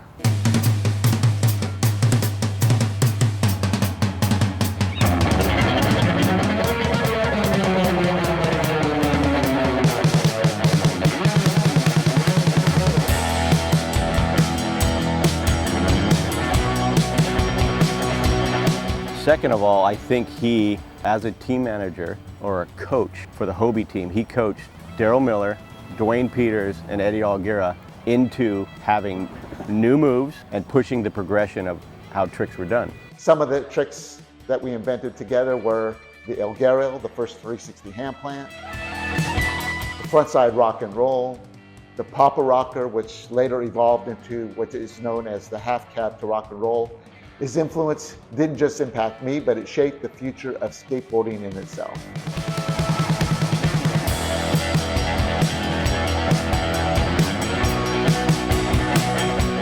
What do you say about Dale Smith? Dedicated skateboard enthusiast, collector, designer, contributor to all aspects of skateboarding, integral member of the traveling team at Hobie Skateboards. Sausage Man, one of the original freestyle champions, and someone who remained in the industry long after, making knee pads for us young vert skaters. Smith gloves, remember Smith gloves? That's Dale Smith. I really want to thank you for everything that you did for me and for all the other skaters and what you did for our industry. Just like to say congratulations to Dale Smith on his induction into the Skateboarding Hall of Fame. Congratulations, Dale! Dale, I can't tell you how happy I am for you that you're being recognized as an icon in the sport. Congratulations, Coach. Well deserved. Dale's lasting impact on skateboarding is why he deserves to be in the Skateboard Hall of Fame. Congratulations, Coach. Louder! Louder! Dale! Yes! Sausage Man! Where's the sausage man? Dale Smith. Come on Legend. up. Hey, and Dale, we want to dance. We want to see you dance. We want to see some moves. Here he goes. Here he goes. Let's go.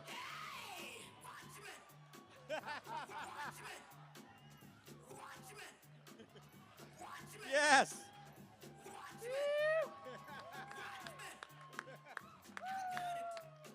Legend.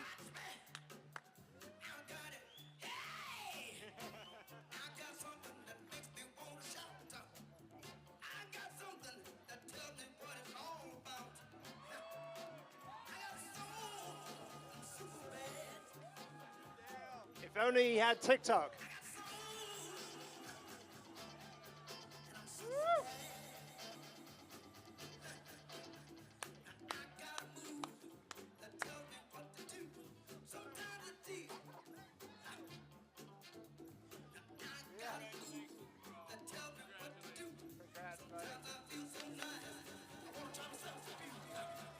Dale Smith, you are awesome.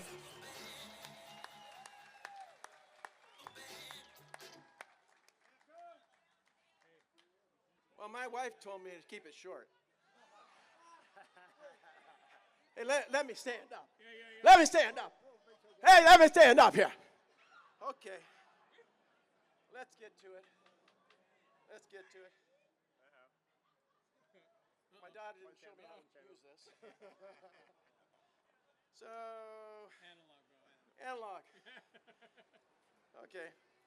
Hey, we want to give thanks to Todd Huber. Yeah, Todd. So we want to give thanks to Todd Huber, his vision to have the Skateboarding Hall of Fame. Without the Skateboarding Hall of Fame, there wouldn't be me and the rest of the crew out there. We really appreciate you. We really appreciate you, Todd, and all your staff. But the main thing right here, let me tell you, I wouldn't be up here if it wasn't for my wife. My wife is everything to me. She's been behind me, actually pushing me all the time. For 40 plus years, she's helped me with making skateboards.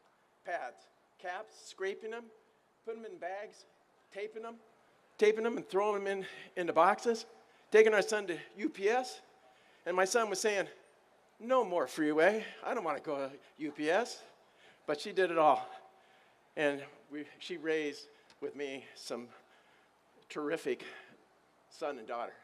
Thank you, Robin.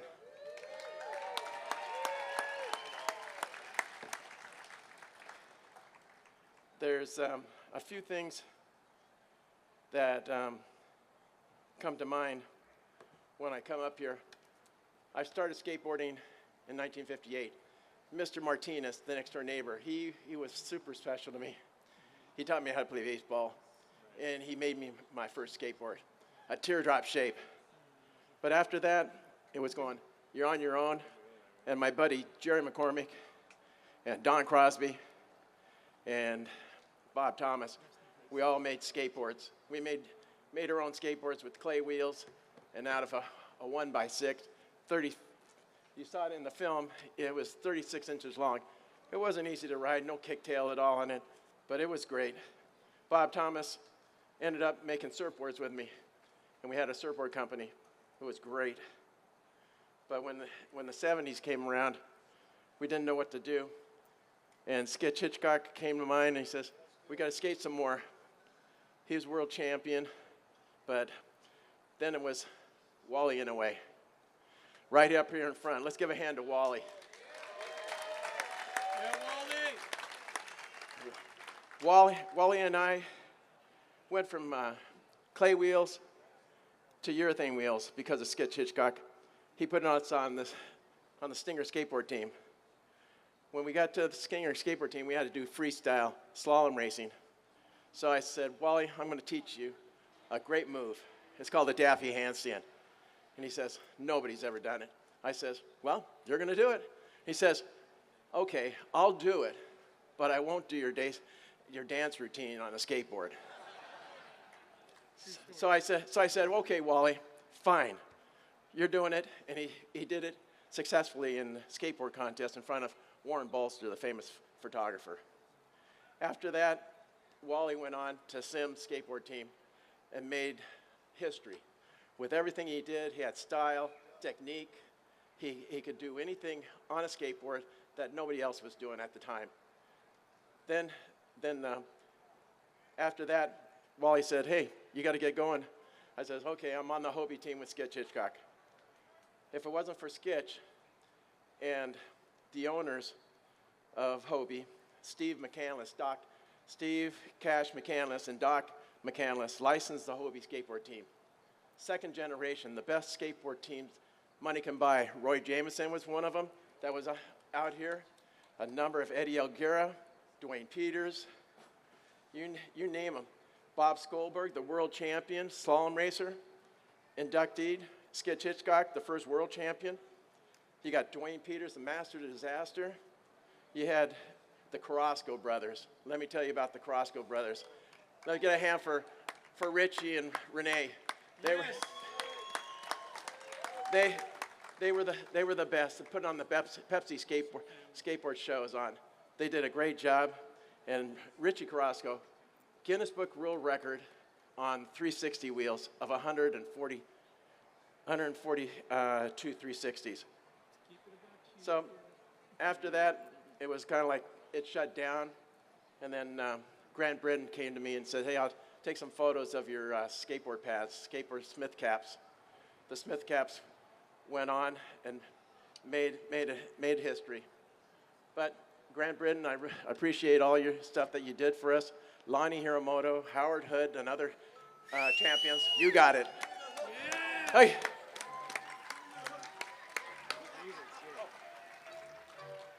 Thank you, guys. Thank you, Dale Smith.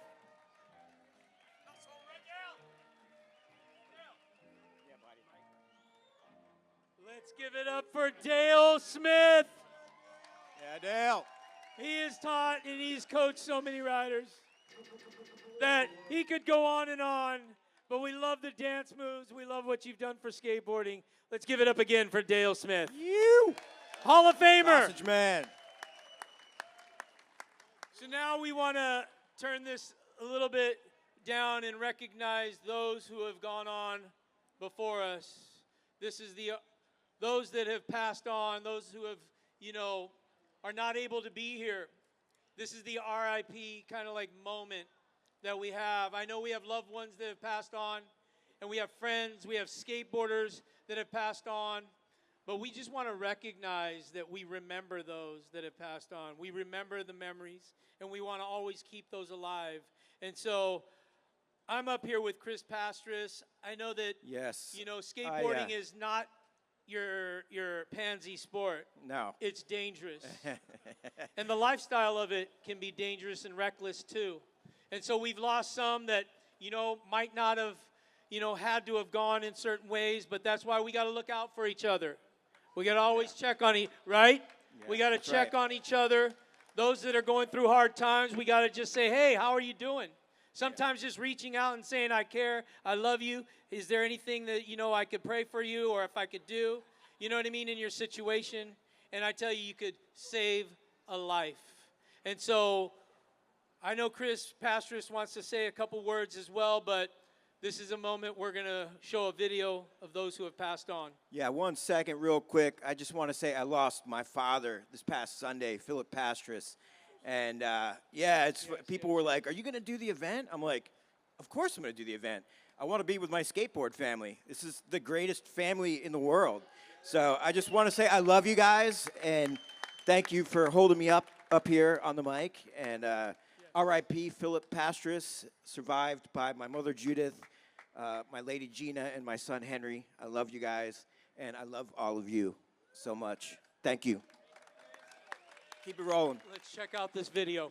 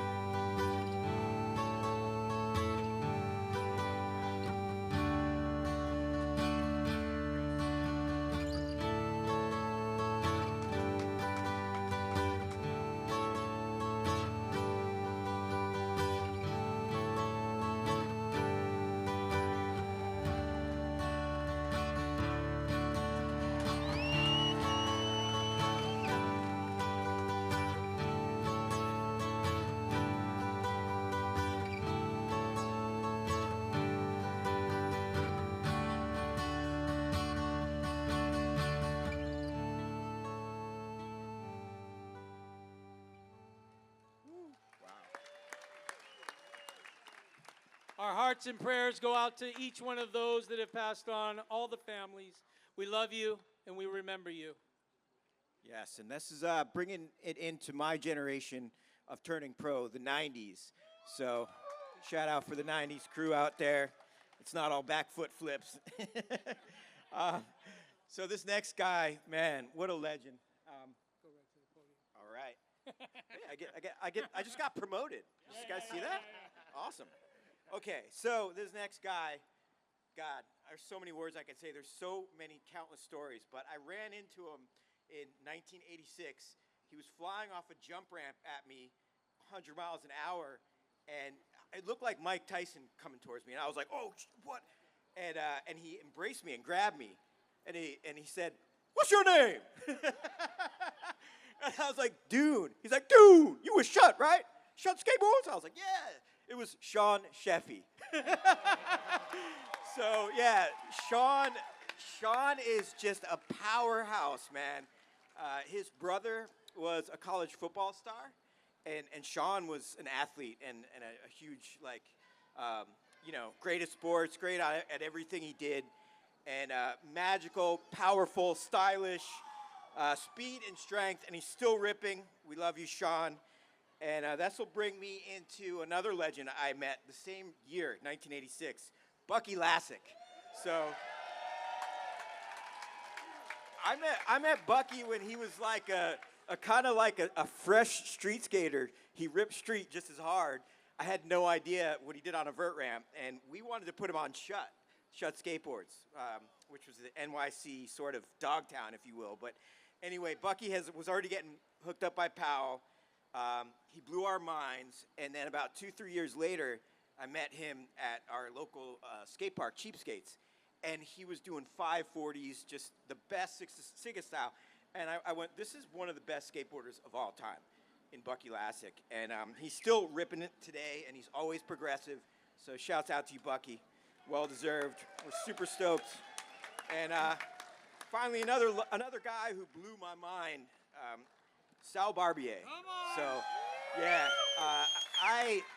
my first memories of Sal are around 1988 at an amateur contest in Arizona, and I watched Sal and Ray Barbie skate the course, and I sat on my board, and I honestly didn't want to skate the contest anymore. I was like, these guys are too good.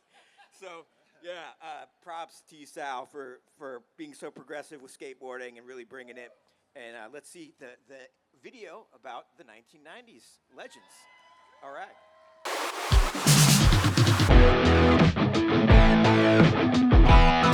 I want you. I like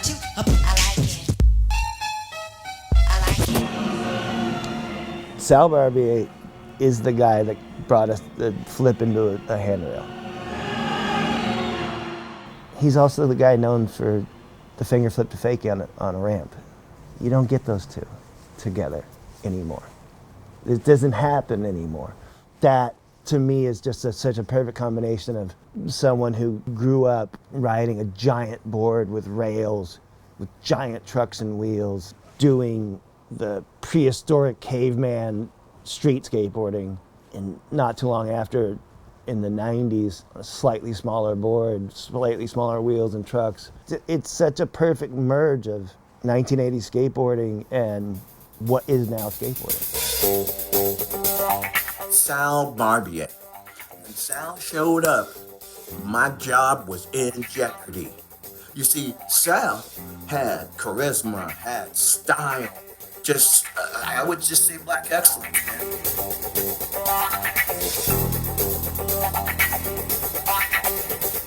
Sal is important to skateboarding for a lot of reasons.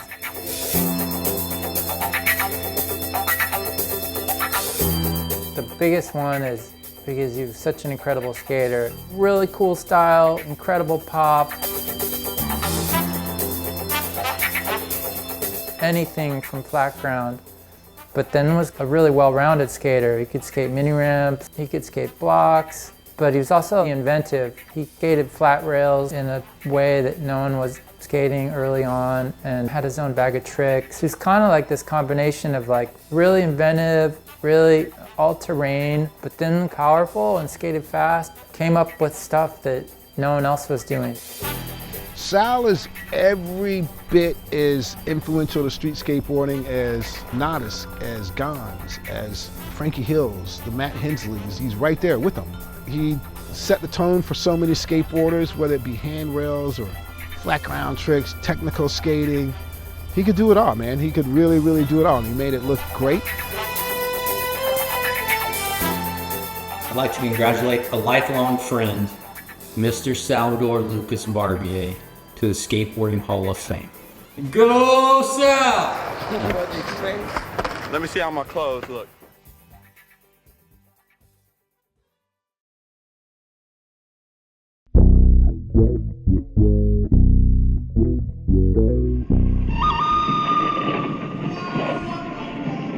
Sean Sheffey, my favorite skateboarder in the entire world. Ever. Tiffany.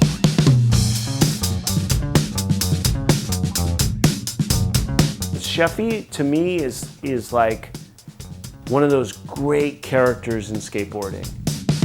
You know, you kind of first see that clip of him in Hocus Pocus off the launch ramp at a demo. And then slowly you see his Reason for Living part, and then A Soldier Story comes out, and you're just like, I really think it was hard to process the potential of skateboarding after that Soldier Story part. Sheffey went and showed everyone like what power could do for street skating, what a powerful street skater could look like, and doing tricks just bigger and stronger. Seeing Sean Sheffey when I was a child appear on the TV screen for Soldier Story, you've never seen anybody like him in the first place. And then what he did in that video, there was nothing to compare it to. Sean was just such a beast on a skateboard. He was not afraid of anything. It was extremely motivating to always be around him and skate with him at that time, because it was like, what you didn't think was possible, he made it possible. And that's what sticks out to me most, just his ability to go where no man has gone before. I mean, that's the cool thing about Sheffey. A lot of his tricks, a lot of the stuff he did, it's like, holy shit, it still holds up. It's still super gnarly.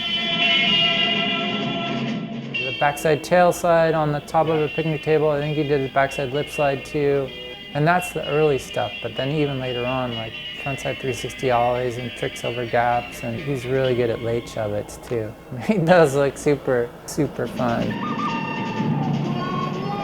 When I think of Sean, I just think of this force of nature with skateboarding. And this really beautiful thing happens with Plan B where he just starts skating switch and super tech, switch 360 flip down the 3 or 4 at Sports Arena. It's like this is this guy who was so powerful and so like raw, and then now he's doing like super technical tricks. Sean Sheffey is a powerful skateboarder. He's a force, just like charging stuff, ollie on the things that no one else could possibly touch. To me, Sheffey was like a heavyweight boxer. It's like Mike Tyson on a skateboard. Congratulations to you, Sean. It's so amazing to see you get this award. You have dedicated your life to skateboarding. You have given so much back to skateboarding, and I'm so proud of you. I know that Sean deserves this and has deserved it, and I'm so stoked for him that he gets to experience this because he's the best.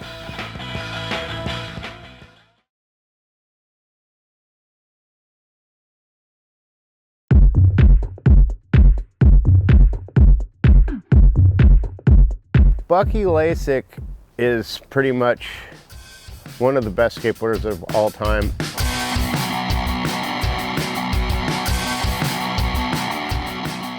A big, huge congratulations to my best buddy, Bucky Lasek. After all these years, you're still here, you're still shredding, and you have now been honored to be one of Skateboard Hall of Fame inductees for 2025. Congrats, Bucky Lasek, on your induction to the Skateboard Hall of Fame. For those who know you, there's no surprise here. You are the man. Continue to innovate. Congrats. Bucky Lasek is going to outlive everybody on a skateboard. He's such a talented dude.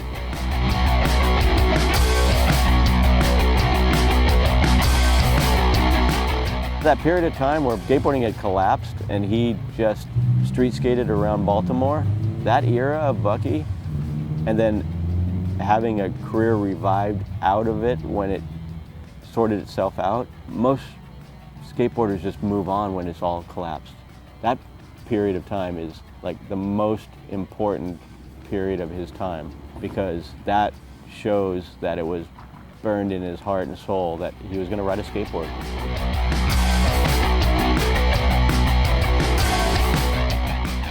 Dude, Bucky Lasek is one of the best skateboarders for decades. He's arguably still the best transition skater. He can do, I mean, he really just has been making up tricks consistently through the years, kind of low-key, at a time when there was just no appreciation for it and for no glory. He just did it because he could. Amazing. I mean, he's got the fire. Bucky has always had the fire.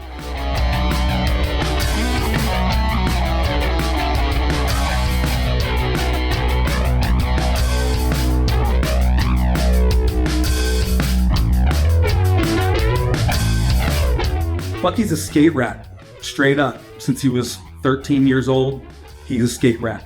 That's what he loves, that's what he thinks about. Later in life, you gave us all your bucket list from Thrasher.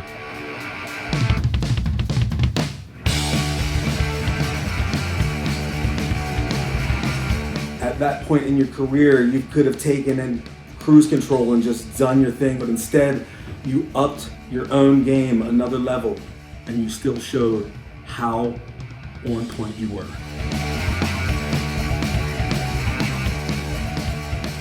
Bucky Lasek. Talk about an innovative, natural, stylish skateboarder. His impact's going to be felt generations from now. Congratulations and welcome to the class of 2025 Skateboarding Hall of Fame.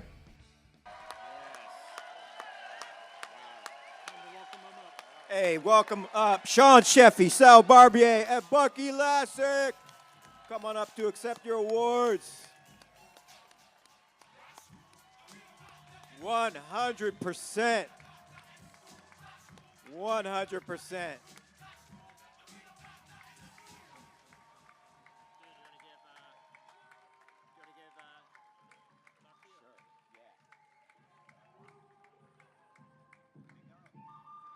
This is the music. Bucket. We got Bucky. Yeah, Bucky. We got Sheffey. And we got Sal. Give it up for these guys.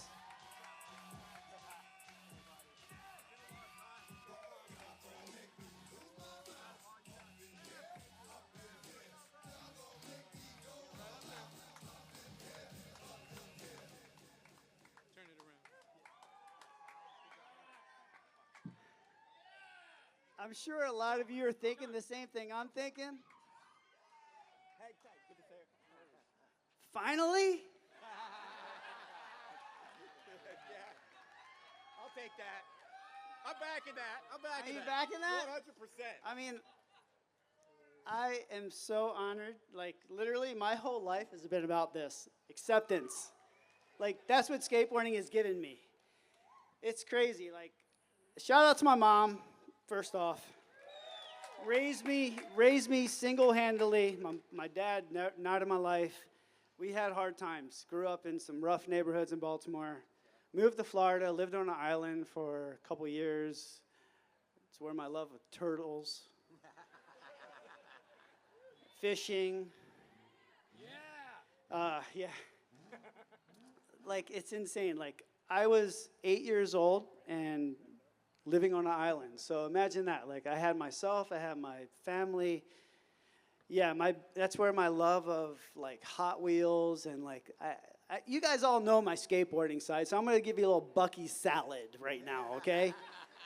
So I grew up on an island for 2 years at 8 years old, so I, like, had Hot Wheels. My favorite thing was Crazy Glue, right?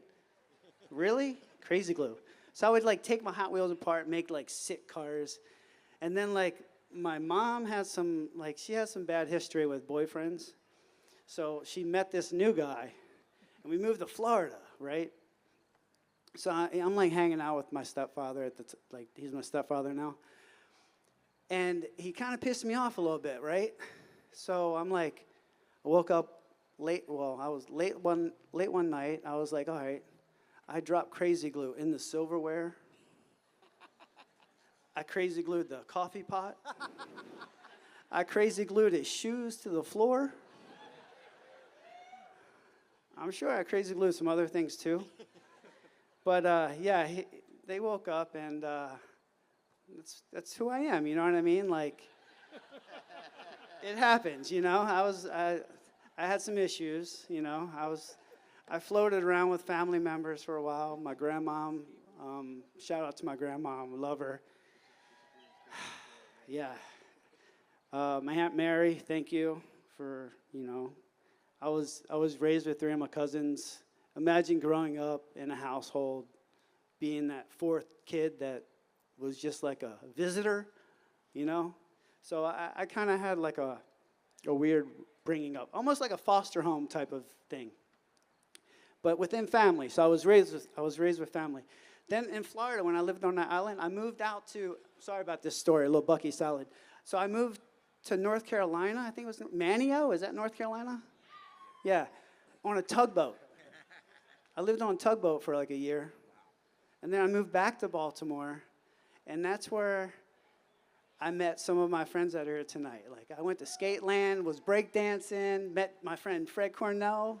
We were breakdancing, like Beach Street breakdown and stuff. Like, then we got into like BMX, and then we got into skateboarding. Christmas was like 2 months away. Fred had a board, AKA Chico. I would run behind him or ride my bike behind him and share his skateboard. Go to like the pop shop, do like rail slides. Taught me frontside bonelesses on like curbs, like a little handicap curb outside of Halliburton Apartments. You remember that, Fred? Yeah. Then we found out where a mini ramp was. We started skating, and the mini ramp was so rad. Like, had like quarter pipe. Like, one side was like vert, the other side like a channel. All right, so long story short, I found skateboarding. I found what brought me, what kind of guided me to become so diverse and like you see my style. I like skate. I like the 80s style, I like 90s style. Steve Caballero. Shout out to Ed Hicks, who built the ramp that I first started skating, where I met the first pro, Mike McGill. Man, shut that music up. Play me some DMX. Put that DMX back on. Shout out to Ed Hicks. Second air always should be higher. Note that. Also, Brian Ridgway, my skate father. I traveled to California at 15 years old. My mom was just like, yeah, go. Like, you're good, right? Like, Brian Ridgway will take care of you. He showed me so much, like, and then, like, I met, like, through Ed Hicks, Tony Hawk, Stacy Peralta, all these guys came through. Pal Peralta came through on a skateboard demo. They put me on the team. Like, Stacy Peralta put me on Pal Peralta, which was amazing at the time. And that's where I met my buddy Derek Kersauskas. I showed up and just met all the family that are here tonight. Like, I could go deep into this, but like, I'm very grateful to be where I'm at. I could be robbing Rite Aids right now, but here we are. So, thank you. I'll leave it at that. Tony Hawk, shout out to Tony Hawk. He helped move me to California, and here I am to stay. Thank you. Steve Van Doren, I love you. Congrats, brother. So well deserved.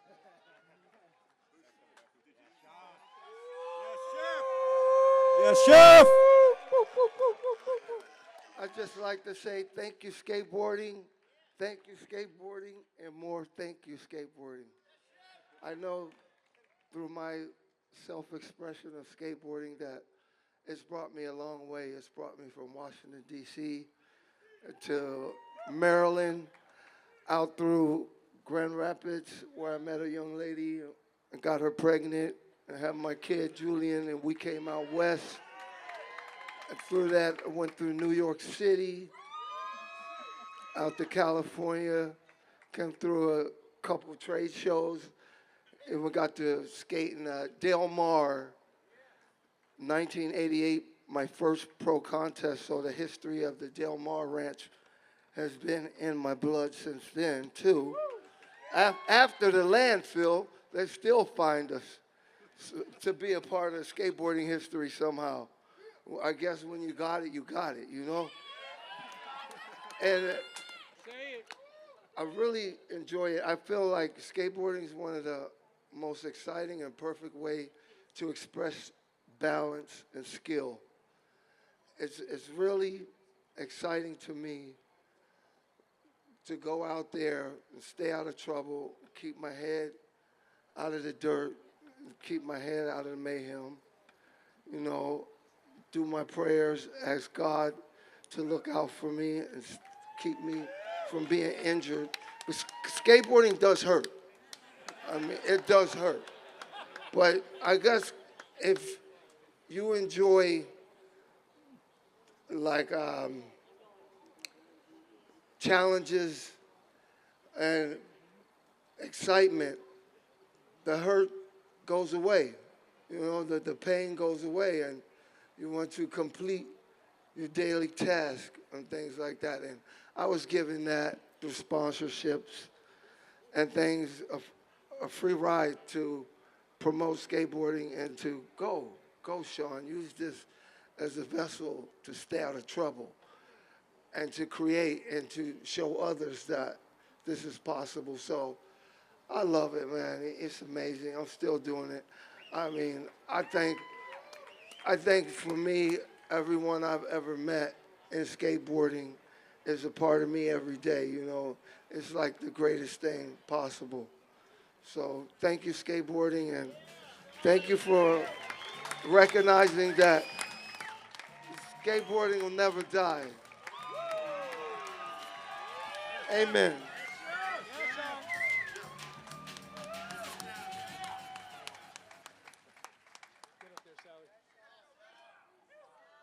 Well, I don't talk that much, so if you know me, I didn't have anything planned, so I chat GPT'd something while I was sitting down. So I'm going to see what it came up with. It says, I should thank the Bones Brigade, Powell Peralta, Vans. I should plug my pizza joint, Pizzanista. And then it says, P.S., don't worry, Ray Barbier, I had your board on 8th Street and Powell. Not even ChatGPT gets it right. Jeez. Okay, those are 3 different colored people in one person, for those of you that don't know. We come from that era where it was like, if you demoed, I signed a lot of Ray Barbie boards. And I think last Skateboard Hall of Fame, Van Doren was like, I've been sending checks the wrong place. I got a big tab at Vans, sorry Ray, but I'm gonna jump right into it. There's a lot of people I gotta thank, okay? You know, I come from Louisiana, so it was Baton Rouge, super small town. We had 3 skateboards that we passed around. An Elgato. Yeah, this is when you could borrow boards. You're like, can I borrow your board on Friday? There was an Andrecht and a Steve Olson. Not the shorties, the Santa Cruz Steve Olson. And what an incredible journey. I said, hey, Mom, I'm going to go to California. I got a place to stay. I'm going to go to stay out there for a couple of weeks. And I didn't. I just jumped in a VW van with a groupie that was a groupie of Ted DiBiase, the wrestler. So, you know what that is. That's crazy. She had a scorpion tattoo on her butt. And it was awesome. I don't mean any disrespect. You just got to understand where I'm coming from. So I jumped in that van, and look, along the way, I got to really shout out Scooter. Remember Scooter? Let's hear it for Scooter. Scooter's ramp. Long live Scooter.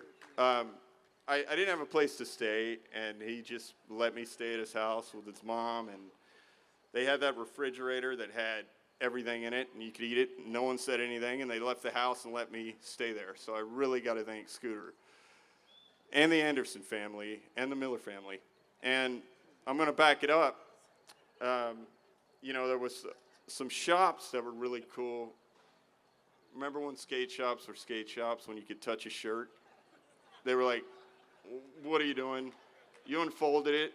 Are you serious? Yeah, skate shops. And they flew out, all these great people. Got to see the Bones Brigade. Got to see Vallely. We made him come out 8 times, over and over and over again.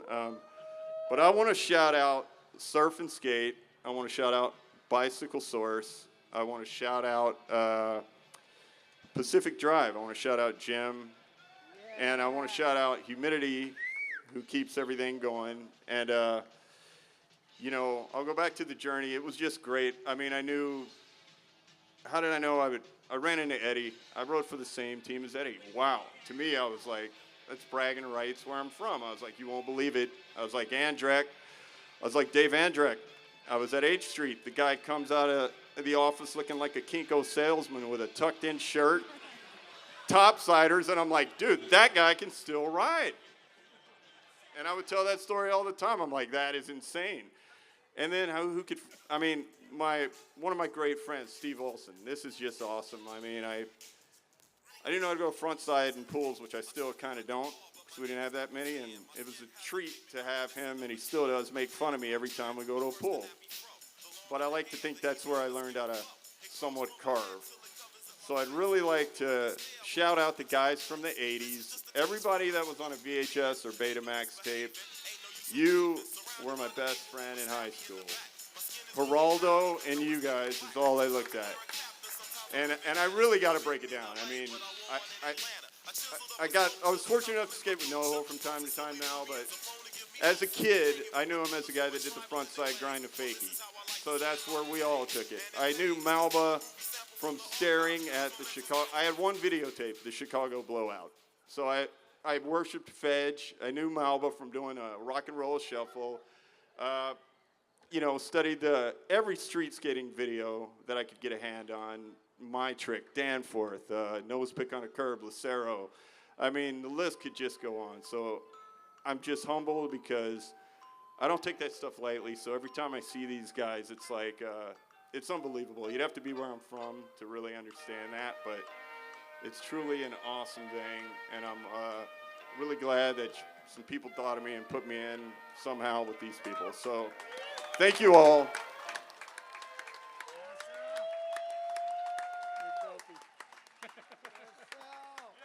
Oh, I forgot something. Let's give it up for these guys. Sal Barbier, Sean Sheffey, and Bucky Lasek. What an incredible induction. Good catch. What a good crew. Catch, What a good crew. catch. Photo by Burnett himself, Thrasher Magazine. Let's get right into the next category. Yes, sir. One thing with Go ahead, Sean. professional and amateur factory sponsored skateboarding, you gotta want it. Amen to that. Straight from Sean Sheffey, you gotta want it. A lot of passion up here, a lot of speeches that are so heartfelt. It's hard to, put an end to it, but we got the music for that.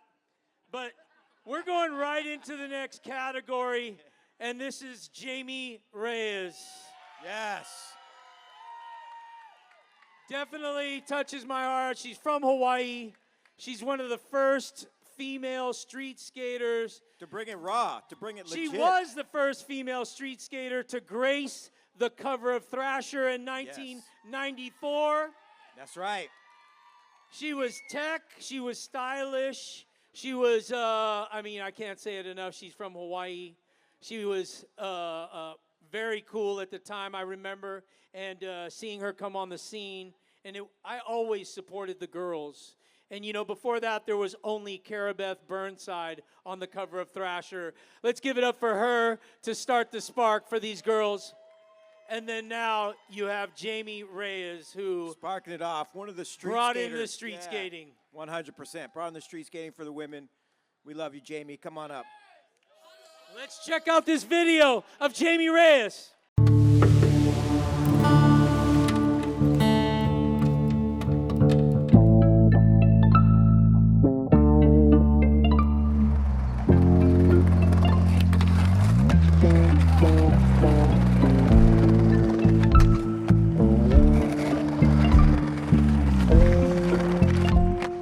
Jaime Reyes, the queen of Hawaiian skateboarding. She graced the cover of Thrasher magazine as a teenager.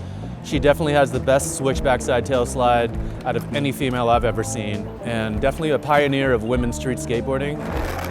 She's had my vote to get in the Hall of Fame for many years. It's so exciting for me to finally see her inducted.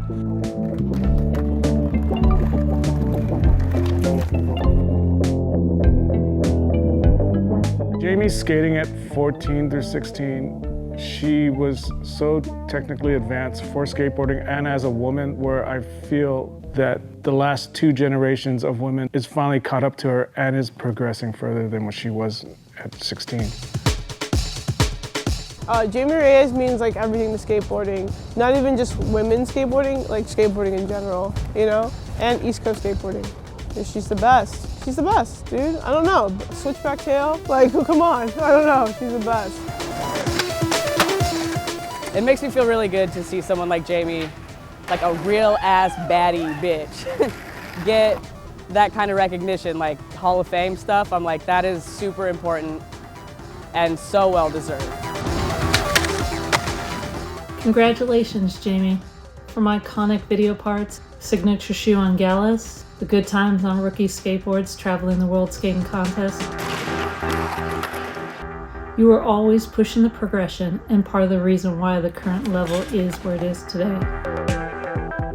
I'm a huge fan of women's skateboarding, and to see another Hawaiian roots skateboarder go into the Hall of Fame, it's a great tribute. So congratulations, Jaime Reyes. And let's welcome to the stage to receive her award, Jaime Reyes. Yeah, Jaime! Woo!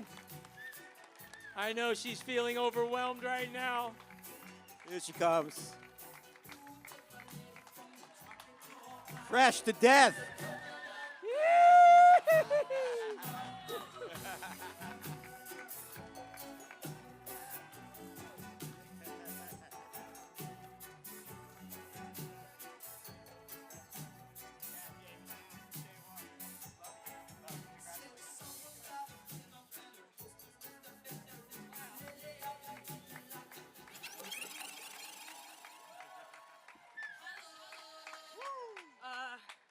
I'm gonna try and not cry. So it's gonna be hopefully quick. I want to thank you, Jim, Tommy, the real team. You know, come full oval. Thank you. I want to thank my brother. You know, my dad. All the filmers and photographers that, you know, my ride or dies. My wifey Darcy.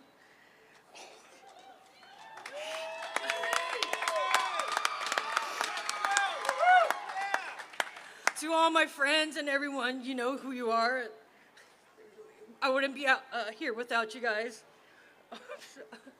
I'm sorry, guys. Take your time. You got it. You know, skateboarding has given me so much, and it's an honor, and it's the icing on the cake. Without skateboarding, I'd probably have 10 baby daddies and 10 baby mamas. And you know, without skateboarding, I got to see the world. So thank you, skateboarding. This is for you, Hawaii. And I want all the kids in Hawaii to know that, you know, to see the possibilities for themselves. And this is for you guys and everybody else. Thank you, everybody. Yeah. We love you, Jamie. Congratulations, Jaime Reyes. Yes. Loving seeing all these tears. I used to get tears when I used to skate freestyle down the beach. Damn, look at you guys, still awake, loving it out there. Obviously, the beer ran out like 3 hours ago because we're looking sober. But this next person has been the fixture of Southern California skateboarding, a face that many of you guys know and love. Master of all terrain, including freestyler. 360 master. We all know where we're going with this one. And but seriously, like, just an incredible person with so much passion and commitment to skateboarding, and a big heart of gold. He donates a lot of time to the Poseidon Foundation to give back to the local communities and help people in need. Just a phenomenal human being. And as you guys probably know, he invented the Jim Jam. Yeah. We all know. We're going to want to see the Jim Jam. Jim Gray, welcome to the Hall of Fame induction ceremony. And let's see a video and get this going. Yeah, Jim.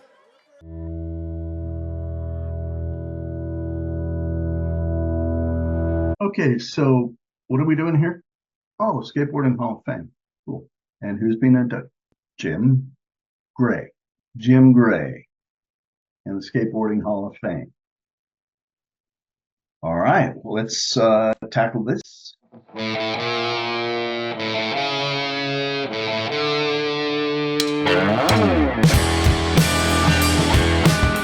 Skateboarding is fun.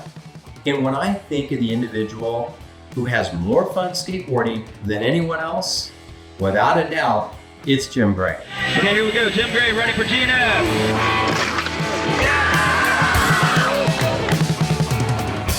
To induct a skater into the Skateboard Hall of Fame, it needs to be one that represents skateboarding at its core. And no one does that better than Jim Gray.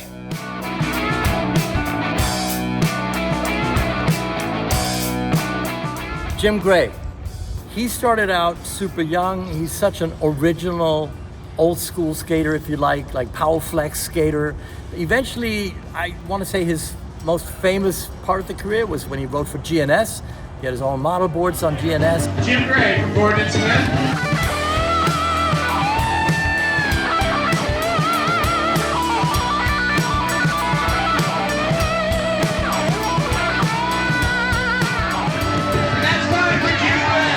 Let's get to the later part. When Jim's pro career was, I wouldn't say over. Oh, his skating career never stopped. The guy still skates as good as anybody out there. I mean, you have to see it to believe it.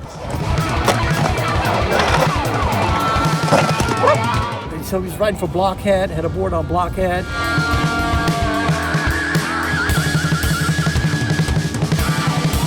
And eventually started his own companies, Acme, Standard Trucks, Formula One Wheels, and Scarecrow. Yo, Jim, much respect. So much love and respect. Acme, my favorite company. Omar Hassan, Bo Akita, Remy Stratton. Always wanted to ride for that company. Bunch of rippers on that. As you can tell, I'm a fan of Jim Gray, all the way live. Enough respect. Jim talks really fast and has lots of ideas. Well, ideas are a dime a dozen. It's making them happen. That's the hard part. But he works his ass off. Jim Gray is the ambassador of fun. You'll hear him before you see him. Yeah, you know it.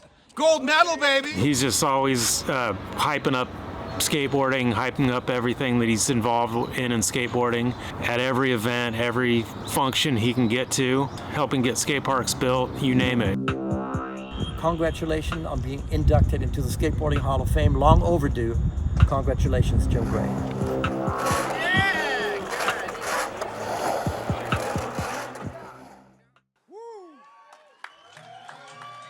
Yeah, Jim Gray. Been killing it for decades.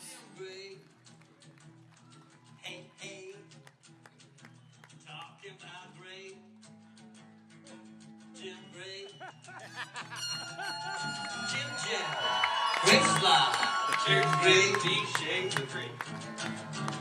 50 shades of Jim.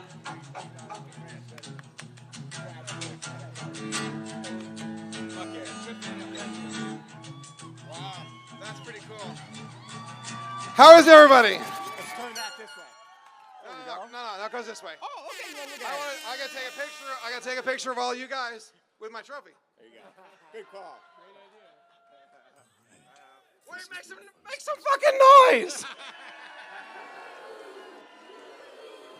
All right, that's more like it. So that was a really cool video. Thank the buddy for putting all these videos together. It's a lot of work. I definitely was not the best skateboarder on earth. I love skateboarding. I call myself the luckiest guy in skateboarding. I was a little 12-year-old kid. Klaus told me to take this off. Little 12-year-old kid rode around the neighborhood. Some other kid said, you need to come try out for our team. I ended up at Skatopia skate park, ended up on a team called Pro-Am.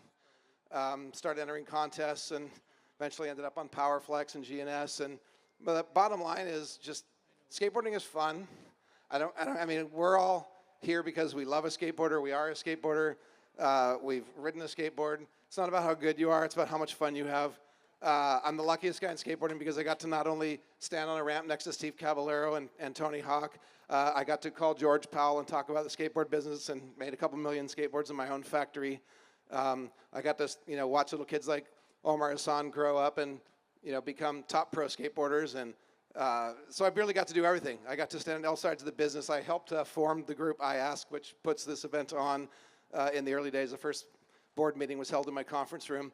I was in the background dabbling with it. With skateboarding in mind. I helped get a book called The Public Skate Park Development Guide. I didn't write it. I helped make it happen. It was a passion of mine. Thousands of copies were sent around the country. Guys like Jim Fitzpatrick was up here earlier telling you about it. That guy worked his ass off to get signatures and people to get a thing going so he could get skateboarding protected from liability. I was there in the Senate Judicial Committee the second time they approved it finally. I just love skateboarding, and I want to help skateboarding however I can. And I'm going to skate the way I want to skate when I want to skate. I really don't care what style of skateboarding is. If you ride a skateboard, you're a skateboarder. If you're a longboarder, a freestyler, a slalom rider, you're all amazing, and I love all of you. So are you guys having fun tonight? Because I have noticed you guys have been kind of quiet, because most of us talk too long, and then I'm not going to talk long enough for him to put the music on. And that ridiculous song they played when I walked up, that was Klaus in my living room. I know, I love that. But again, thank you for the acknowledgement. It means a lot. I love skateboarding. I always will. And I appreciate you guys all showing up. Thank you for the love. Let's make some noise to say, skateboarding is fun. Skateboarding is fun. Long live skateboarding. Love you guys. Thank you very much. And thanks for posing for a picture for me. Congratulations, Jim. Pretty cool. Congratulations, buddy. Yep. Give it up for Jim Gray. Jim. We're going right into the 1980s era too, and this is about Ben Schroeder, Karma Tsocheff, and Wade Speyer. Yes. Let me tell you, Ben Schroeder is like a freight train. Locomotive. If you're standing in front of him in a bowl on a ramp, you are going to die. Look out. But one thing about Ben, he was a pioneer. I was there when he would basically pioneered lip tricks. He made lip tricks actually a high point added to your scores when it came to contests. Before that, it was airs and inverts, traditional tricks. But when Ben came, I believe it was around the Raging Waters down in San Jose, where he just came in like a flurry. He was doing ollie tail slides across the channel, Smith grinds, reverts, lip slides, Smith. I mean, the variations of lip tricks was phenomenal, and it's all because of Ben Schroeder. We know him as the Big Ben, but he was a pioneer. And I gotta say, we as street skaters, we took a lot from Ben with the lip tricks and brought it to curbs and rails. So Ben was also a huge pioneer of street skating as well. I was going to add that in. Yeah, and Karma, some of the best photos of Karma. I wasn't able to like hang out with the street skaters in San Fran and all that, but I tell you, Karma, the name, I love his name. I mean, with a name like Karma Tsocheff, I mean, you cannot fail. But Karma, sorry to cut you off there, Christian. Karma is one of the most underrated skaters of all time. So let's get our hands together for Karma Tsocheff real quick. If you guys know him, you love him. He's a great guy. In the 90s, I had the pleasure of living a couple blocks away from Karma, and we skated, played music together. Shout out to his boy, Mike Alexis, here as well. And I just had so much fun with Karma throughout the years. And again, he's super underrated, so I'm really proud of him to get this award, to accept this award. And then, lastly, we got to mention this guy is pure fire. Come on. Let's say the name Wade Speyer. Wade Speyer. Woo! Fire.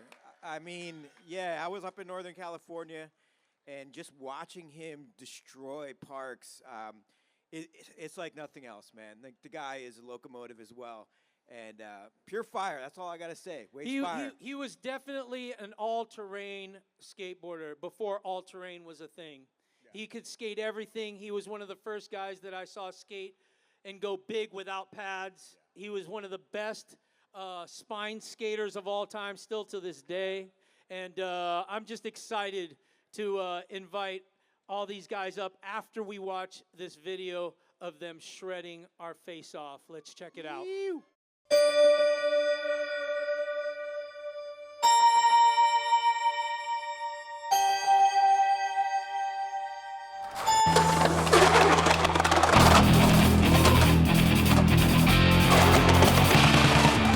Ben Schroeder is probably one of the best lip trick skateboarders of all times. He's done so many lip tricks and variations of lip tricks.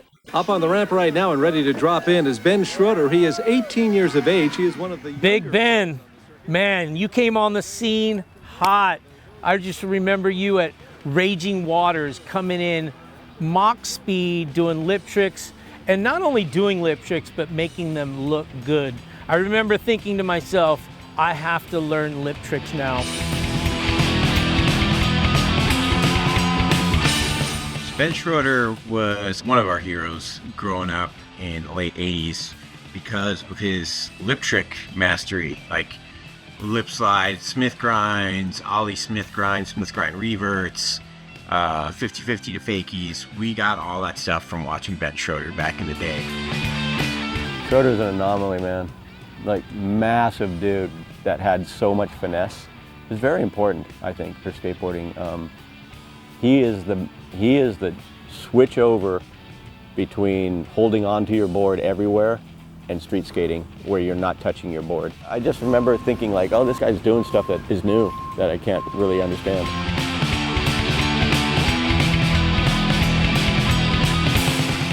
mean, obviously he can do airs and inverts and eggplants, and everything that he does is so maxed out, and he's such a big guy, and he just, you know, he's probably one of the most powerful, exciting skateboarders to watch.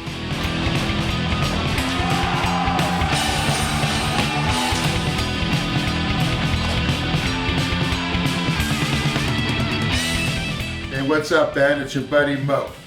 Congratulations on making it to the Hall of Fame. No one I've known over the last 40 years since we've been skating together has hit every curb harder, every bank and ditch, mini ramp, pool, and park as well as you.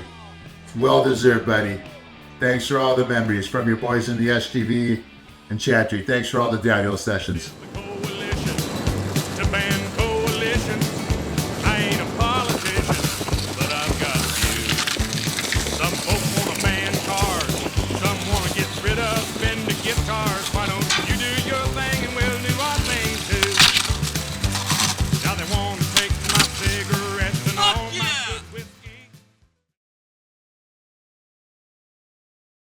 My name's Karma Tsocheff. I live in Visalia, California. Karma Tsocheff is my favorite skateboarder of all time, and he should be yours too. Karma, to me, really set the bar of what a professional skateboarder should be. When he was skating, he was really at one with his skateboard, man. You could take him to anything, a vert ramp, a backyard pool, a mini ramp, street, curbs, ledges, stairs. He could skate everything.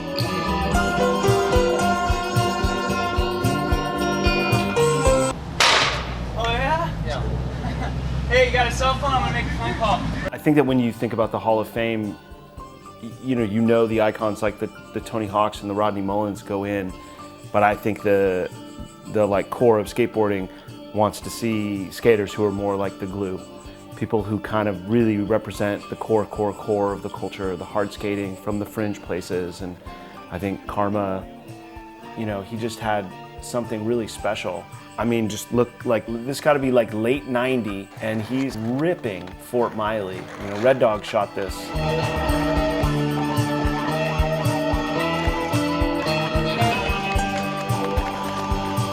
I was digging through boxes and bins looking for old photos, slides. I found this old black and white image from the first day I ever met Karma. And he was doing a frontside blindside on this curb at Chicago Title. And I took a picture of the picture and I texted it to Jake, and I was just like, the best. The last text message I ever got from Jake, and it just said scary but true. And I really think that says a lot about Karma. So a lot of people don't know how much of an ATV that Karma Tsocheff is. He's just got a really good style, and he's brought so much to the table into skateboarding that I feel like he's one of those names that a lot of people should do research and really figure out who Karma Tsocheff is. Karma, congratulations, man. Skateboard Hall of Fame. Checks out, brother. The evidence is everywhere, bro. You left a paper trail, man, that can't be denied. 3 Thrasher covers, cover of Big Brother, all the countless photos in general. 30-something years, man. Tough, you know, since 1990. On behalf of Visalia and myself, congratulations. I love you, brother.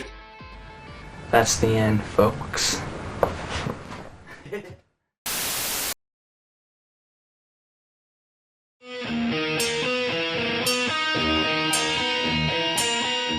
Dude, Wade Speyer is seriously one of the best all-around skaters there has ever been.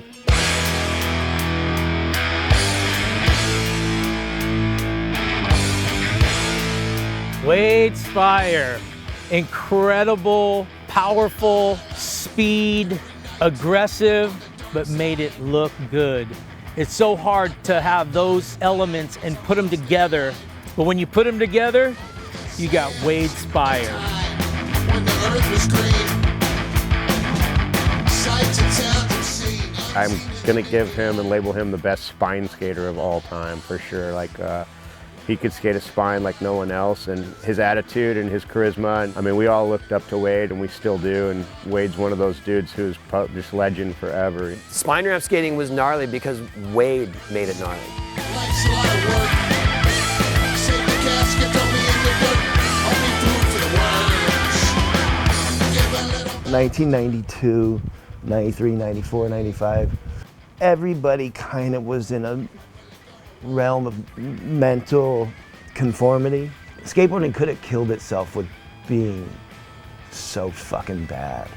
And thankfully there was Wade Speyer.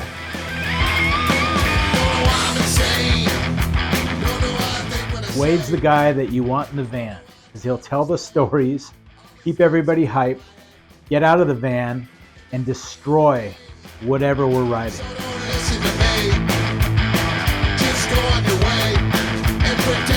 And Wade is the sickest. Wade's always been one of my favorites. That sequence that he had at Embarcadero before he was sponsored, I think his feet were all duct taped up, maybe his nose was duct taped up. I don't know, but he ollied off the wave towards the 7. He's just one of the best. One of the biggest parts of skateboarding with a guy like Wade Speyer is attitude. And he just had an attitude for aggression on his skateboard, yet with subdued, almost in control but out of control style, but just effortless. He was an incredible all-around skateboarder. The skateboard world is lucky to have Wade Speyer, and his influence has been felt from the past and will continue to influence people and skaters into the next generations. This one's all for you, Wade. High fives and congratulations on your induction to the Skateboarding Hall of Fame. All right. Let's welcome to the stage Ben Schroeder, Karma Tsocheff, and Wade Speyer. Hall of Famers. And hey, real quick note, last call for alcohol. If you want any alcohol or beers, get them now. We're shutting it down. Thank you.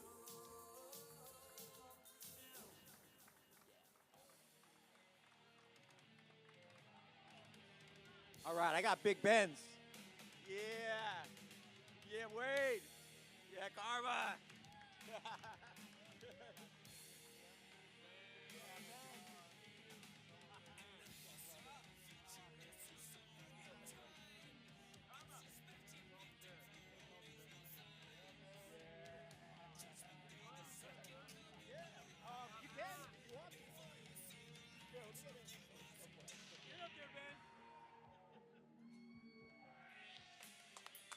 All right.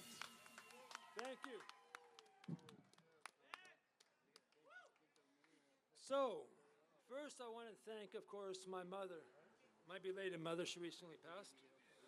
But for her endless, undying support, constantly driving me and my brothers to the skate park, Upland Pipeline, and the endless stream of trips to the hospital, of course, 40 minutes away hospital. I love my mothers.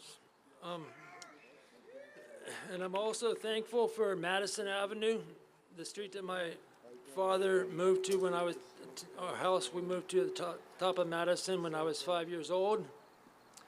And this was a long, steep street, and that's where I learned to skateboard. Of course, halfway up at first. And I'm thankful for my brother Nick, who was a Madison Maverick. Back in the 70s, they would bomb Madison and have their drive behind each other in their vans, their old 70s vans, and watch the speedometer to see how fast you're going.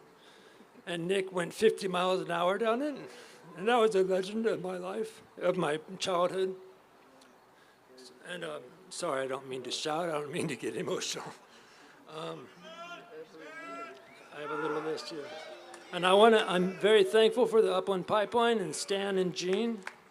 My mother driving us out there, me and my brothers every Saturday, as I already probably said, dropping us off at 10 a.m., picking us up at 10 p.m., and learning to skate at Upland Pipeline, learning the basics, learning in the original combi.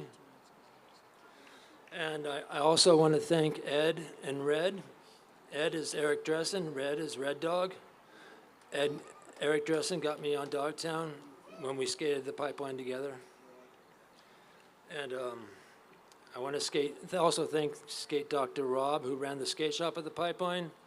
When I dislocated my shoulder in the combi when I was 14, and him and Stan got the stretcher out and got me in the back of his truck, drove me to the hospital.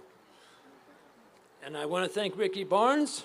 Yeah, Ricky. My first flow, my first sponsor, he would bring me Bob de Nike models. And I think Madrid wheels too. And I want to thank my doctors, like Dr. DeLibrio, who saved my broken shoulder, took the plates out of my compound fracture in my arm, multiple trips were to him, and he was such an excellent doctor. And I also want to thank San Jose Medical Center and the staff there. The compound fracture, and the vest ride, the gang I was on with Grosso, Todd Prince, Gary Sunbury, sorry. And I in the Kennedy warehouse, I compound fractured my arm, my bone popped out.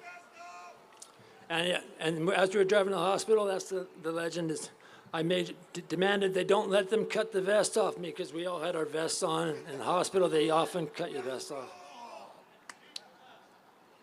Anyway, and I want to thank Denmark and for when I was stuck with a broken leg in Denmark. Sorry for all this.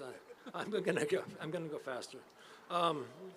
And the hospital staff at the Suhus, the South Hospital in Aalborg, Knut Christensen, the surgeon, Soren Colt, the surgeon, and Suzanne Yolk, the nurse. They were so good to me for so many months. I was stuck there in Denmark for 14 months trying to heal my leg.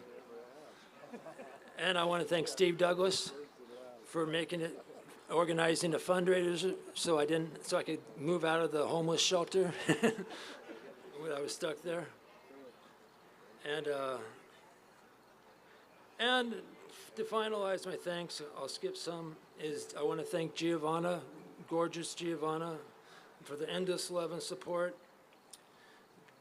All the trips to the skate parks, she would actually film, and also when I had seizures, she found me in my room unconscious after 2 days going missing, banging my head on the ground, having seizures. She saved my life, got me to the hospital. And that's it.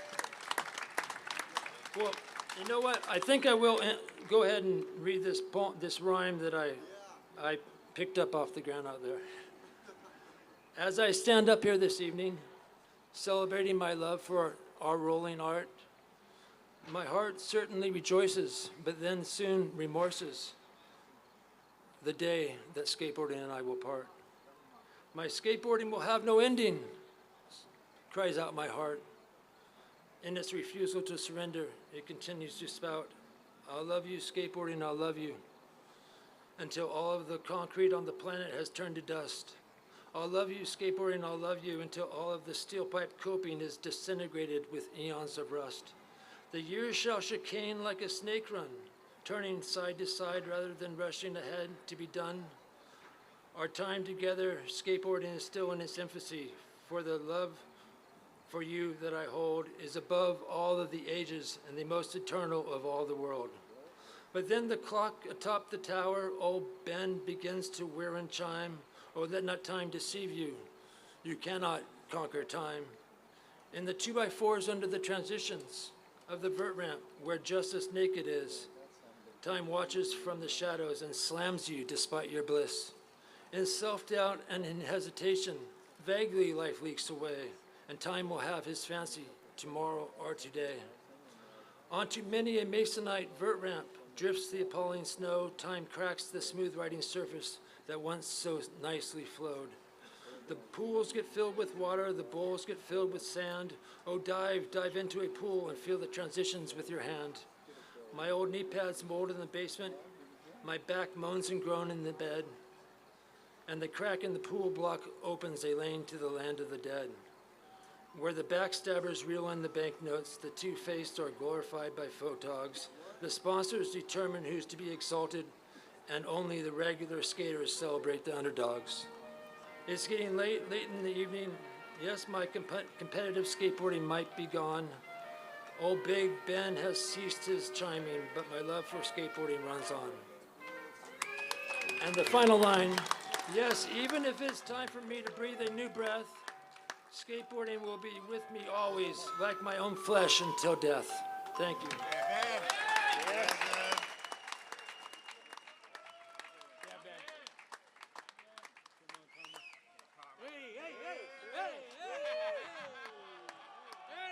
Hello, hello. Give it up to skateboarding.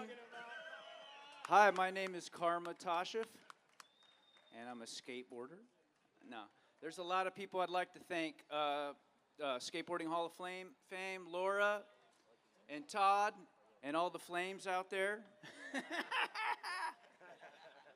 I'd like to thank Jim Thebo, Bob Boyle, Bob Goodsby, Jake Phelps, Fausto Vitello, Eric Swinson, Jeff Clint, Ron Allen, my girlfriend Samantha Leone, Mike Alexis, Dale Blackman, Nick Freitas, Doug Sains, Doug! Consolidated Skateboards, Jim Muir, Red Dog, for popping my cherry and taking me on the road for a month and a half when I was 17 years old, giving me a pro model and just turning my life around and letting me live the dream. I love skateboarding. It doesn't owe me anything. I owe everything to skateboarding, and I'm just so thankful. And just give it up. You guys are my family. Thank you. And Steve Van Doren and Van Shoes, first and foremost. Hello? Yeah, Steve, I'm here. I'm right here. Yeah. Big ups.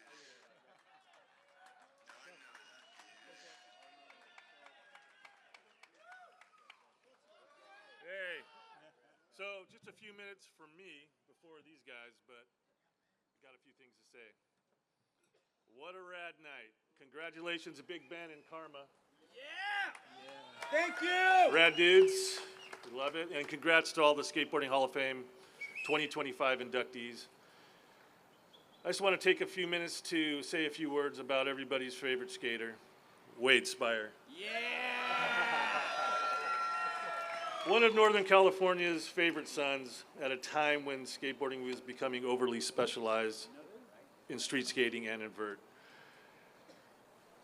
Street or vert or street, Wade did it all. With speed, style, and control, Wade was a 100% all-terrain skateboarder. Coming out of the late 80s and into the early 90s, Wade was the new generation. He carried the old style on his shoulders, and he flew the flag for the new generation. Whoa. Oh, wait. Hey, things out of mind of its own. Curbs or street, vert and bowls, effortlessly combining them all. Wade was the first, one of the first or the first to hit SF's hub a hideout and unlock what was actually possible there. Wade was making waves in all the contests, not just in placings, but in all-out attack and showmanship, like that frontside pivot at the Taj Mahal at the PAL Zone, and many, many more contests. Wade was a standout. Mini ramp dominations that led to one of the first ever Park Bowl mini combo bowls in Marseille. Wade won that first contest, opening the doors for what would later be known as park style, which is now in the Olympics. Wade set that pace. Yep. 100%.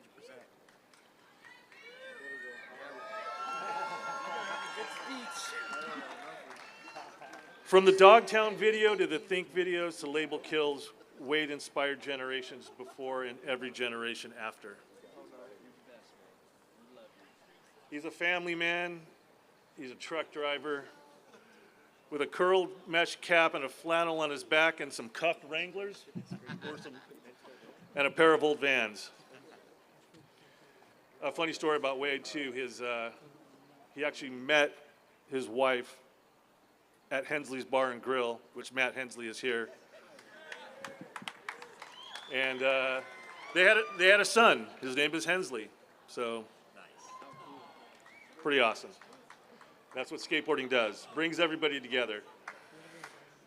So one last thing. Wade didn't ask to be everybody's favorite skater. He just is. Congratulations, Wade.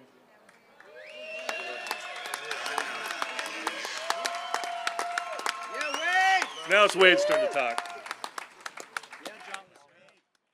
A lot of people here. This is rough, but I want to thank my whole family, my mom and dad. And they've done so much for us and skateboarding and letting me build all the ramps that I've had. And they said, hey, I'm going to build a ramp. So I built a ramp. I said, hey, you want to come check it out? My dad says, you built 2. And I said, no, they're connected. So anyway, so that's how the spine ramp got started in the backyard. Then I want to thank Jim for sponsoring me and Fausto. And, we go to these contests and I would just be nervous, didn't know what to do. And Jim would look at me like it's time to go. And I tell him, I don't know what to do. And he would just say, do what you do. And that's all the advice I got, so I just did it, Same thing with, we'd go to Europe, travel all over the world, and Jake told me, hey, it's time to show the world what Northern California is about. Yeah. So that's what I did. Yeah. I want to thank my Danville crew for, we would just get in the car and we'd go drive for 6 hours to ride the Reading ramp. We didn't even know where it was, but we went, but we would skate street, mini ramps, just whatever, and that's just what we did. Anyway, I want to thank everybody, and that's it. That's all I got. Thank you very much.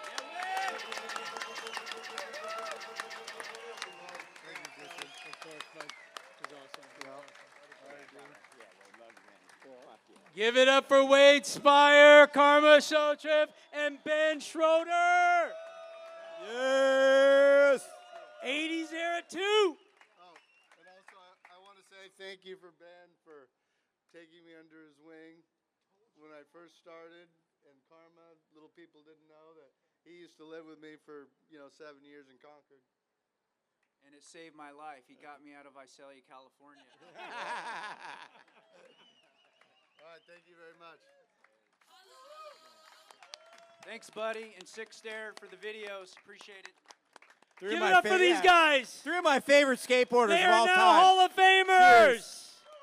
I am not lying. 3 of my favorite skateboarders of all time. They're going 100%. home revered. They're going home revered. So let's go right into the next category. It's about icon, Mike Ternasky. Rest in peace. Yeah, Mike. Mike Ternasky was a powerhouse. He was the innovator. Pretty much the new Stacy Peralta, so to speak. He got these guys together. He was a man of character, from what I've heard. He was a guy that cared about his team. He cared about skateboarding. He cared about how it looked. He was involved in every aspect of it. He was almost like this quiet but yet profound and creative person that I saw from the outside.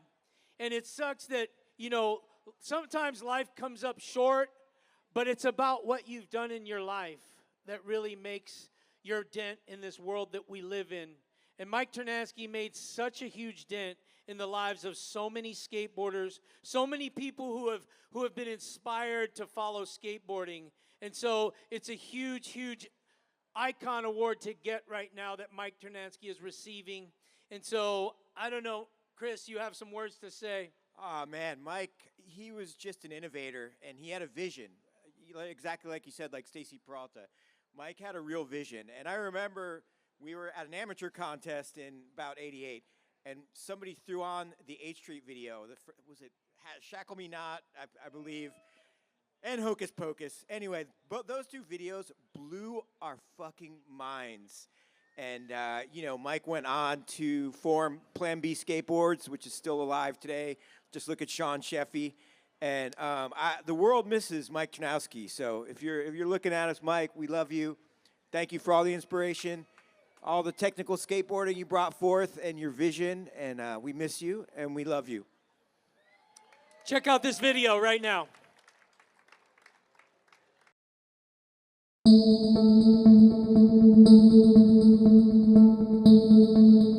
I mean, I think if you frame what an icon is in the terms of the Hall of Fame, Craig Stesik's the first icon to go in, rightfully so. You see someone who was inside of skateboarding who shaped it in an undeniable way.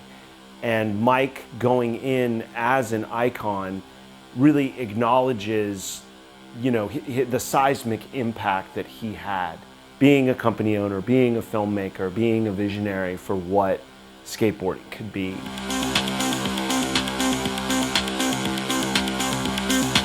Who is Mike Ternasky? Who is Mike T? Who is MT? He was someone who believed in me. He was the made video. He was a company owner. He was a big brother. He was someone who believed in a bunch of kids that a lot of people didn't believe in those kids. He was a motivator. He was a nurturer. I think he was the reason for a lot of progression in skating. Mike Ternasky was an inspirational, super talented, highly motivated, great guy. He was also my best friend. We started 8th Street together. So we would eventually go on to make Shackleman Out at First, Hocus Pocus second, and his whole idea about skater-owned, skater-made skate videos, it worked out pretty amazing. As far as that goes, the rest is history.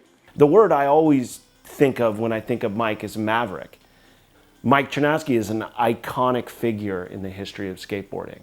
And he's iconic for the way that he was thinking about companies different, he was thinking about riders different, he was thinking about videos different, and then he was kind of thinking about the culture and the future and a lot of those things differently. I'm really stoked that Mike's getting recognized in the Hall of Fame for all his contributions. They always came from a good place. He just loved skating, you know, and that was his contribution. It was like he liked to skate and he liked to film people, and he had a company with Magnuson. Went on to do Plan B, and all, you know, always came from the right place, and he took care of us in a way that I'm glad I wrote for him. When people ask me who my dad was, I often just say a skate filmmaker because I think it's the easiest way to surmise him in a way that people can understand quickly.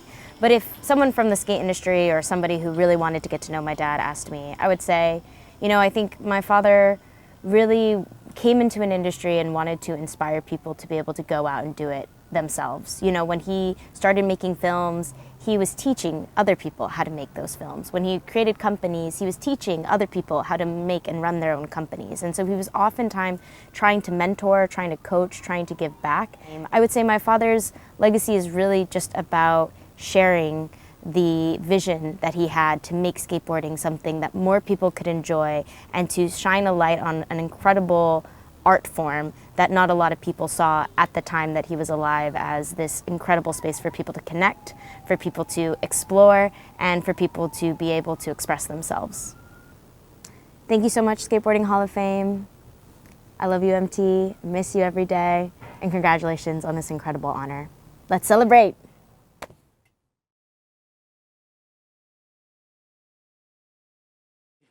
Believer, an amazing man of God, and what going to receive the award is going to be Michaela Ternasky and Jake Rosenberg. Come on to the stage.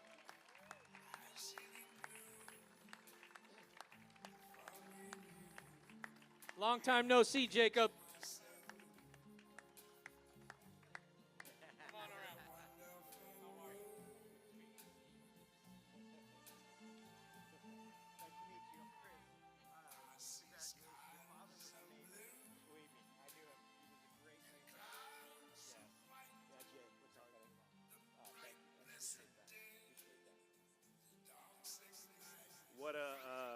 What an extraordinary moment, and I'm just going to keep it focused so I don't get emotional. But thank you to the Skateboarding Hall of Fame, to Laura, Todd, John, Lance, and of course, filmer brother-in-arms, Buddy, who, like all of us filmers know, just gets their hands dirty and does what's necessary to make something special so you can feel it through the video and the work, which cuts at the essence of who Mike Ternasky was.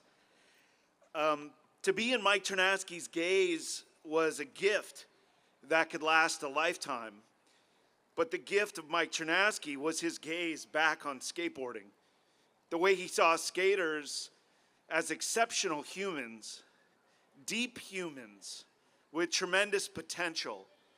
The way he saw crafting the experience of a skate video as cinematic with feeling, showcasing skaters with heart, soul, and talent.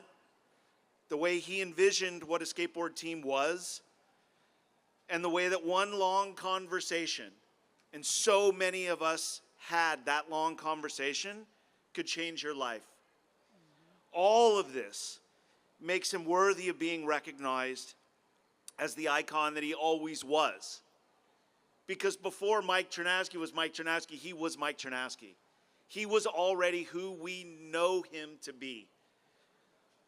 And true to form, I think if MT was here, 100%, he'd be talking about everyone else. He'd put the shine on the skaters, on his business partners, on his creative partners, on his wife, on his daughter. He'd be taking the shine off himself and saying that it was all of you here that allowed him to be inspired and to have an impact. He'd say, it's not about me. And he wouldn't be lying, because he truly took inspiration from so many of you at the deepest level possible. And skateboarding is such an act of being seen, and Mike's gift is that he saw so many of us, and he translated that vision into videos and to humans and people that express something with a skateboard through video and through the act that makes us feel something incredible. It's been an honor for me to hold Mike's legacy with me since he's passed, and an even bigger honor in the last decade to share that legacy with his daughter, Michaela.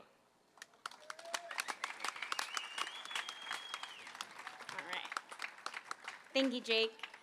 I can't speak much to skateboarding, but I can speak to relationships. And isn't that what it's all about? Relationships with ourselves, relationship with others, and of course, relationships with a beautiful art form like skateboarding. And for me, I think we can all identify a feeling of being lost, especially at 18. My father died before I was born, and at 18, I wasn't just searching for myself, but I was trying to search and find my father. Now, I don't think I'll ever truly find my father, but what I have found is such a more beautiful, rich, and fulfilling item than I could have ever hoped or imagined for. And that was the skateboard industry and the most beautiful people that live inside this industry.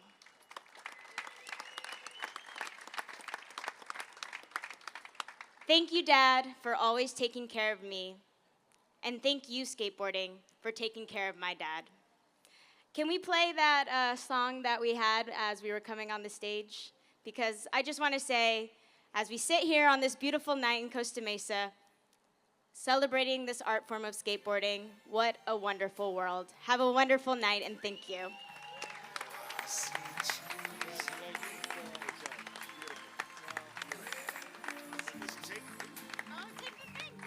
Whoa.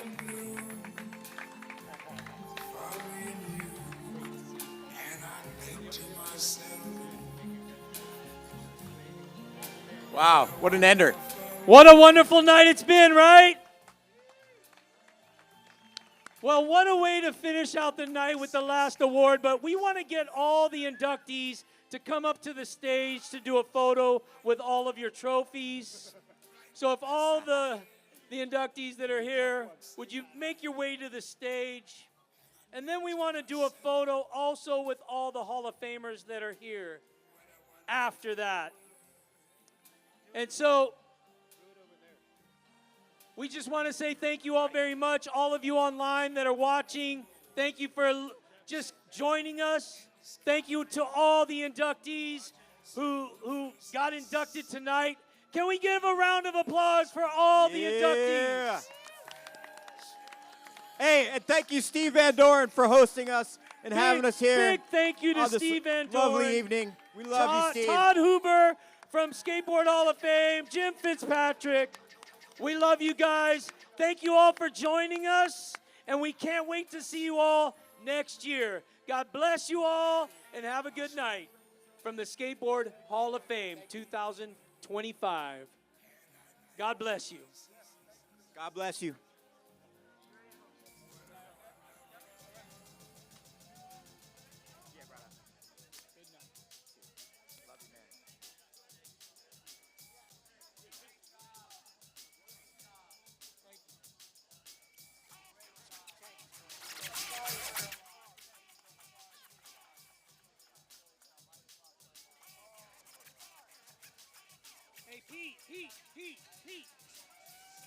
photo on the stage, right?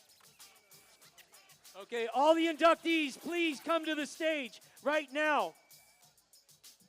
Bring your trophies and get over to the stage.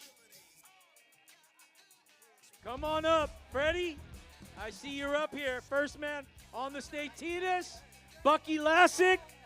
I see you. Big shout out to those who joined us tonight. All the legends. I see Jim Muir over there hanging out. What's up, Red Dog? I see George Powell in the house.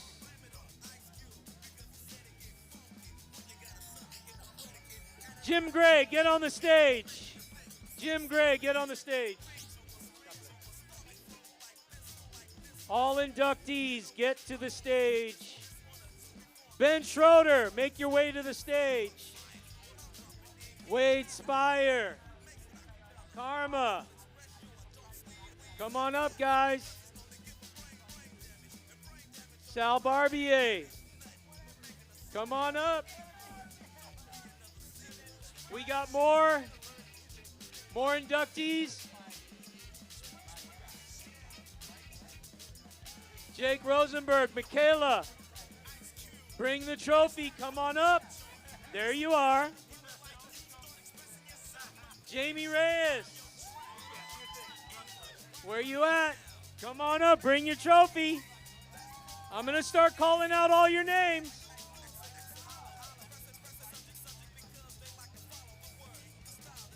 Congrats. Pat Ngoho. Yeah.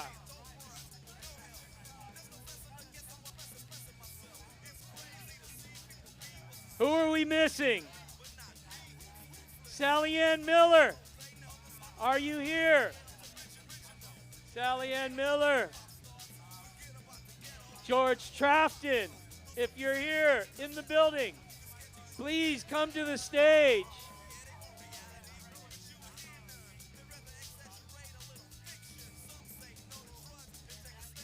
What an amazing photo. What an amazing photo.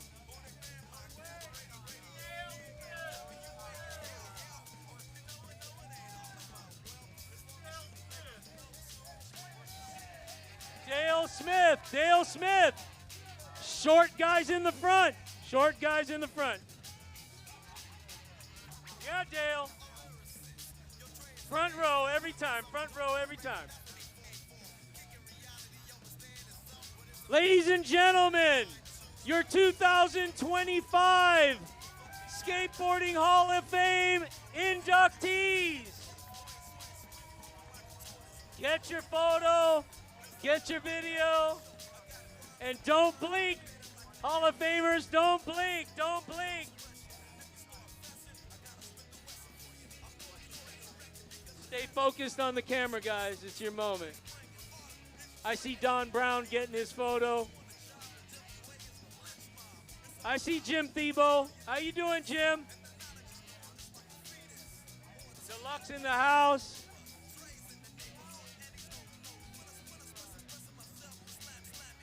Lift up those trophies, guys. Check it out. Get your photos. What an amazing moment. What an amazing moment. God bless. That's your bro?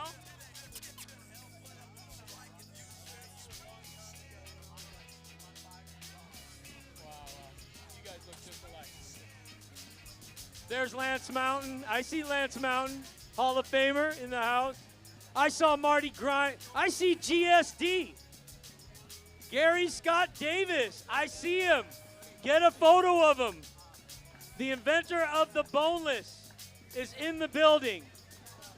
Straight over there. Right over there. Yeah, Jim Thiebaud. You're sticking out with that orange sweatshirt. Definitely not low key.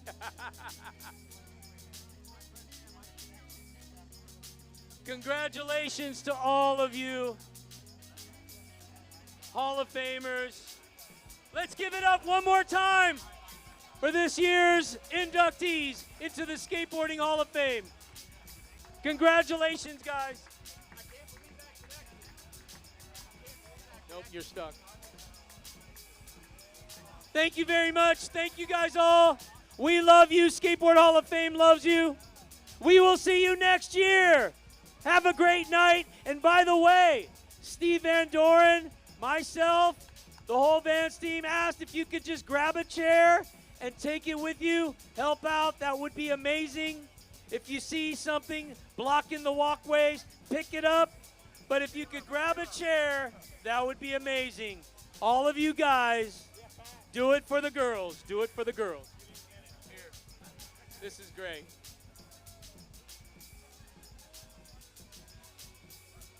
Bucky Lasek, baby. Welcome to the Hall of Fame, Bucky Lasek. Matt Hensley in the house. I see you. Salty Dog Cruz. Flog and Molly. I don't know.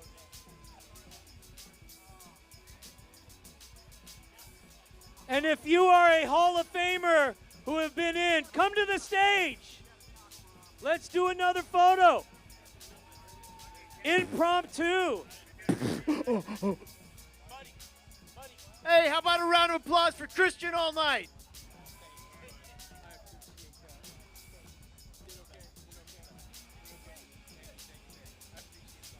Thank you, guys. Good night.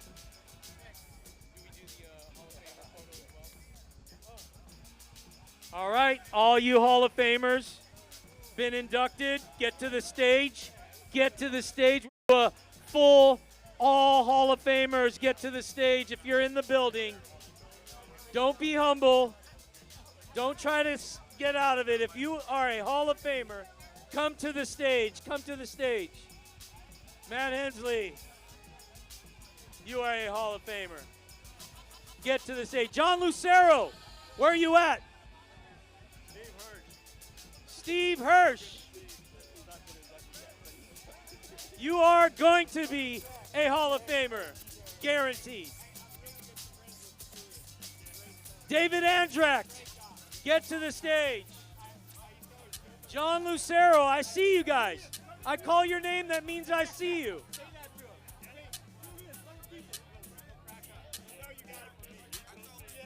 We got Jim here on the stage.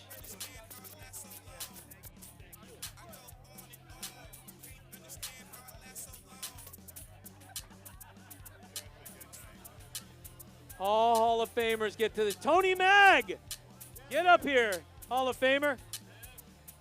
Steve Van Doren, get up here. You're a Hall of Famer.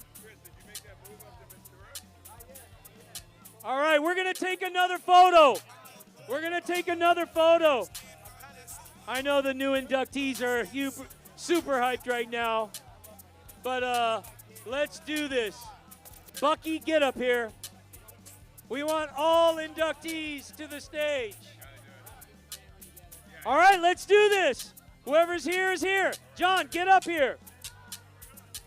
Lester Kasai, I see you. I saw Tony Hawk earlier. Where's he at? Well, big shout out to Tony, the first inductee into the Hall of Fame with Tony Alva. I think Danny Way. All right, everybody back up.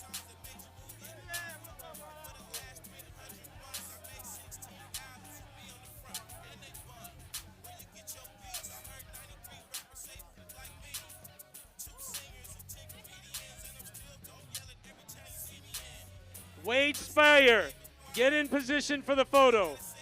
Klaus Krabke, get in position for the photo. Jim Gray,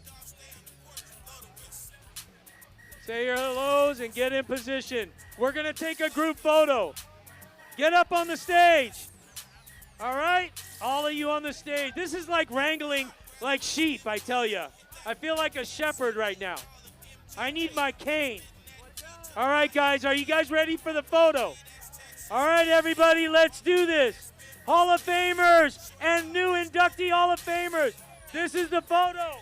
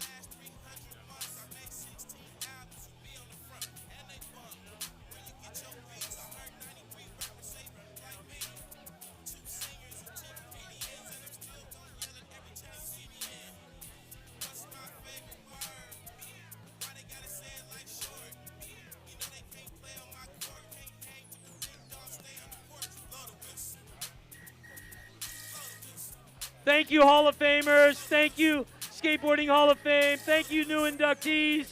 We love you guys. These photos are going to be epic, completely immortalized. 2025. I'm going to do an airdrop right now. If your name comes up, you're getting the photo.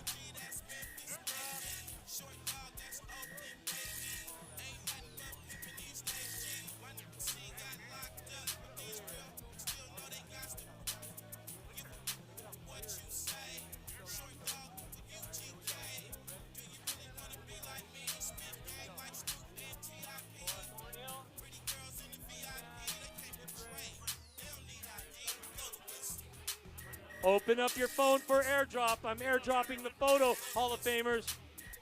All you Hall of Famers. Here we go.